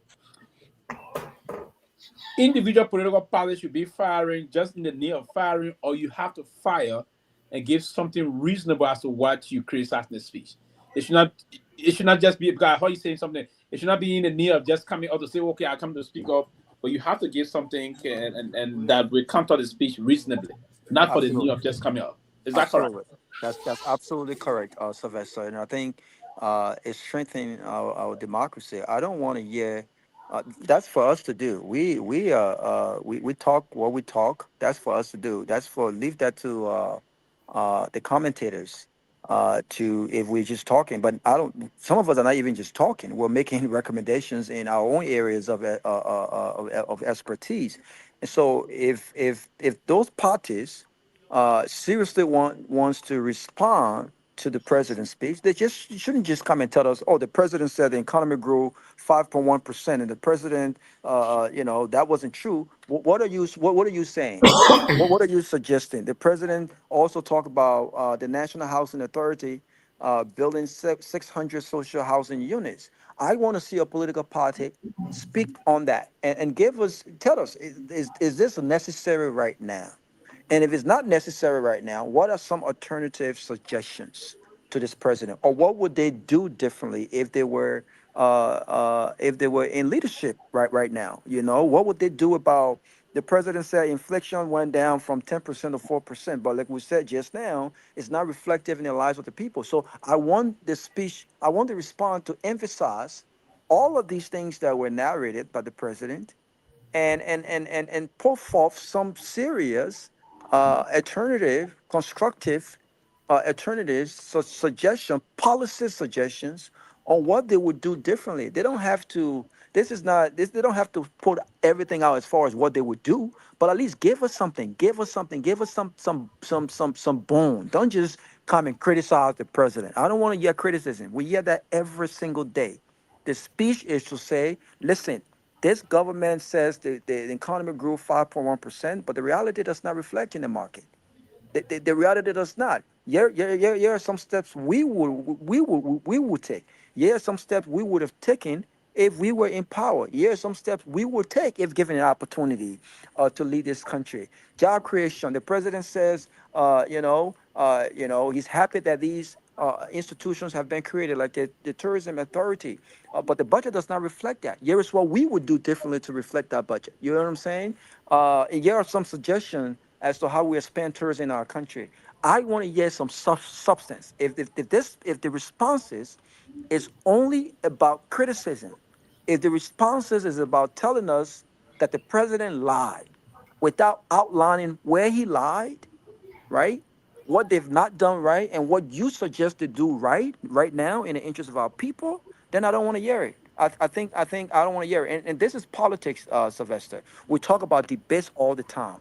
We want political opponents to come to the table and tell us what they would do differently. I think this is an opportunity, even though we're not in elections, but this is an opportunity for us to start to listen to some of the vision of these political leaders as we gear up for 2029 to see where the headspaces are and what they would do differently on each of these topics as mentioned by the president today. So no, I just don't want to hear criticism, Sylvester. I mean, we know some of the lies that was told. We know that this government is not performing with regards to the economy in the lives of the people. I want to hear some alternative suggestions on what we need to do to make that better. Yeah, but too many. Another part here that's critical also, I will let her move to the energy sector also. The president said some things that are concerning, and we have to counter check them and move through quickly. Is it the state of Liberia City? Is it Mr. Speaker? The legislature, the member of the legislature, Liberia City is a critical enabler for industrialization and other critical development programs. He went on. He said in 2005, the government through the Liberia Electricity Corporation focused on stabilizing the energy sector and expanding access as part of their REST agenda, National Energy Compact. Now, the president went on to say over 60,000 new connections were established covering communities in Montserrado and electrifying 124 villages. 124 villages. They were focusing on 124 villages in towns. 124 villages. No, sorry, let me connect here. Oh, I didn't jump. Okay, no, electrifying 124 villages in Grand Bassa, River Cess, Bon, and Nima County. 124 villages. It's news to me. So I just dying some number in some friends that I know from Riverside to find out if they got corona in Riverside or so. So this is big news. If it is true, then I would recommend the government. And then in these villages, according to the president, through this initiative, 17,000 households have access to power for the first time ever. Okay. So too many. I'll to you. Grand Bassa, you from the Grand Bassa Riverside side. I hope you start connecting with people to find out this. Is it a very big news? And if it is true, should this government be seriously commended for that? We'll send Pewee. We'll send our guys to. Because this is serious, Robert. We dispatch our guys to these counties to do fact finding, and I know it will cost some money to do it.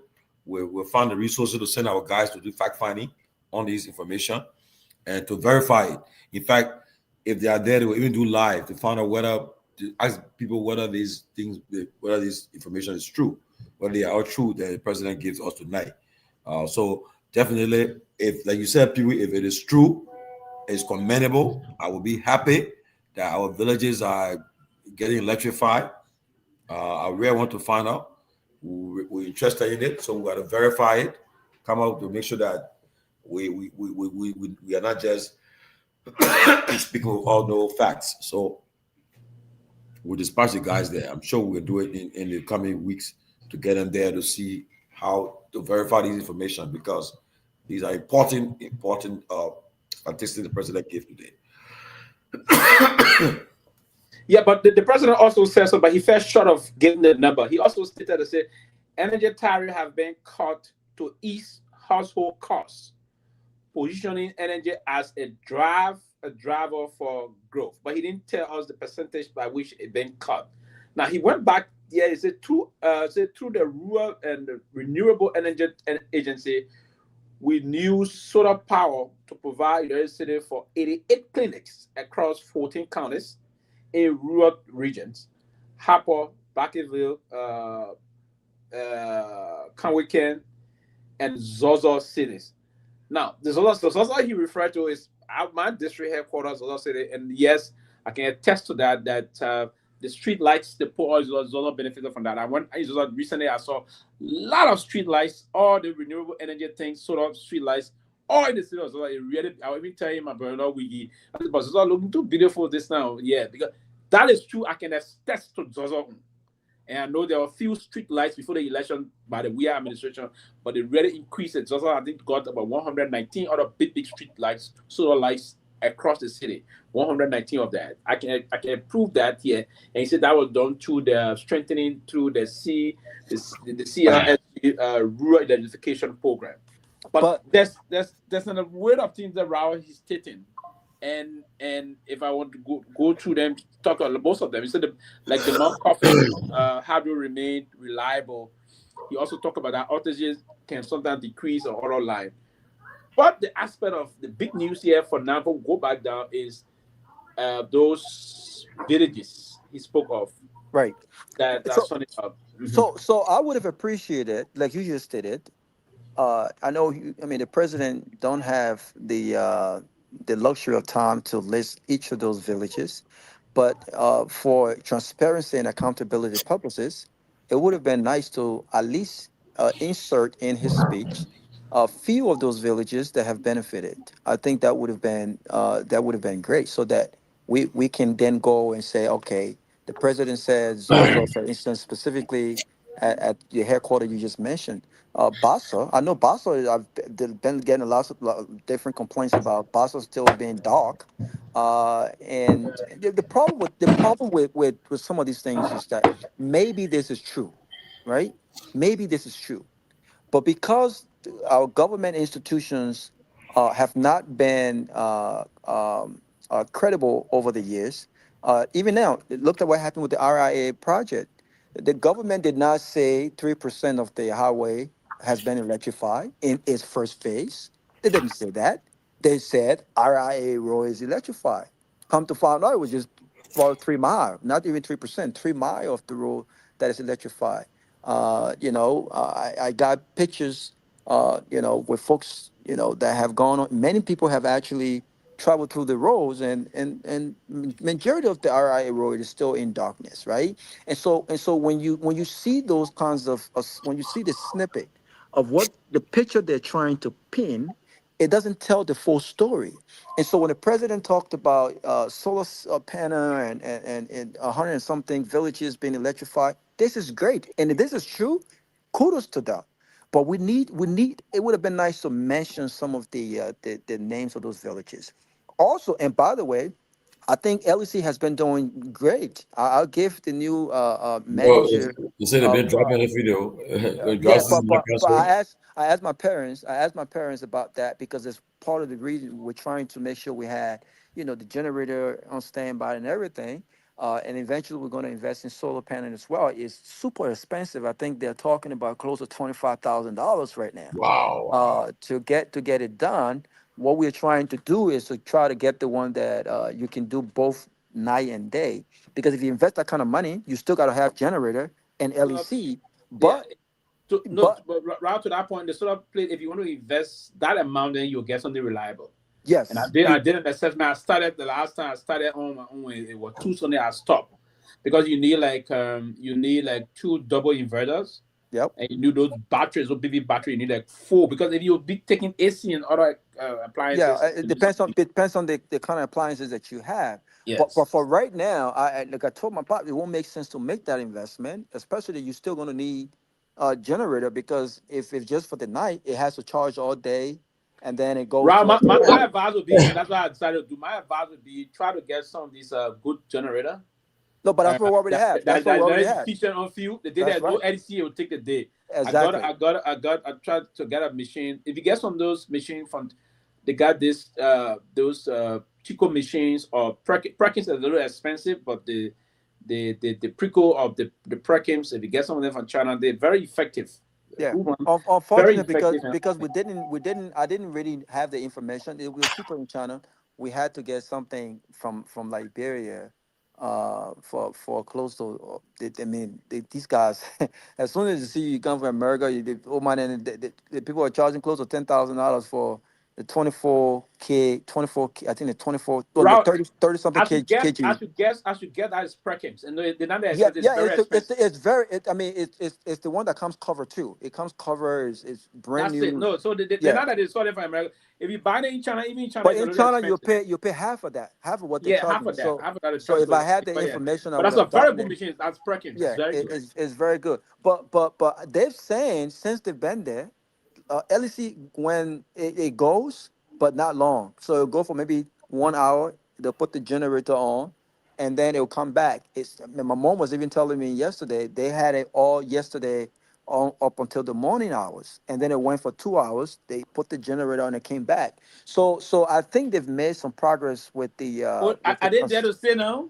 Oh yeah, they've moved back. My parents have relocated. Yeah. Okay, that's good. So that's really, I'm excited. That's really good. So I got to go back. Hopefully soon. I was in Liberia 2005, but I went a bit early, Sylvester. So I haven't been back home almost 11 months now. I haven't been back home, but I'll be back. I'll be back soon. So So 2025. 2025. Yeah, I went early part of March last year. I just was 2005. So I was No, not 2005. Oh man, no man. I can't be. I'm gonna say it's 25 years ago. No, I can't. I can't Oh, be but away you that just long. left from there. If you're there in I March, just left. then Yeah, something. I was gonna go while I was in Italy, but I only had 4 days. It didn't make sense to go to Liberia for 4 days. No. So I came back, but they've made some progress in the LEC area, I think, but a lot more needs to be done. Listen, I also want Alice comments and in these responses. I want to hear them challenge the government. If the government is taking credit for this project in Fofana, Sylvester, they said that it's a government project, but they have independent donors, government agencies, and folks have made contributions. We need to know the list of those that have made contributions and the amount of contributions they've made. The president wants to be transparent with the Liberian people, then we need to be transparent. And this project did not even have legislative approval, Sylvester. This is a violation of our laws. This project did not seek the approval of our lawmakers as required by law. So, and you have all of these different, it's a government project, but you have private entities making contributions, but you won't tell us who are those entities. You won't tell us the amount of contribution. And we'll also need to know what amount, if the project is $6 million, what amount is the government investing, or what amount has the government invested? And where did that come from? Because this thing was not part of the budget. It wasn't part of the budget. I can't work, mate. I don't care how long it takes. We'll find. It will be reviewed one day. In the responses, Tomalin, I want to hear the opposition challenge the government. If you want to be transparent, if you want to be a government of law and order, right? As listed in your pillars under the arrest agenda, then come be transparent with the people. We need to know who those foreign entities are. We need to know who those foreign donors are and how much they have given to this project, and how much the government have also given to this project, and where did that money come from? It didn't come from the budget. So those are some of the things I want to see in some of these responses tomorrow. I don't want to just listen to mad criticism and right. bad mouthing the government. I don't care about that. But let's strengthen your position yourself and let us know what you would do differently. You're not talking to foolish people here, right? Position yourself and tell us. And I think this should be started, driving the conversation as we gear up for 2029, because I think the economy will be on the ballot. I think corruption will be on the ballot. And I also think that everything this government came to do better than CDC will also be on the ballot. CDC can say, listen, you said you had better economists than us. The economy was not flourishing under us, but at least chicken feet was $50. Chicken feet is now $100. How do you contrast that with the economy growing by 5.1%? It just does not make sense. Yeah. Pewee, I got a program note. On Wednesday, we have as guest for the first time the wife of Senator Natalia Fallow McGill, Mrs. Vivian Nije Ines McGill. She'll be our guest. She's a gender and development specialist. Madam McGill will be our special guest on Wednesday. Once again, Vivian Nije Ines McGill, the wife of Senator Natalia Fallow McGill, will be our guest on Wednesday. And hopefully on Thursday, our Liberian economist and bank and the former role fund manager, Boniface D. Satu. He'll be here to help us dissect the president sooner. So we look forward to having these people join us. Yeah, because we're not finishing the sona today. Yeah. Yeah, so we have people going to help tomorrow. us. We'll continue tomorrow. Yeah, we're gonna continue tomorrow. Yeah, tomorrow we hope to get some news makers to come help us there. Right, and let the opposition come. Let the people who are responding, let them come on the show and let's talk about their responses. Yes, exactly. Yeah, we'll start on tomorrow. And Pewee, Pewee also on the home front here.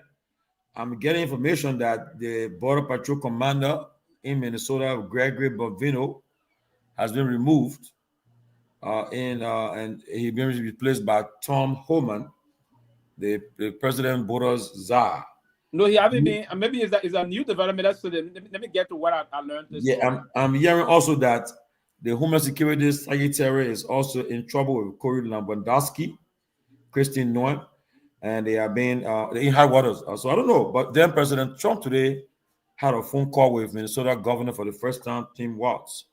And according to Trump, they had a good conversation. Yeah, but it wasn't a friendly conversation. He told him to get the F out of there. Yeah, but again, I also want to register that my thoughts and prayer with the family of 37-year-old Alex Pretty, the guy who was murdered, executed. Yeah. On Saturday. I was in transit. You guys don't want to say allegedly? No, but allegedly, you saw him, my man. You saw the man shoot the man. Is there allegedly? No, but the first one is executed. The word execution is what I'm. Yeah, but so Sylvester, how would you describe that? No, so execution is where someone did something deliberately, right? Yeah, but that's what execution start of something. Pewee, I watched that. I watched that. Want to turn back from that. I watched that video Sylvester, I watched that thing. I watched it from different angle, right? Look, let me be frank. After they took the gun from the man gun from him, right? Mm-hmm. The guy was armed like he didn't even brandish the gun. He didn't to say he shot the gun. It was on his side. But after they took it from him, he was. But then that when the guy started to fire the guy, he didn't stop there. They put about 9 bullets in the guy. Exactly. I mean, that's an execution style. And no, I agree with you, Tomalin. Raul, yes, I was very. I don't know what the word to use on that, but I felt like that guy was out of my biological brother. Yes, right, because the way they treated him, and I seen the part of the reason why now Trump is sending to Tom Hoffman. But you listen yesterday, Pewee, he was very measured. He didn't the upfront. He didn't say, "Oh, whether the guy was right or wrong." He didn't. It's like because the American people don't like what they are seeing. Oh yeah, ain't like it. It will go against them. The reason why they're sending Tom Hoffman down is they Greg Bovino guy. He's a nickel poo. He's a fool. Foolish man. And he's the people that call it like we are the same thing. I don't see that kind of people be doing that kind of line. So just come and call somebody a domestic terrorist. Can you imagine? Without you investigating to be a senior officer? Yeah. But that other dude is wrong. And part of the reason why Trump is doing what he's doing, the president wanted to show because it's getting bad. So the president trying to bring some leadership. That's why he's sending Tom Hoffman there. I don't think they have removed him yet. But the White House statement also said that the president still reposed confidence in Christine Noon. So she has not yet been removed. Yeah, but the president still have confidence in her. Yeah, but tomorrow, when he will flip and say, you say, well, she will say, I accept her resignation. Take my word. Yeah, but I don't trust this president, Sylvester. I'm trying to really refrain myself from saying for some reason I started liking him. I like him for I don't have trust. I started liking him. He's a bold leader. Yeah, he's a strong leader. I love strong leaders. And as director, talked about. I mean, when he laughed, I said I like Trump because Trump is a bold leader, right? He got his goal. He wanted a team. He go for them. Sometimes he do some things that are erratic. That little boy called Steve Miller. That boy said, "Nah, but you know what? Before you come in real quick, go ahead, I'm about to go. But Sylvester, there's nothing wrong with being bold, right? Being bold is good, but there's a thin line between boldness and outright lawlessness. I mean, the First Amendment, right, is very, very clear.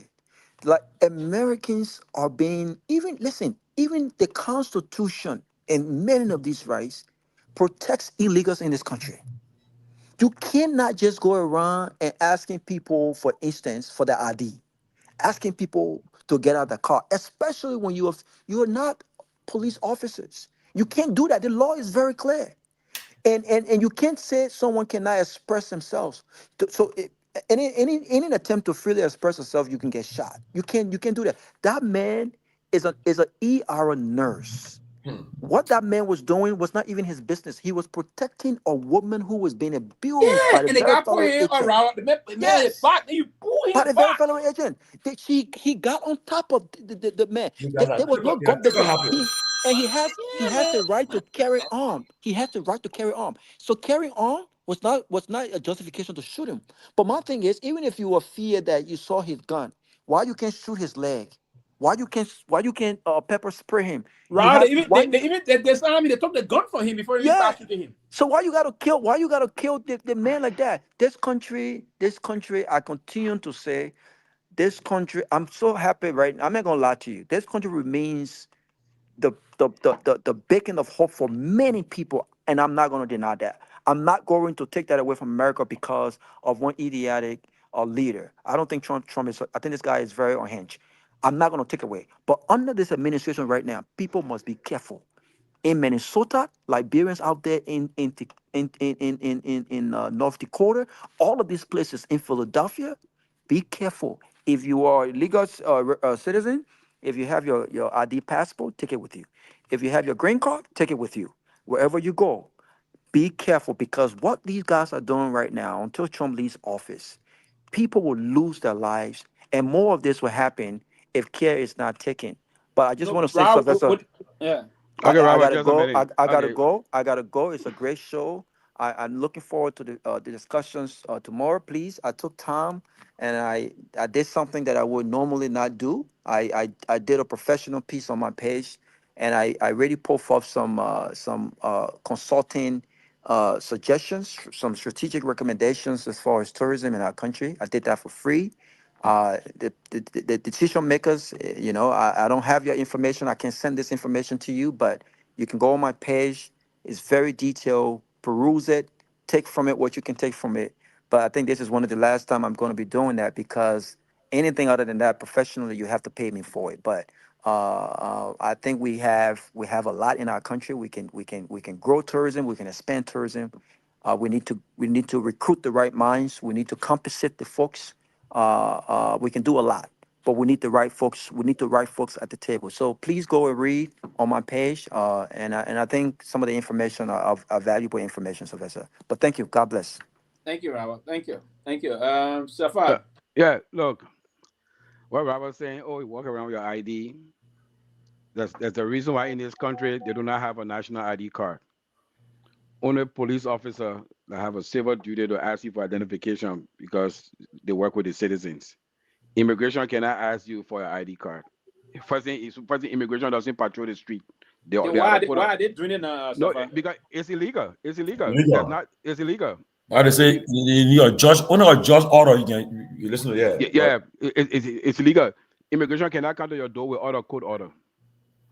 So when you hear the wackos saying Obama deported a lot of people, yes, Obama did that, and everything was through the court system. The court system, yeah.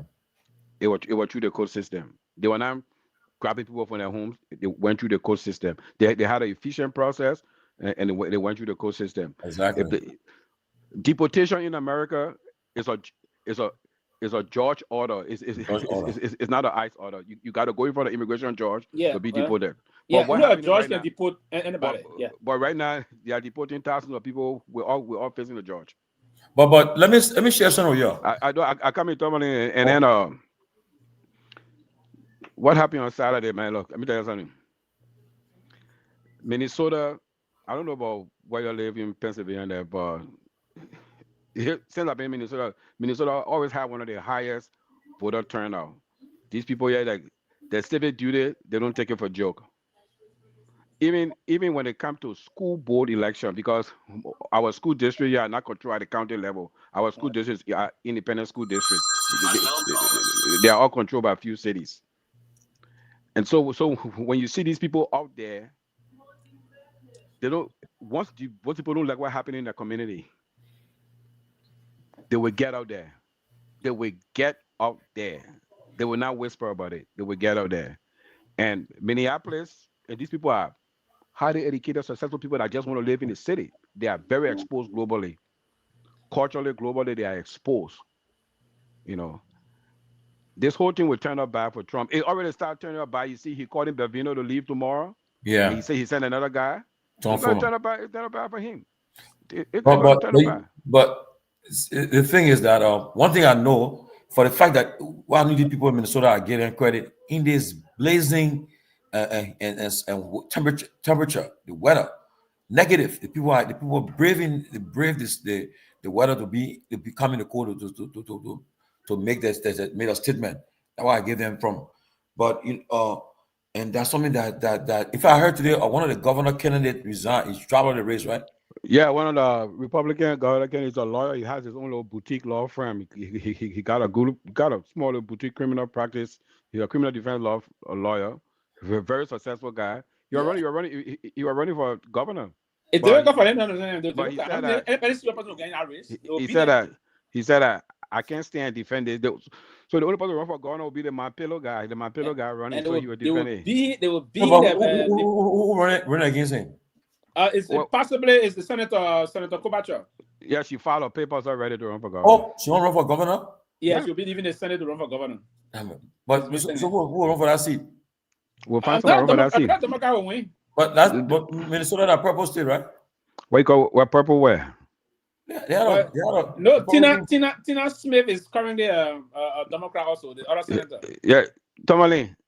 1984, when Ronald Reagan won all the 50 states, the only thing win out of Minnesota. Oh, for true? Yeah. Because he ran against the guy from Minnesota. What on Monday? Yeah. You can. Minnesota as blue as it can be. It never a battleground. It never been a battleground. But then I thought you like election Trump was campaigning there all. You can make yourself feel good. Wow. Minnesota is blue as it can be. It's just crazy, man. It's just crazy. It's crazy. I feel for the people in Minnesota. No, but let me tell you the story. I was told the weekend that what the guys are doing now. This lady told me, she said, she was in the car going to see her mother to the hospital. And then in the Uber, now the Uber driver is on ice. She said, when she got in the car, you were asking her a question. Then she said, but then she called herself, she said, well, you asked me another question for you. If you say you're some ICE officer. Then he said, no. Then she said she pressed him. Then he finally confessed. Yes. That he what's going to happen in the next? What's going to happen in the next few weeks? They said what they're doing nowadays is that if you notice somebody in your area to some Airbnb, and then by the screen, just be mindful. They are disguising themselves, getting involved in the social part of the city, of your towns, your village, wherever you are. They're getting themselves mixed up there. So you think say somebody in Airbnb, somebody just move in the area. So just be mindful. Tomalin, if ICE had all that power to do whatever they can do, why that Somalian Uber driver they couldn't arrest him that day? And he caused the crap out of them, including the boss that is sending back home tomorrow. They're lucky because man, see, I got it trigger happy. No. Guess what? But guess what? This is what's going to happen. Yeah. Well, I watched my local news last night. So the unions are organizing and they're going to take it nationwide. Anything going on more longer, there will be an economic shutdown in this country. Wow. Take it from me. And then guess what? Then the other people they're putting the pressure on are the corporate leaders. There was an article in one of our local papers today. The corporate leaders and these post owners, they're telling them that you guys can speak on, and the church and these evangelical people, you can speak on every issue. But this one, you choose to be quiet. The people that work for you, the people you sell things to, these are the people that are being harassed every day. And you choose to be quiet. If you're going to be quiet this time around and we weather this storm, then you should be quiet forever. Yeah, that's what's going to happen. Wow. You're like our flagship retailer, your Target West Minnesota home base. Target is more unpopular in Minnesota right now than any other retailer. Yeah. This is I want to use one of warrior, man. This is crap. You put something up. What you put on server? Something you wrote here. Senator Rand Paul is calling for a hearing. Oh, really? My man. Let me tell you something. Wow. Donald Trump doesn't accept that he's wrong. He will throw people under the bus. The first person he threw under the bus, that Bevino is sending home. He's sending home, and the next person will be the Homeland Security Secretary. That woman. He will throw down under the bus. I mean, the problem got with the woman, right? She quick to. I mean, what investigation you just label people as domestic terrorists. Look at even J.D. Vance. He won't be president. And how you? My man, My man, back forget about Vance. Vance ain't got no spine. They killed the man. You say the man was brandishing weapon. The people recording. Tomalin, can you imagine if citizens not out there recording, and the people tell you say that man brandishing weapon? We never have video. You're ever gonna believe that? Yeah, but I think somebody told me. I wasn't focusing. I wasn't monitoring the social media the weekend. I was out of state. So somebody told me say, some Liberian wrote from Minnesota wrote and said Liberian they now run to judgment already, saying that the people they shot a man, innocent man was shot. Now why they couldn't say the man was brandishing arm. So I was like, oh, so the man was brandishing arm. I didn't know. The person was telling me say somebody wrote on Facebook on the page. Well, Tomalin, honestly, we got some of our people. Unfortunately, our friends with them on Facebook. I know them personally. I will not call their name, but I won't use certain words there because of the listener. But they are sorry, something to be called human being right now for some of the things they write. Yeah, because the person said to me, the person and guess what? They be evoking God. They be evoking God. I was saying on the screenshot, they be evoking God in it. Wow. It's a disgrace. And they belong to, and guess what? They belong to a very popular and prominent Liberian church in the United States. I will not call the church name. And the person was telling me, but then, and believe me, what person told me, I was like, oh, but then the man was showing gun, brandishing a gun. Then what the people will be acting in self-defense. Now that when I got home and I watched it, watching it, then I said, oh, so the person wrote that kind of nonsense. Why would they write it? Because guess what? Those people, they do not have a brain for themselves. You know what they do? They are all plugged into this right-wing independent media that feed them information, then they come and spread it. That's all they do. That's all they do. Even one of the individuals, you know, she did with the Minneapolis police chief. The Minneapolis police chief wife is a police officer in, I think, New Jersey, in one city in New Jersey. Yeah. So she's a black woman. She the body build, so she got, chase her arm. The person went on I know where they got the picture for the Red Wing something. Yeah. And posted the police chief and his wife picture and putting a question on it, insinuating that is it man or woman or man? Look at that. And that's a Liberian lady that'll be talking about God. Hey, let me say this. But some people they will call and need to call them to call them. When you call them, they get that glory. You ignore them. I just tell them don't tag me. The problem is that I told a Liberian guy or a friend of mine, I said, look, you understand the meaning of conservatism? Do you know it? I said, look, you can be I said, I got a friend. I'll call his name. You see my friend Boone Wilson? He's a conservative, he's a Republican. But Boone, he's not a Republican who will say, because a Republican, I will stay. No. He not want to do who support Trump. No. I think he voted Democratic last election. Okay? The people who understand the values when they talk about what they stand for. You look at Trump really exhibiting conservative values. I'd be frank. This country was funded by immigrants. America's greatness is about the diversity of those who come here. Okay? From all walks of life. That made America great. And I want to. And then when you had an argument, people tell you, and you're for them for the man. So I told them, I say, I think sometimes you got to put your analytical cap on. See where all the ice raids are going on. That Chicago, Illinois, they didn't vote for Trump. Los Angeles, California, they didn't vote for Trump. Minnesota, they didn't vote for Trump. Wisconsin, our next door neighbor, got the same demographic in terms of population. So why you don't see ice there? He won Wisconsin. He won Michigan. He won Pennsylvania. He won't carry ice there. It's retribution. You go to the state of Florida. I don't want to be xenophobic. But when you talk about Hispanic and you go to Miami, it's a dominant Hispanic city. So why you got ice there? As a matter of fact, so why you got ice there? Minnesota got the 5th largest immigrant population. Yeah. So you live in places that you just call, you're not going to the area, but you're going where in Minnesota and other things. Yeah. You're right about that. And the area they were also quite recently was just my problem is that in Illinois, right? And they have defend, to. Some people they will defend. I mean, they defend something that look. You say, "Oh, a Republican." So how many Republican might defend something that like no, it's not right? How can you justify the killing of Ellis execution? Not killing, the execution. I mean, you fired the man. I think they fired you 9 times. Yeah, and the thing I exposing this now, the way they went about it, the guy on roll, his history. Now many people coming back. Like, go to listen to the news. The man was a ICU nurse at the VA, serving veterans who have served this country. Yeah. I was hitting him open now. I was just thinking now. You see, I was hitting. I said, even inside the administration, now they concerned. I won't be surprised. That was the call in order food to come back down. Take my word. I won't be surprised. The man started yesterday saying the man they asking question because I don't know, man. So that they think. So they're not careful. You kill the man. Before the end. Take my word. But you kill the man, then you stand on TV and lie and say the man was brandishing weapon. Then you say you're brandishing. When the man had a weapon, the Homeland Security Secretary lied, the Border Patrol head lied, and they still got a job today.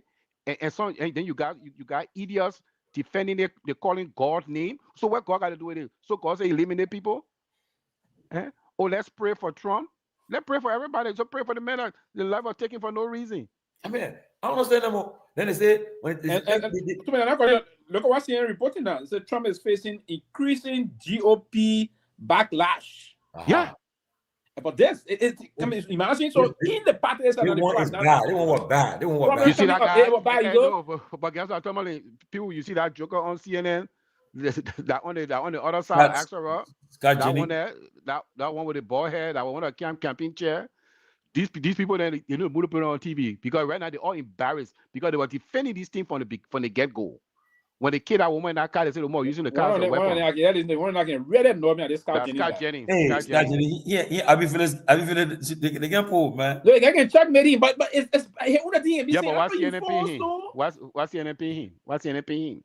Because if he can't right now, he will not even admit the fact that that man was not brandishing weapon. What you do, you will twist it. Oh, they got too many illegals. They are murderers. Minnesota got very low crime rate. And it's in my head, when they check the man record, the man get no criminal record on him. Just say the man, nothing. The man's a good man. Look at the man friend. One of the women was saying, everybody, they're talking to some of his classmates just now. He always been the person I want to help. What you're doing, he made his unfortunate demise. But you're trying to help a woman that you push down for no reason. The first, Tomalin, an 18-year-old soldier fresh out of high school, going through basic training, advanced training, deployed to war, walking, where you got people that's a possibility somebody might throw IED on you. If you shop anybody, they will take you for that line, you'll be court-martial. So watch your ass agent just can't shop a citizen that holding a phone. And then this joker then think that normal thing. And I said the young man turned his back. You pull him, him. Beyond that, when you pull him to the ground, 6 agents on him, knocking his head with a canister, with kind of a pepper spray canister there, knocking his head with that. And if he survived, he would have had some problem. And then you take the evidence, the Bureau of Criminal Apprehension, which our state, almost like our state FBI, they go there, you stop them, you doing everything wrong. The another man I can ignore me again here. This David Obenga. Oh yeah, but that the guy I'm talking about. Don't about that former champion advisor. Like I won't not forget it. But that was Don Lemon left. CNN Don Lemon told them say we can bring analysts from both sides, but we can bring people to just be pushing this kind of rhetoric. They say, oh, they're trying to be balanced. Yeah, what you were saying? I mean, Don Lemon, they were pushing for him to be charged, but the judge dismissed it. Man, look. When I Sunday when I was trying to watch that team, man, I started crying. Man, I shed tears. Yeah, man. My man, look, Tomalin, I was so upset the weekend. I was so upset because the person I thought about our children that working hard in this place trying to get education for somebody to think. For some joker to just can't walk to say, let me see your ID because you look different or you sound different. They say Trump get new tool now. Say both he and Governor Walz want to get things fixed now. Yeah. He's changing it now. Is the tension coming? You know, somebody the good thing about the country democracy say they put got the power here. Yeah. They will check you. They put got the power. They will check you. They will check you. And 10 months from now, that's election. Yes. And he did that like election this year. So if the people feeling angry, It's not. And one thing, he don't like to see the pool going against him. No, he like it. He like You know, it. he tried to sue person that will pull negative against him. I was say, don't be surprised. They met with somebody heads will roll because they think. Take my word, heads will roll. He will say, I accepted his resignation of my secretary of this. Take my word. I know the first person they will let go finally will be the Gregory guy. Gregory Bovino guy. He's Gregory Bovino is a mess. California. Gregory Bovino. So America will vote for you to lead the country, but they will not worship you. They will respect you. They will not worship you, because the country is not yours. The country is for everybody. If you're going to use state resources against another citizen and kill them, and then you come and just lie, and then you say nobody might investigate, and think it's normal, and then you got senator or representative that are fighting for their seat, and you think they'll rile you? But for most of them, Pewee is late, because you know what I mean. The defender they got so bad, so it's late for most of them. You think, as people are sensing the same thing, you think he will be compared to Pewee got out for other place? You'll put it out. You'll do it. Why do you think you're talking to the governor for? They will do it easily. The governor deploy, I think, the National Guard, right? No, but the National Guard just for crowd control. Just for crowd control. They can't enforce anything. They just crowd control. Tomalin, you knew somebody going to get killed. After they kill a woman, and you not see video where the ICE people then telling people that videotaping, hey, you guys haven't learned your lesson yet. You not seen that? Yeah, sorry. So the people were in boarding. They could feel how you can push somebody that's not in your way. How you can push somebody in your way? No, Safa and Pewee, to be from you, when I hear the people when I'm driving or somewhere, they say the people that I don't teach my location. Let me tell you something. I will not be in your way. But if you can't, you come to me. I'm for my ID, and I give you my ID. Yeah, I don't even want to reach that airport with them said. No, but Safa, why if you don't do anything, just embarrass you sometimes? Yeah. But guess what? You know. I saw the video in Liberia Boy, Minnesota. What they do to the ball? You know the most of it. Guess what? They will try to one cough you. I put my hand on you, cough me, and you care me. I show my ID. I come back. I take a note. I sue you because first thing. And I hope what you know.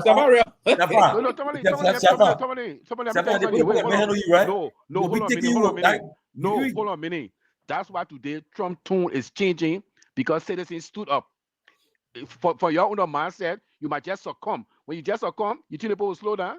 They will start knocking anybody door. I agree, but my thing is that when they're grabbing you, the way they're going to shopping you, they won't take you like. No, guess what? Hispanic kid, there was a Hispanic kid, I think it was in Robinsdale or Bloomington. Hispanic guy, I'm kid. They asking. The man said, why you want to see my ID? He said, oh, you sound different. He said, I'm going to take you in. The man said, take me in. The rest if I they carry in the car, they did facial recognition, they brought him back. He took a note. Finish. The idea, you do not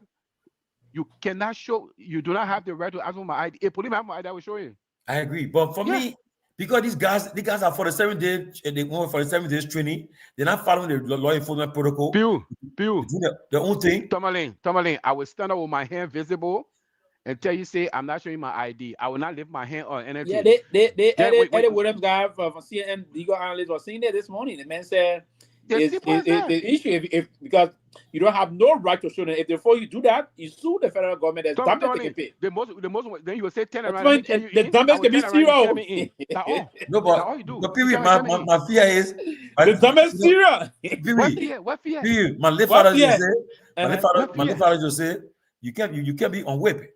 Or when they finish, no, you're not fighting them. No, you're not fighting them. Some of them won't ask to pay, my man. No, guess what? The group out here, somebody around, you had to be videotaping the whole scene. Yeah, but idea the video, they're flogging you.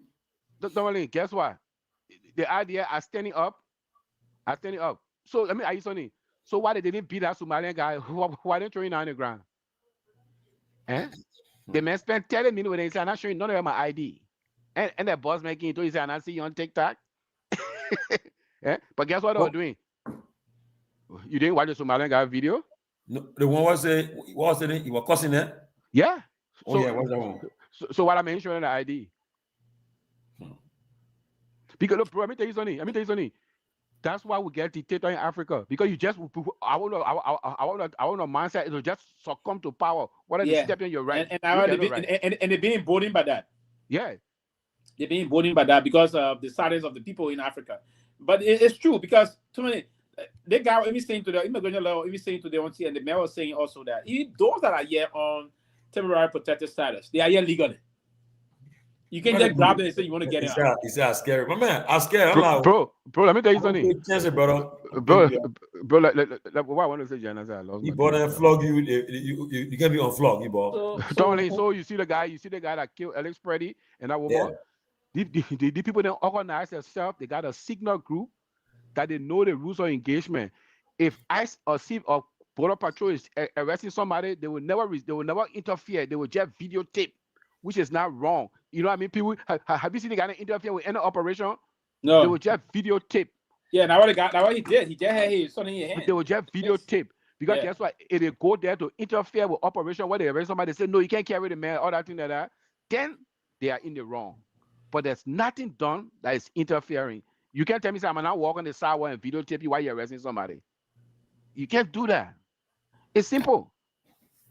Guess what? They recently got into 2018 because all the behavior in any normal society, all of them, they not send all of them who they not take their badges on them. But look at what happened. The guys continuously fire the still body. Yeah. The body is still in a cold. Then you still firing at the body, man. My point, Sylvester Pewee, after he fired the first shot, I mean, he was armless. Why you keep on firing for? And there's a woman, guess what? There was a woman with videotaping on the close recording. She was like 10 feet away. She was the only person on the other side.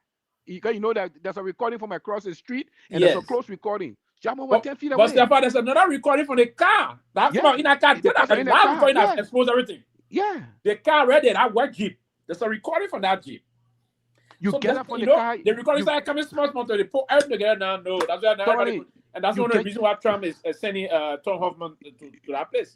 You get up from the car, you cross the road, you push your lady, you may trying to help the lady on, then you start to pepper spray them. That interference? No. Yeah. So the place they kill the man. Three of us here, guess what? That place that area that you familiar with? Very familiar area. Well, that place is a famous area where they got a lot of different cuisine. So that's different cuisine area.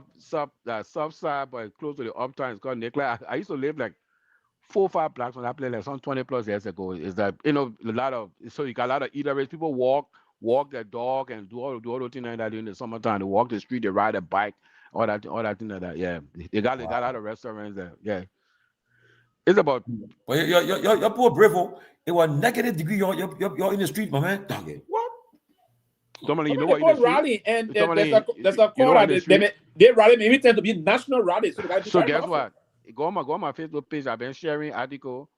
So there's a guy who does the play-by-play for the Vikings and work on the sports radio. When the people were protesting Friday, the idiot had in mind to say they were paid protesters. So right now he's in trouble. So now we're calling for the Vikings to several ties with him, ready to resign. Because you know one of those that were protesting on Friday? Yeah. Former Associate Justice, former Vikings great Hall of Famer Alan Page were protesting. Oh. Go on my page, you will see a picture. Then you go see the people that are paid protesters. The people protesting, they didn't bust one window. Then you go say that crap. Okay. Yeah. Now they got reporter saying that the Senate was not in play, but now I've got it because what happened? In play now. Mm-hmm. Because now they woman, I like the woman, but she in trouble. Susan Collins on me. Yeah, she nice, but sometimes when you depend on her, then she'd have flipped the other way. Yeah, she always votes. She always as a moderate Republican. She always voting with the Democrats, But now she's still in trouble. And then North Carolina, Roy Cooper is running. Yeah, because they got retiring. Then then what is the name?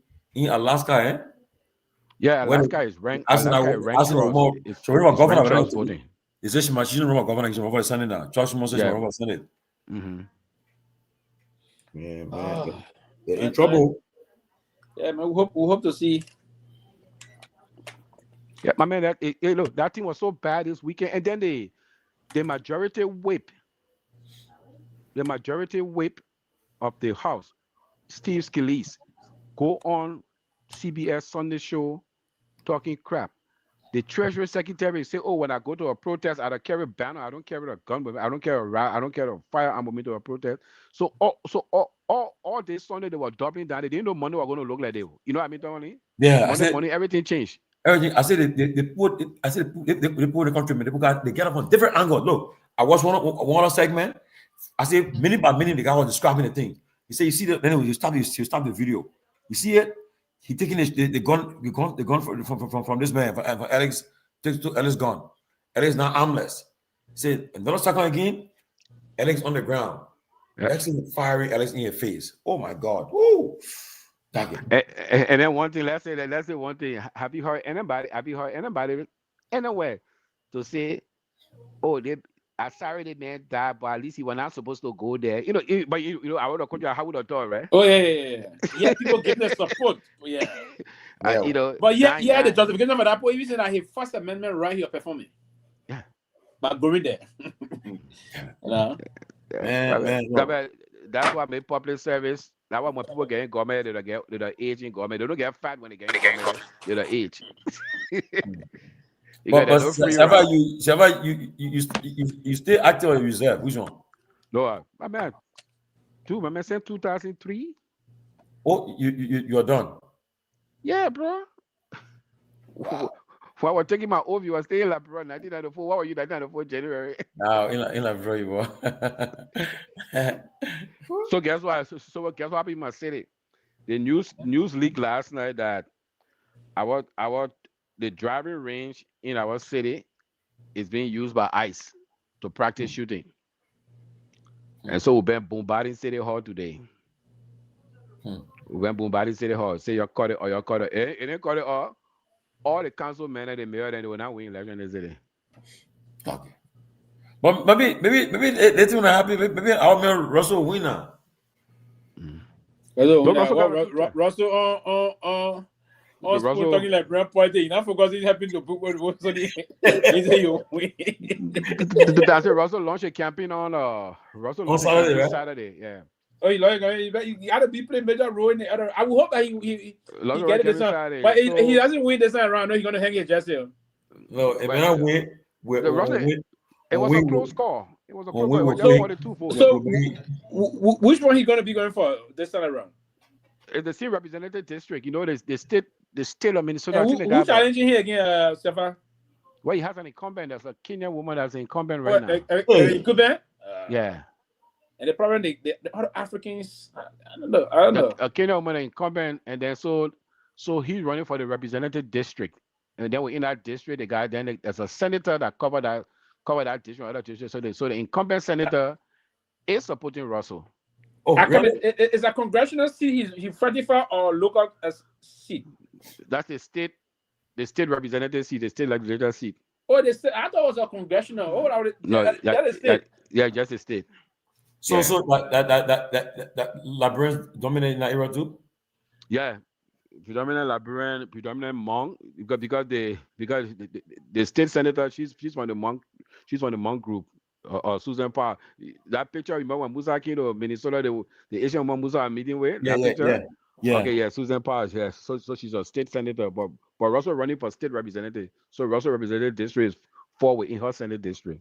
And this Kenyan woman is an incumbent that will be challenging, that Russell's going to be challenging. Yeah. Mm-hmm. But from your perspective, as politically, you think Russell got any chance? Russell stand a chance. I mean, the last election, the difference was just 42. But she's the incumbent now. And how your Liberian voted for the man would have won. But she's the incumbent, but there have been a lot of variables in there. There have been a lot of variables in there. I think Liberian vote for Russell, and Russell said, I want to be strategic in the way he engaged in the politics. Oh, man. Listen, let me say this to you. You can express your... Russell will learn from this. I told him before when you're on this show, and he will learn from this what will happen. Russell then can be all this sentimental and I want to engage into the politics. If you know you want to contest a particular seat in this place, and you have Liberians, a lot of Liberians, you want to understand Liberians are also here voting.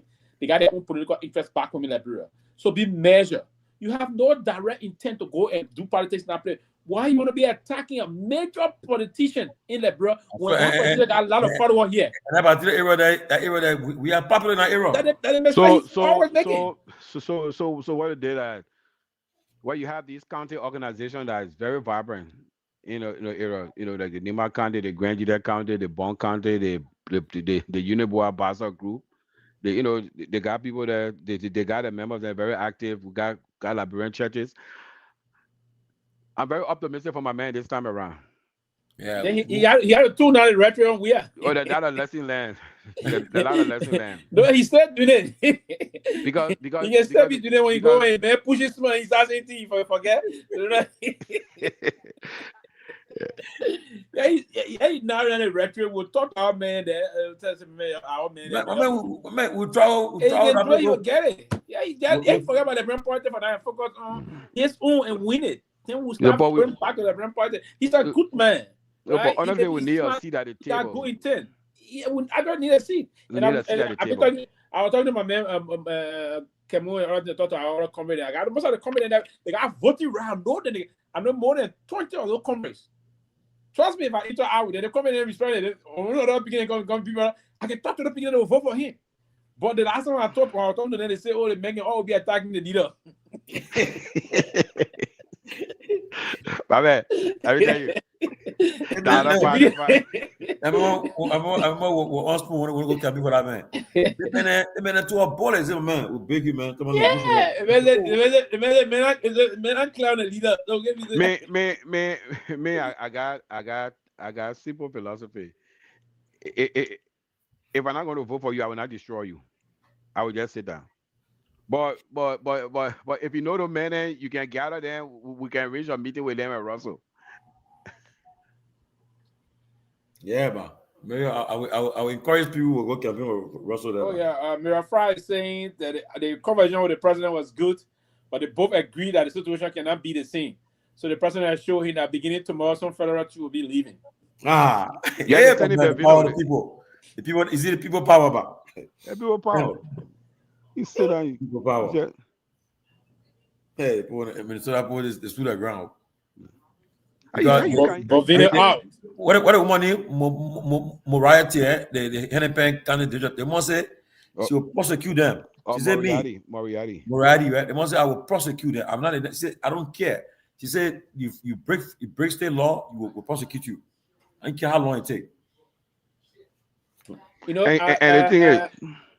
The thing that really hurts me about the woman, the Homeland Security Secretary, when they first did thing to this Renee Good woman, she went referred to the woman as a domestic terrorist. Right.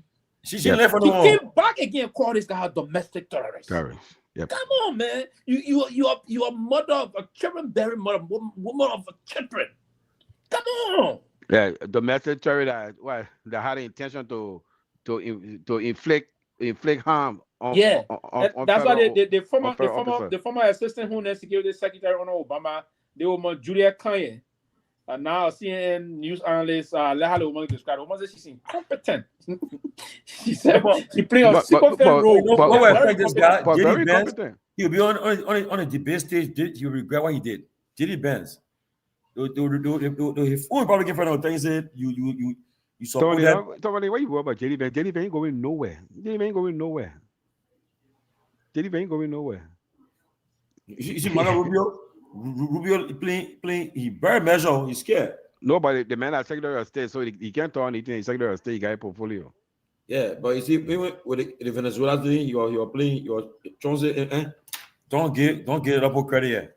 How you go ask for a photo roll? That pair body asking the member for voter role. But guess what? You know, that's America got the problem, but there's certainly greatness in America. The governor of the state of Minnesota cannot release that role. The owner, you know the owner of that role? Secretary of State. Secretary of State, and the Secretary of State is an elected official statewide too. He doesn't. And that position is oh yeah, that position handle election issues. Steve Simon. The women in Michigan, I scared of them. I call Jocelyn Benson, other one.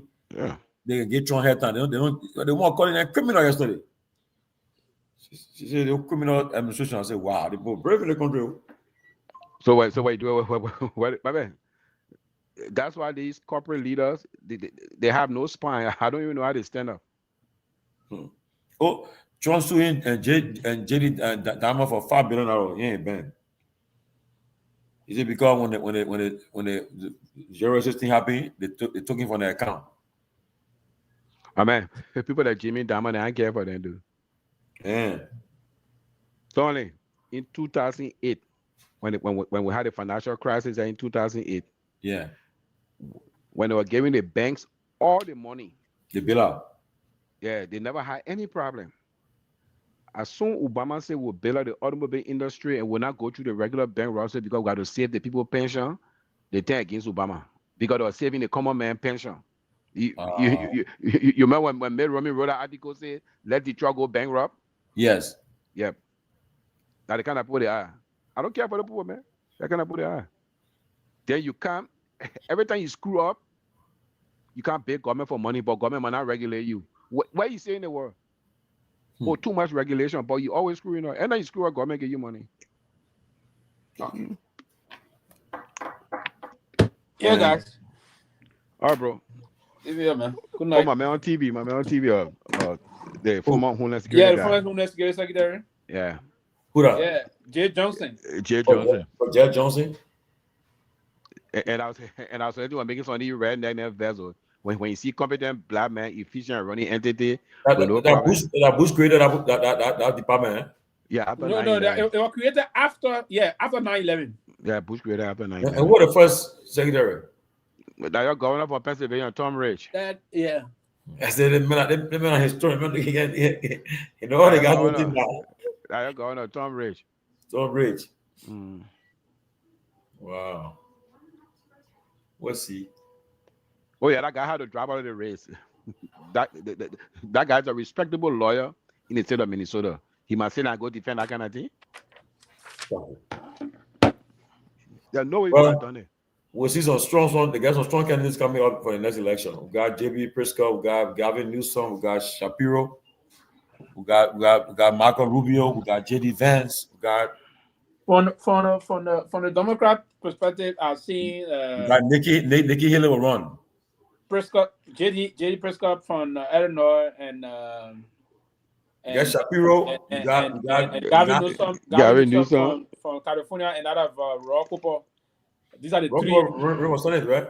Yeah, Rocco will be Senator of North Carolina. Yeah, he running for the Senate November this year. Yeah, even the guy too for and then he may likely go for the presidency 2028. But how can a Democrat control a red state like Kentucky? Andy Bashir. So my man power going on all for that state. Kentucky. As a deep red state, though. That man was Attorney General and two-term governor. Okay, Andy Bashir. So it's gonna be something tough. We're gonna see it. But we'll find out. We'll start knowing the people by August this year. But August will start at eh? No, then because they'll start going around campaigning for senator and representative. Yeah, so they can test themselves. The primary then will start by June, right? No, the primary not starting until next year. No, this year November election. No, you talking about presidential? Yeah. Oh, the presidential will be not next year. That will be 2027. 2028 January, February, but the primary will start. Yeah, but 2027. No, that thing that start is that thing that go for like when you win the nomination, you get like 90 days before election. We win the nomination. No, but they will start forming the committee, the exploratory study in 2027. Yeah, in 2027. But then the actual primary and caucuses will start 2028. I think Iowa always number one, like in late January or early January, then go February. Iowa, New Hampshire, South Carolina, then they get what they call Super Tuesday, get tons of states, and finish. And I can tell you what happened in November, right? Some Republican will tell you, say, Trump can be for them. They'll run for him. They had a deal with Obama. But if you do it, you're not winning because he will cost you. Hey.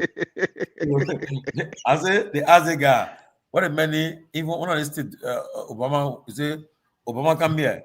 Why you won't be? He said, no, I got a prior engagement. You lie. He was scared. Obama put number low. So he said, no, I got prior engagement. Obama come you bring the pool down.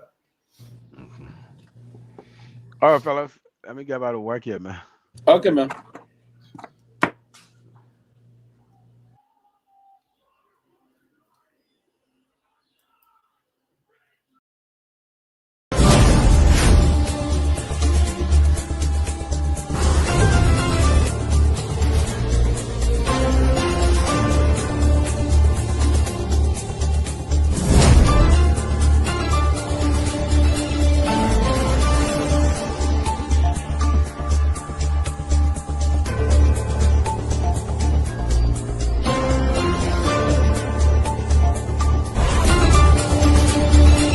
But listen to, did you hear the press conference of Seleke Kromah, the IG? He did say that this is a highly political case, did he not? So you don't take the partisan's word for it, you take the IG's word for it. We elect on 85 irresponsible men that happen to our country. We elect on 85 irresponsible men to govern this country, not to be very irresponsible. Please place your left hand on the Bible being held by your wife, and you will kindly raise your right hand, sir, and repeat after me. All standing, please. I, Joseph Newman Boyka Sr.,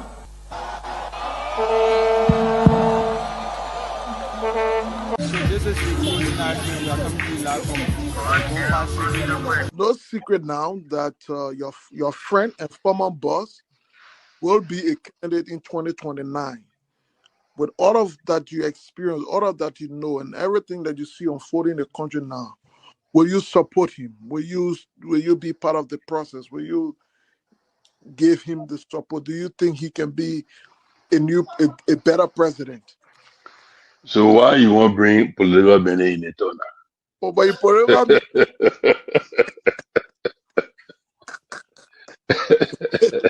you're political man, before you go out, very active. I plead the fifth again. Okay. When 2029 come and pass, then you finally leave. Mission is completed. Now what the rules of engagement? When the war ended, the guy said, the captain, the commander said, mission complete. There wounded out first. All men on board. So this riot situation when it comes to country, because many times you notice that If Charles Taylor is the problem, he will be out of here in the twinkle of an eye. And I say, let well-meaning Liberians come home. If we respect this constitution, a government formed in Accra is a violation of Article 1 of the Constitution. Let them come home. Let that government be formed in Monrovia. On the broadcast administration, we want to give the government of Liberia an ultimatum of 72 hours to provide a living ballot of the chairman of the Student Unification Party, or else there will be a catastrophic pneumonia in the Republic of Liberia. To arrest the chairman of the Student Unification Party, only because the government feel intimidated about the Vanguard Party advocacies. The government got capital road, small, that road, big road, all kinds of the place. I think the reason Joseph Baga will not do much because the old man, the papa is suffering. The papa loves the country, but he can't make it. The criminal there around him, they sophisticated than him. They are sophisticated criminals, so they can't make it.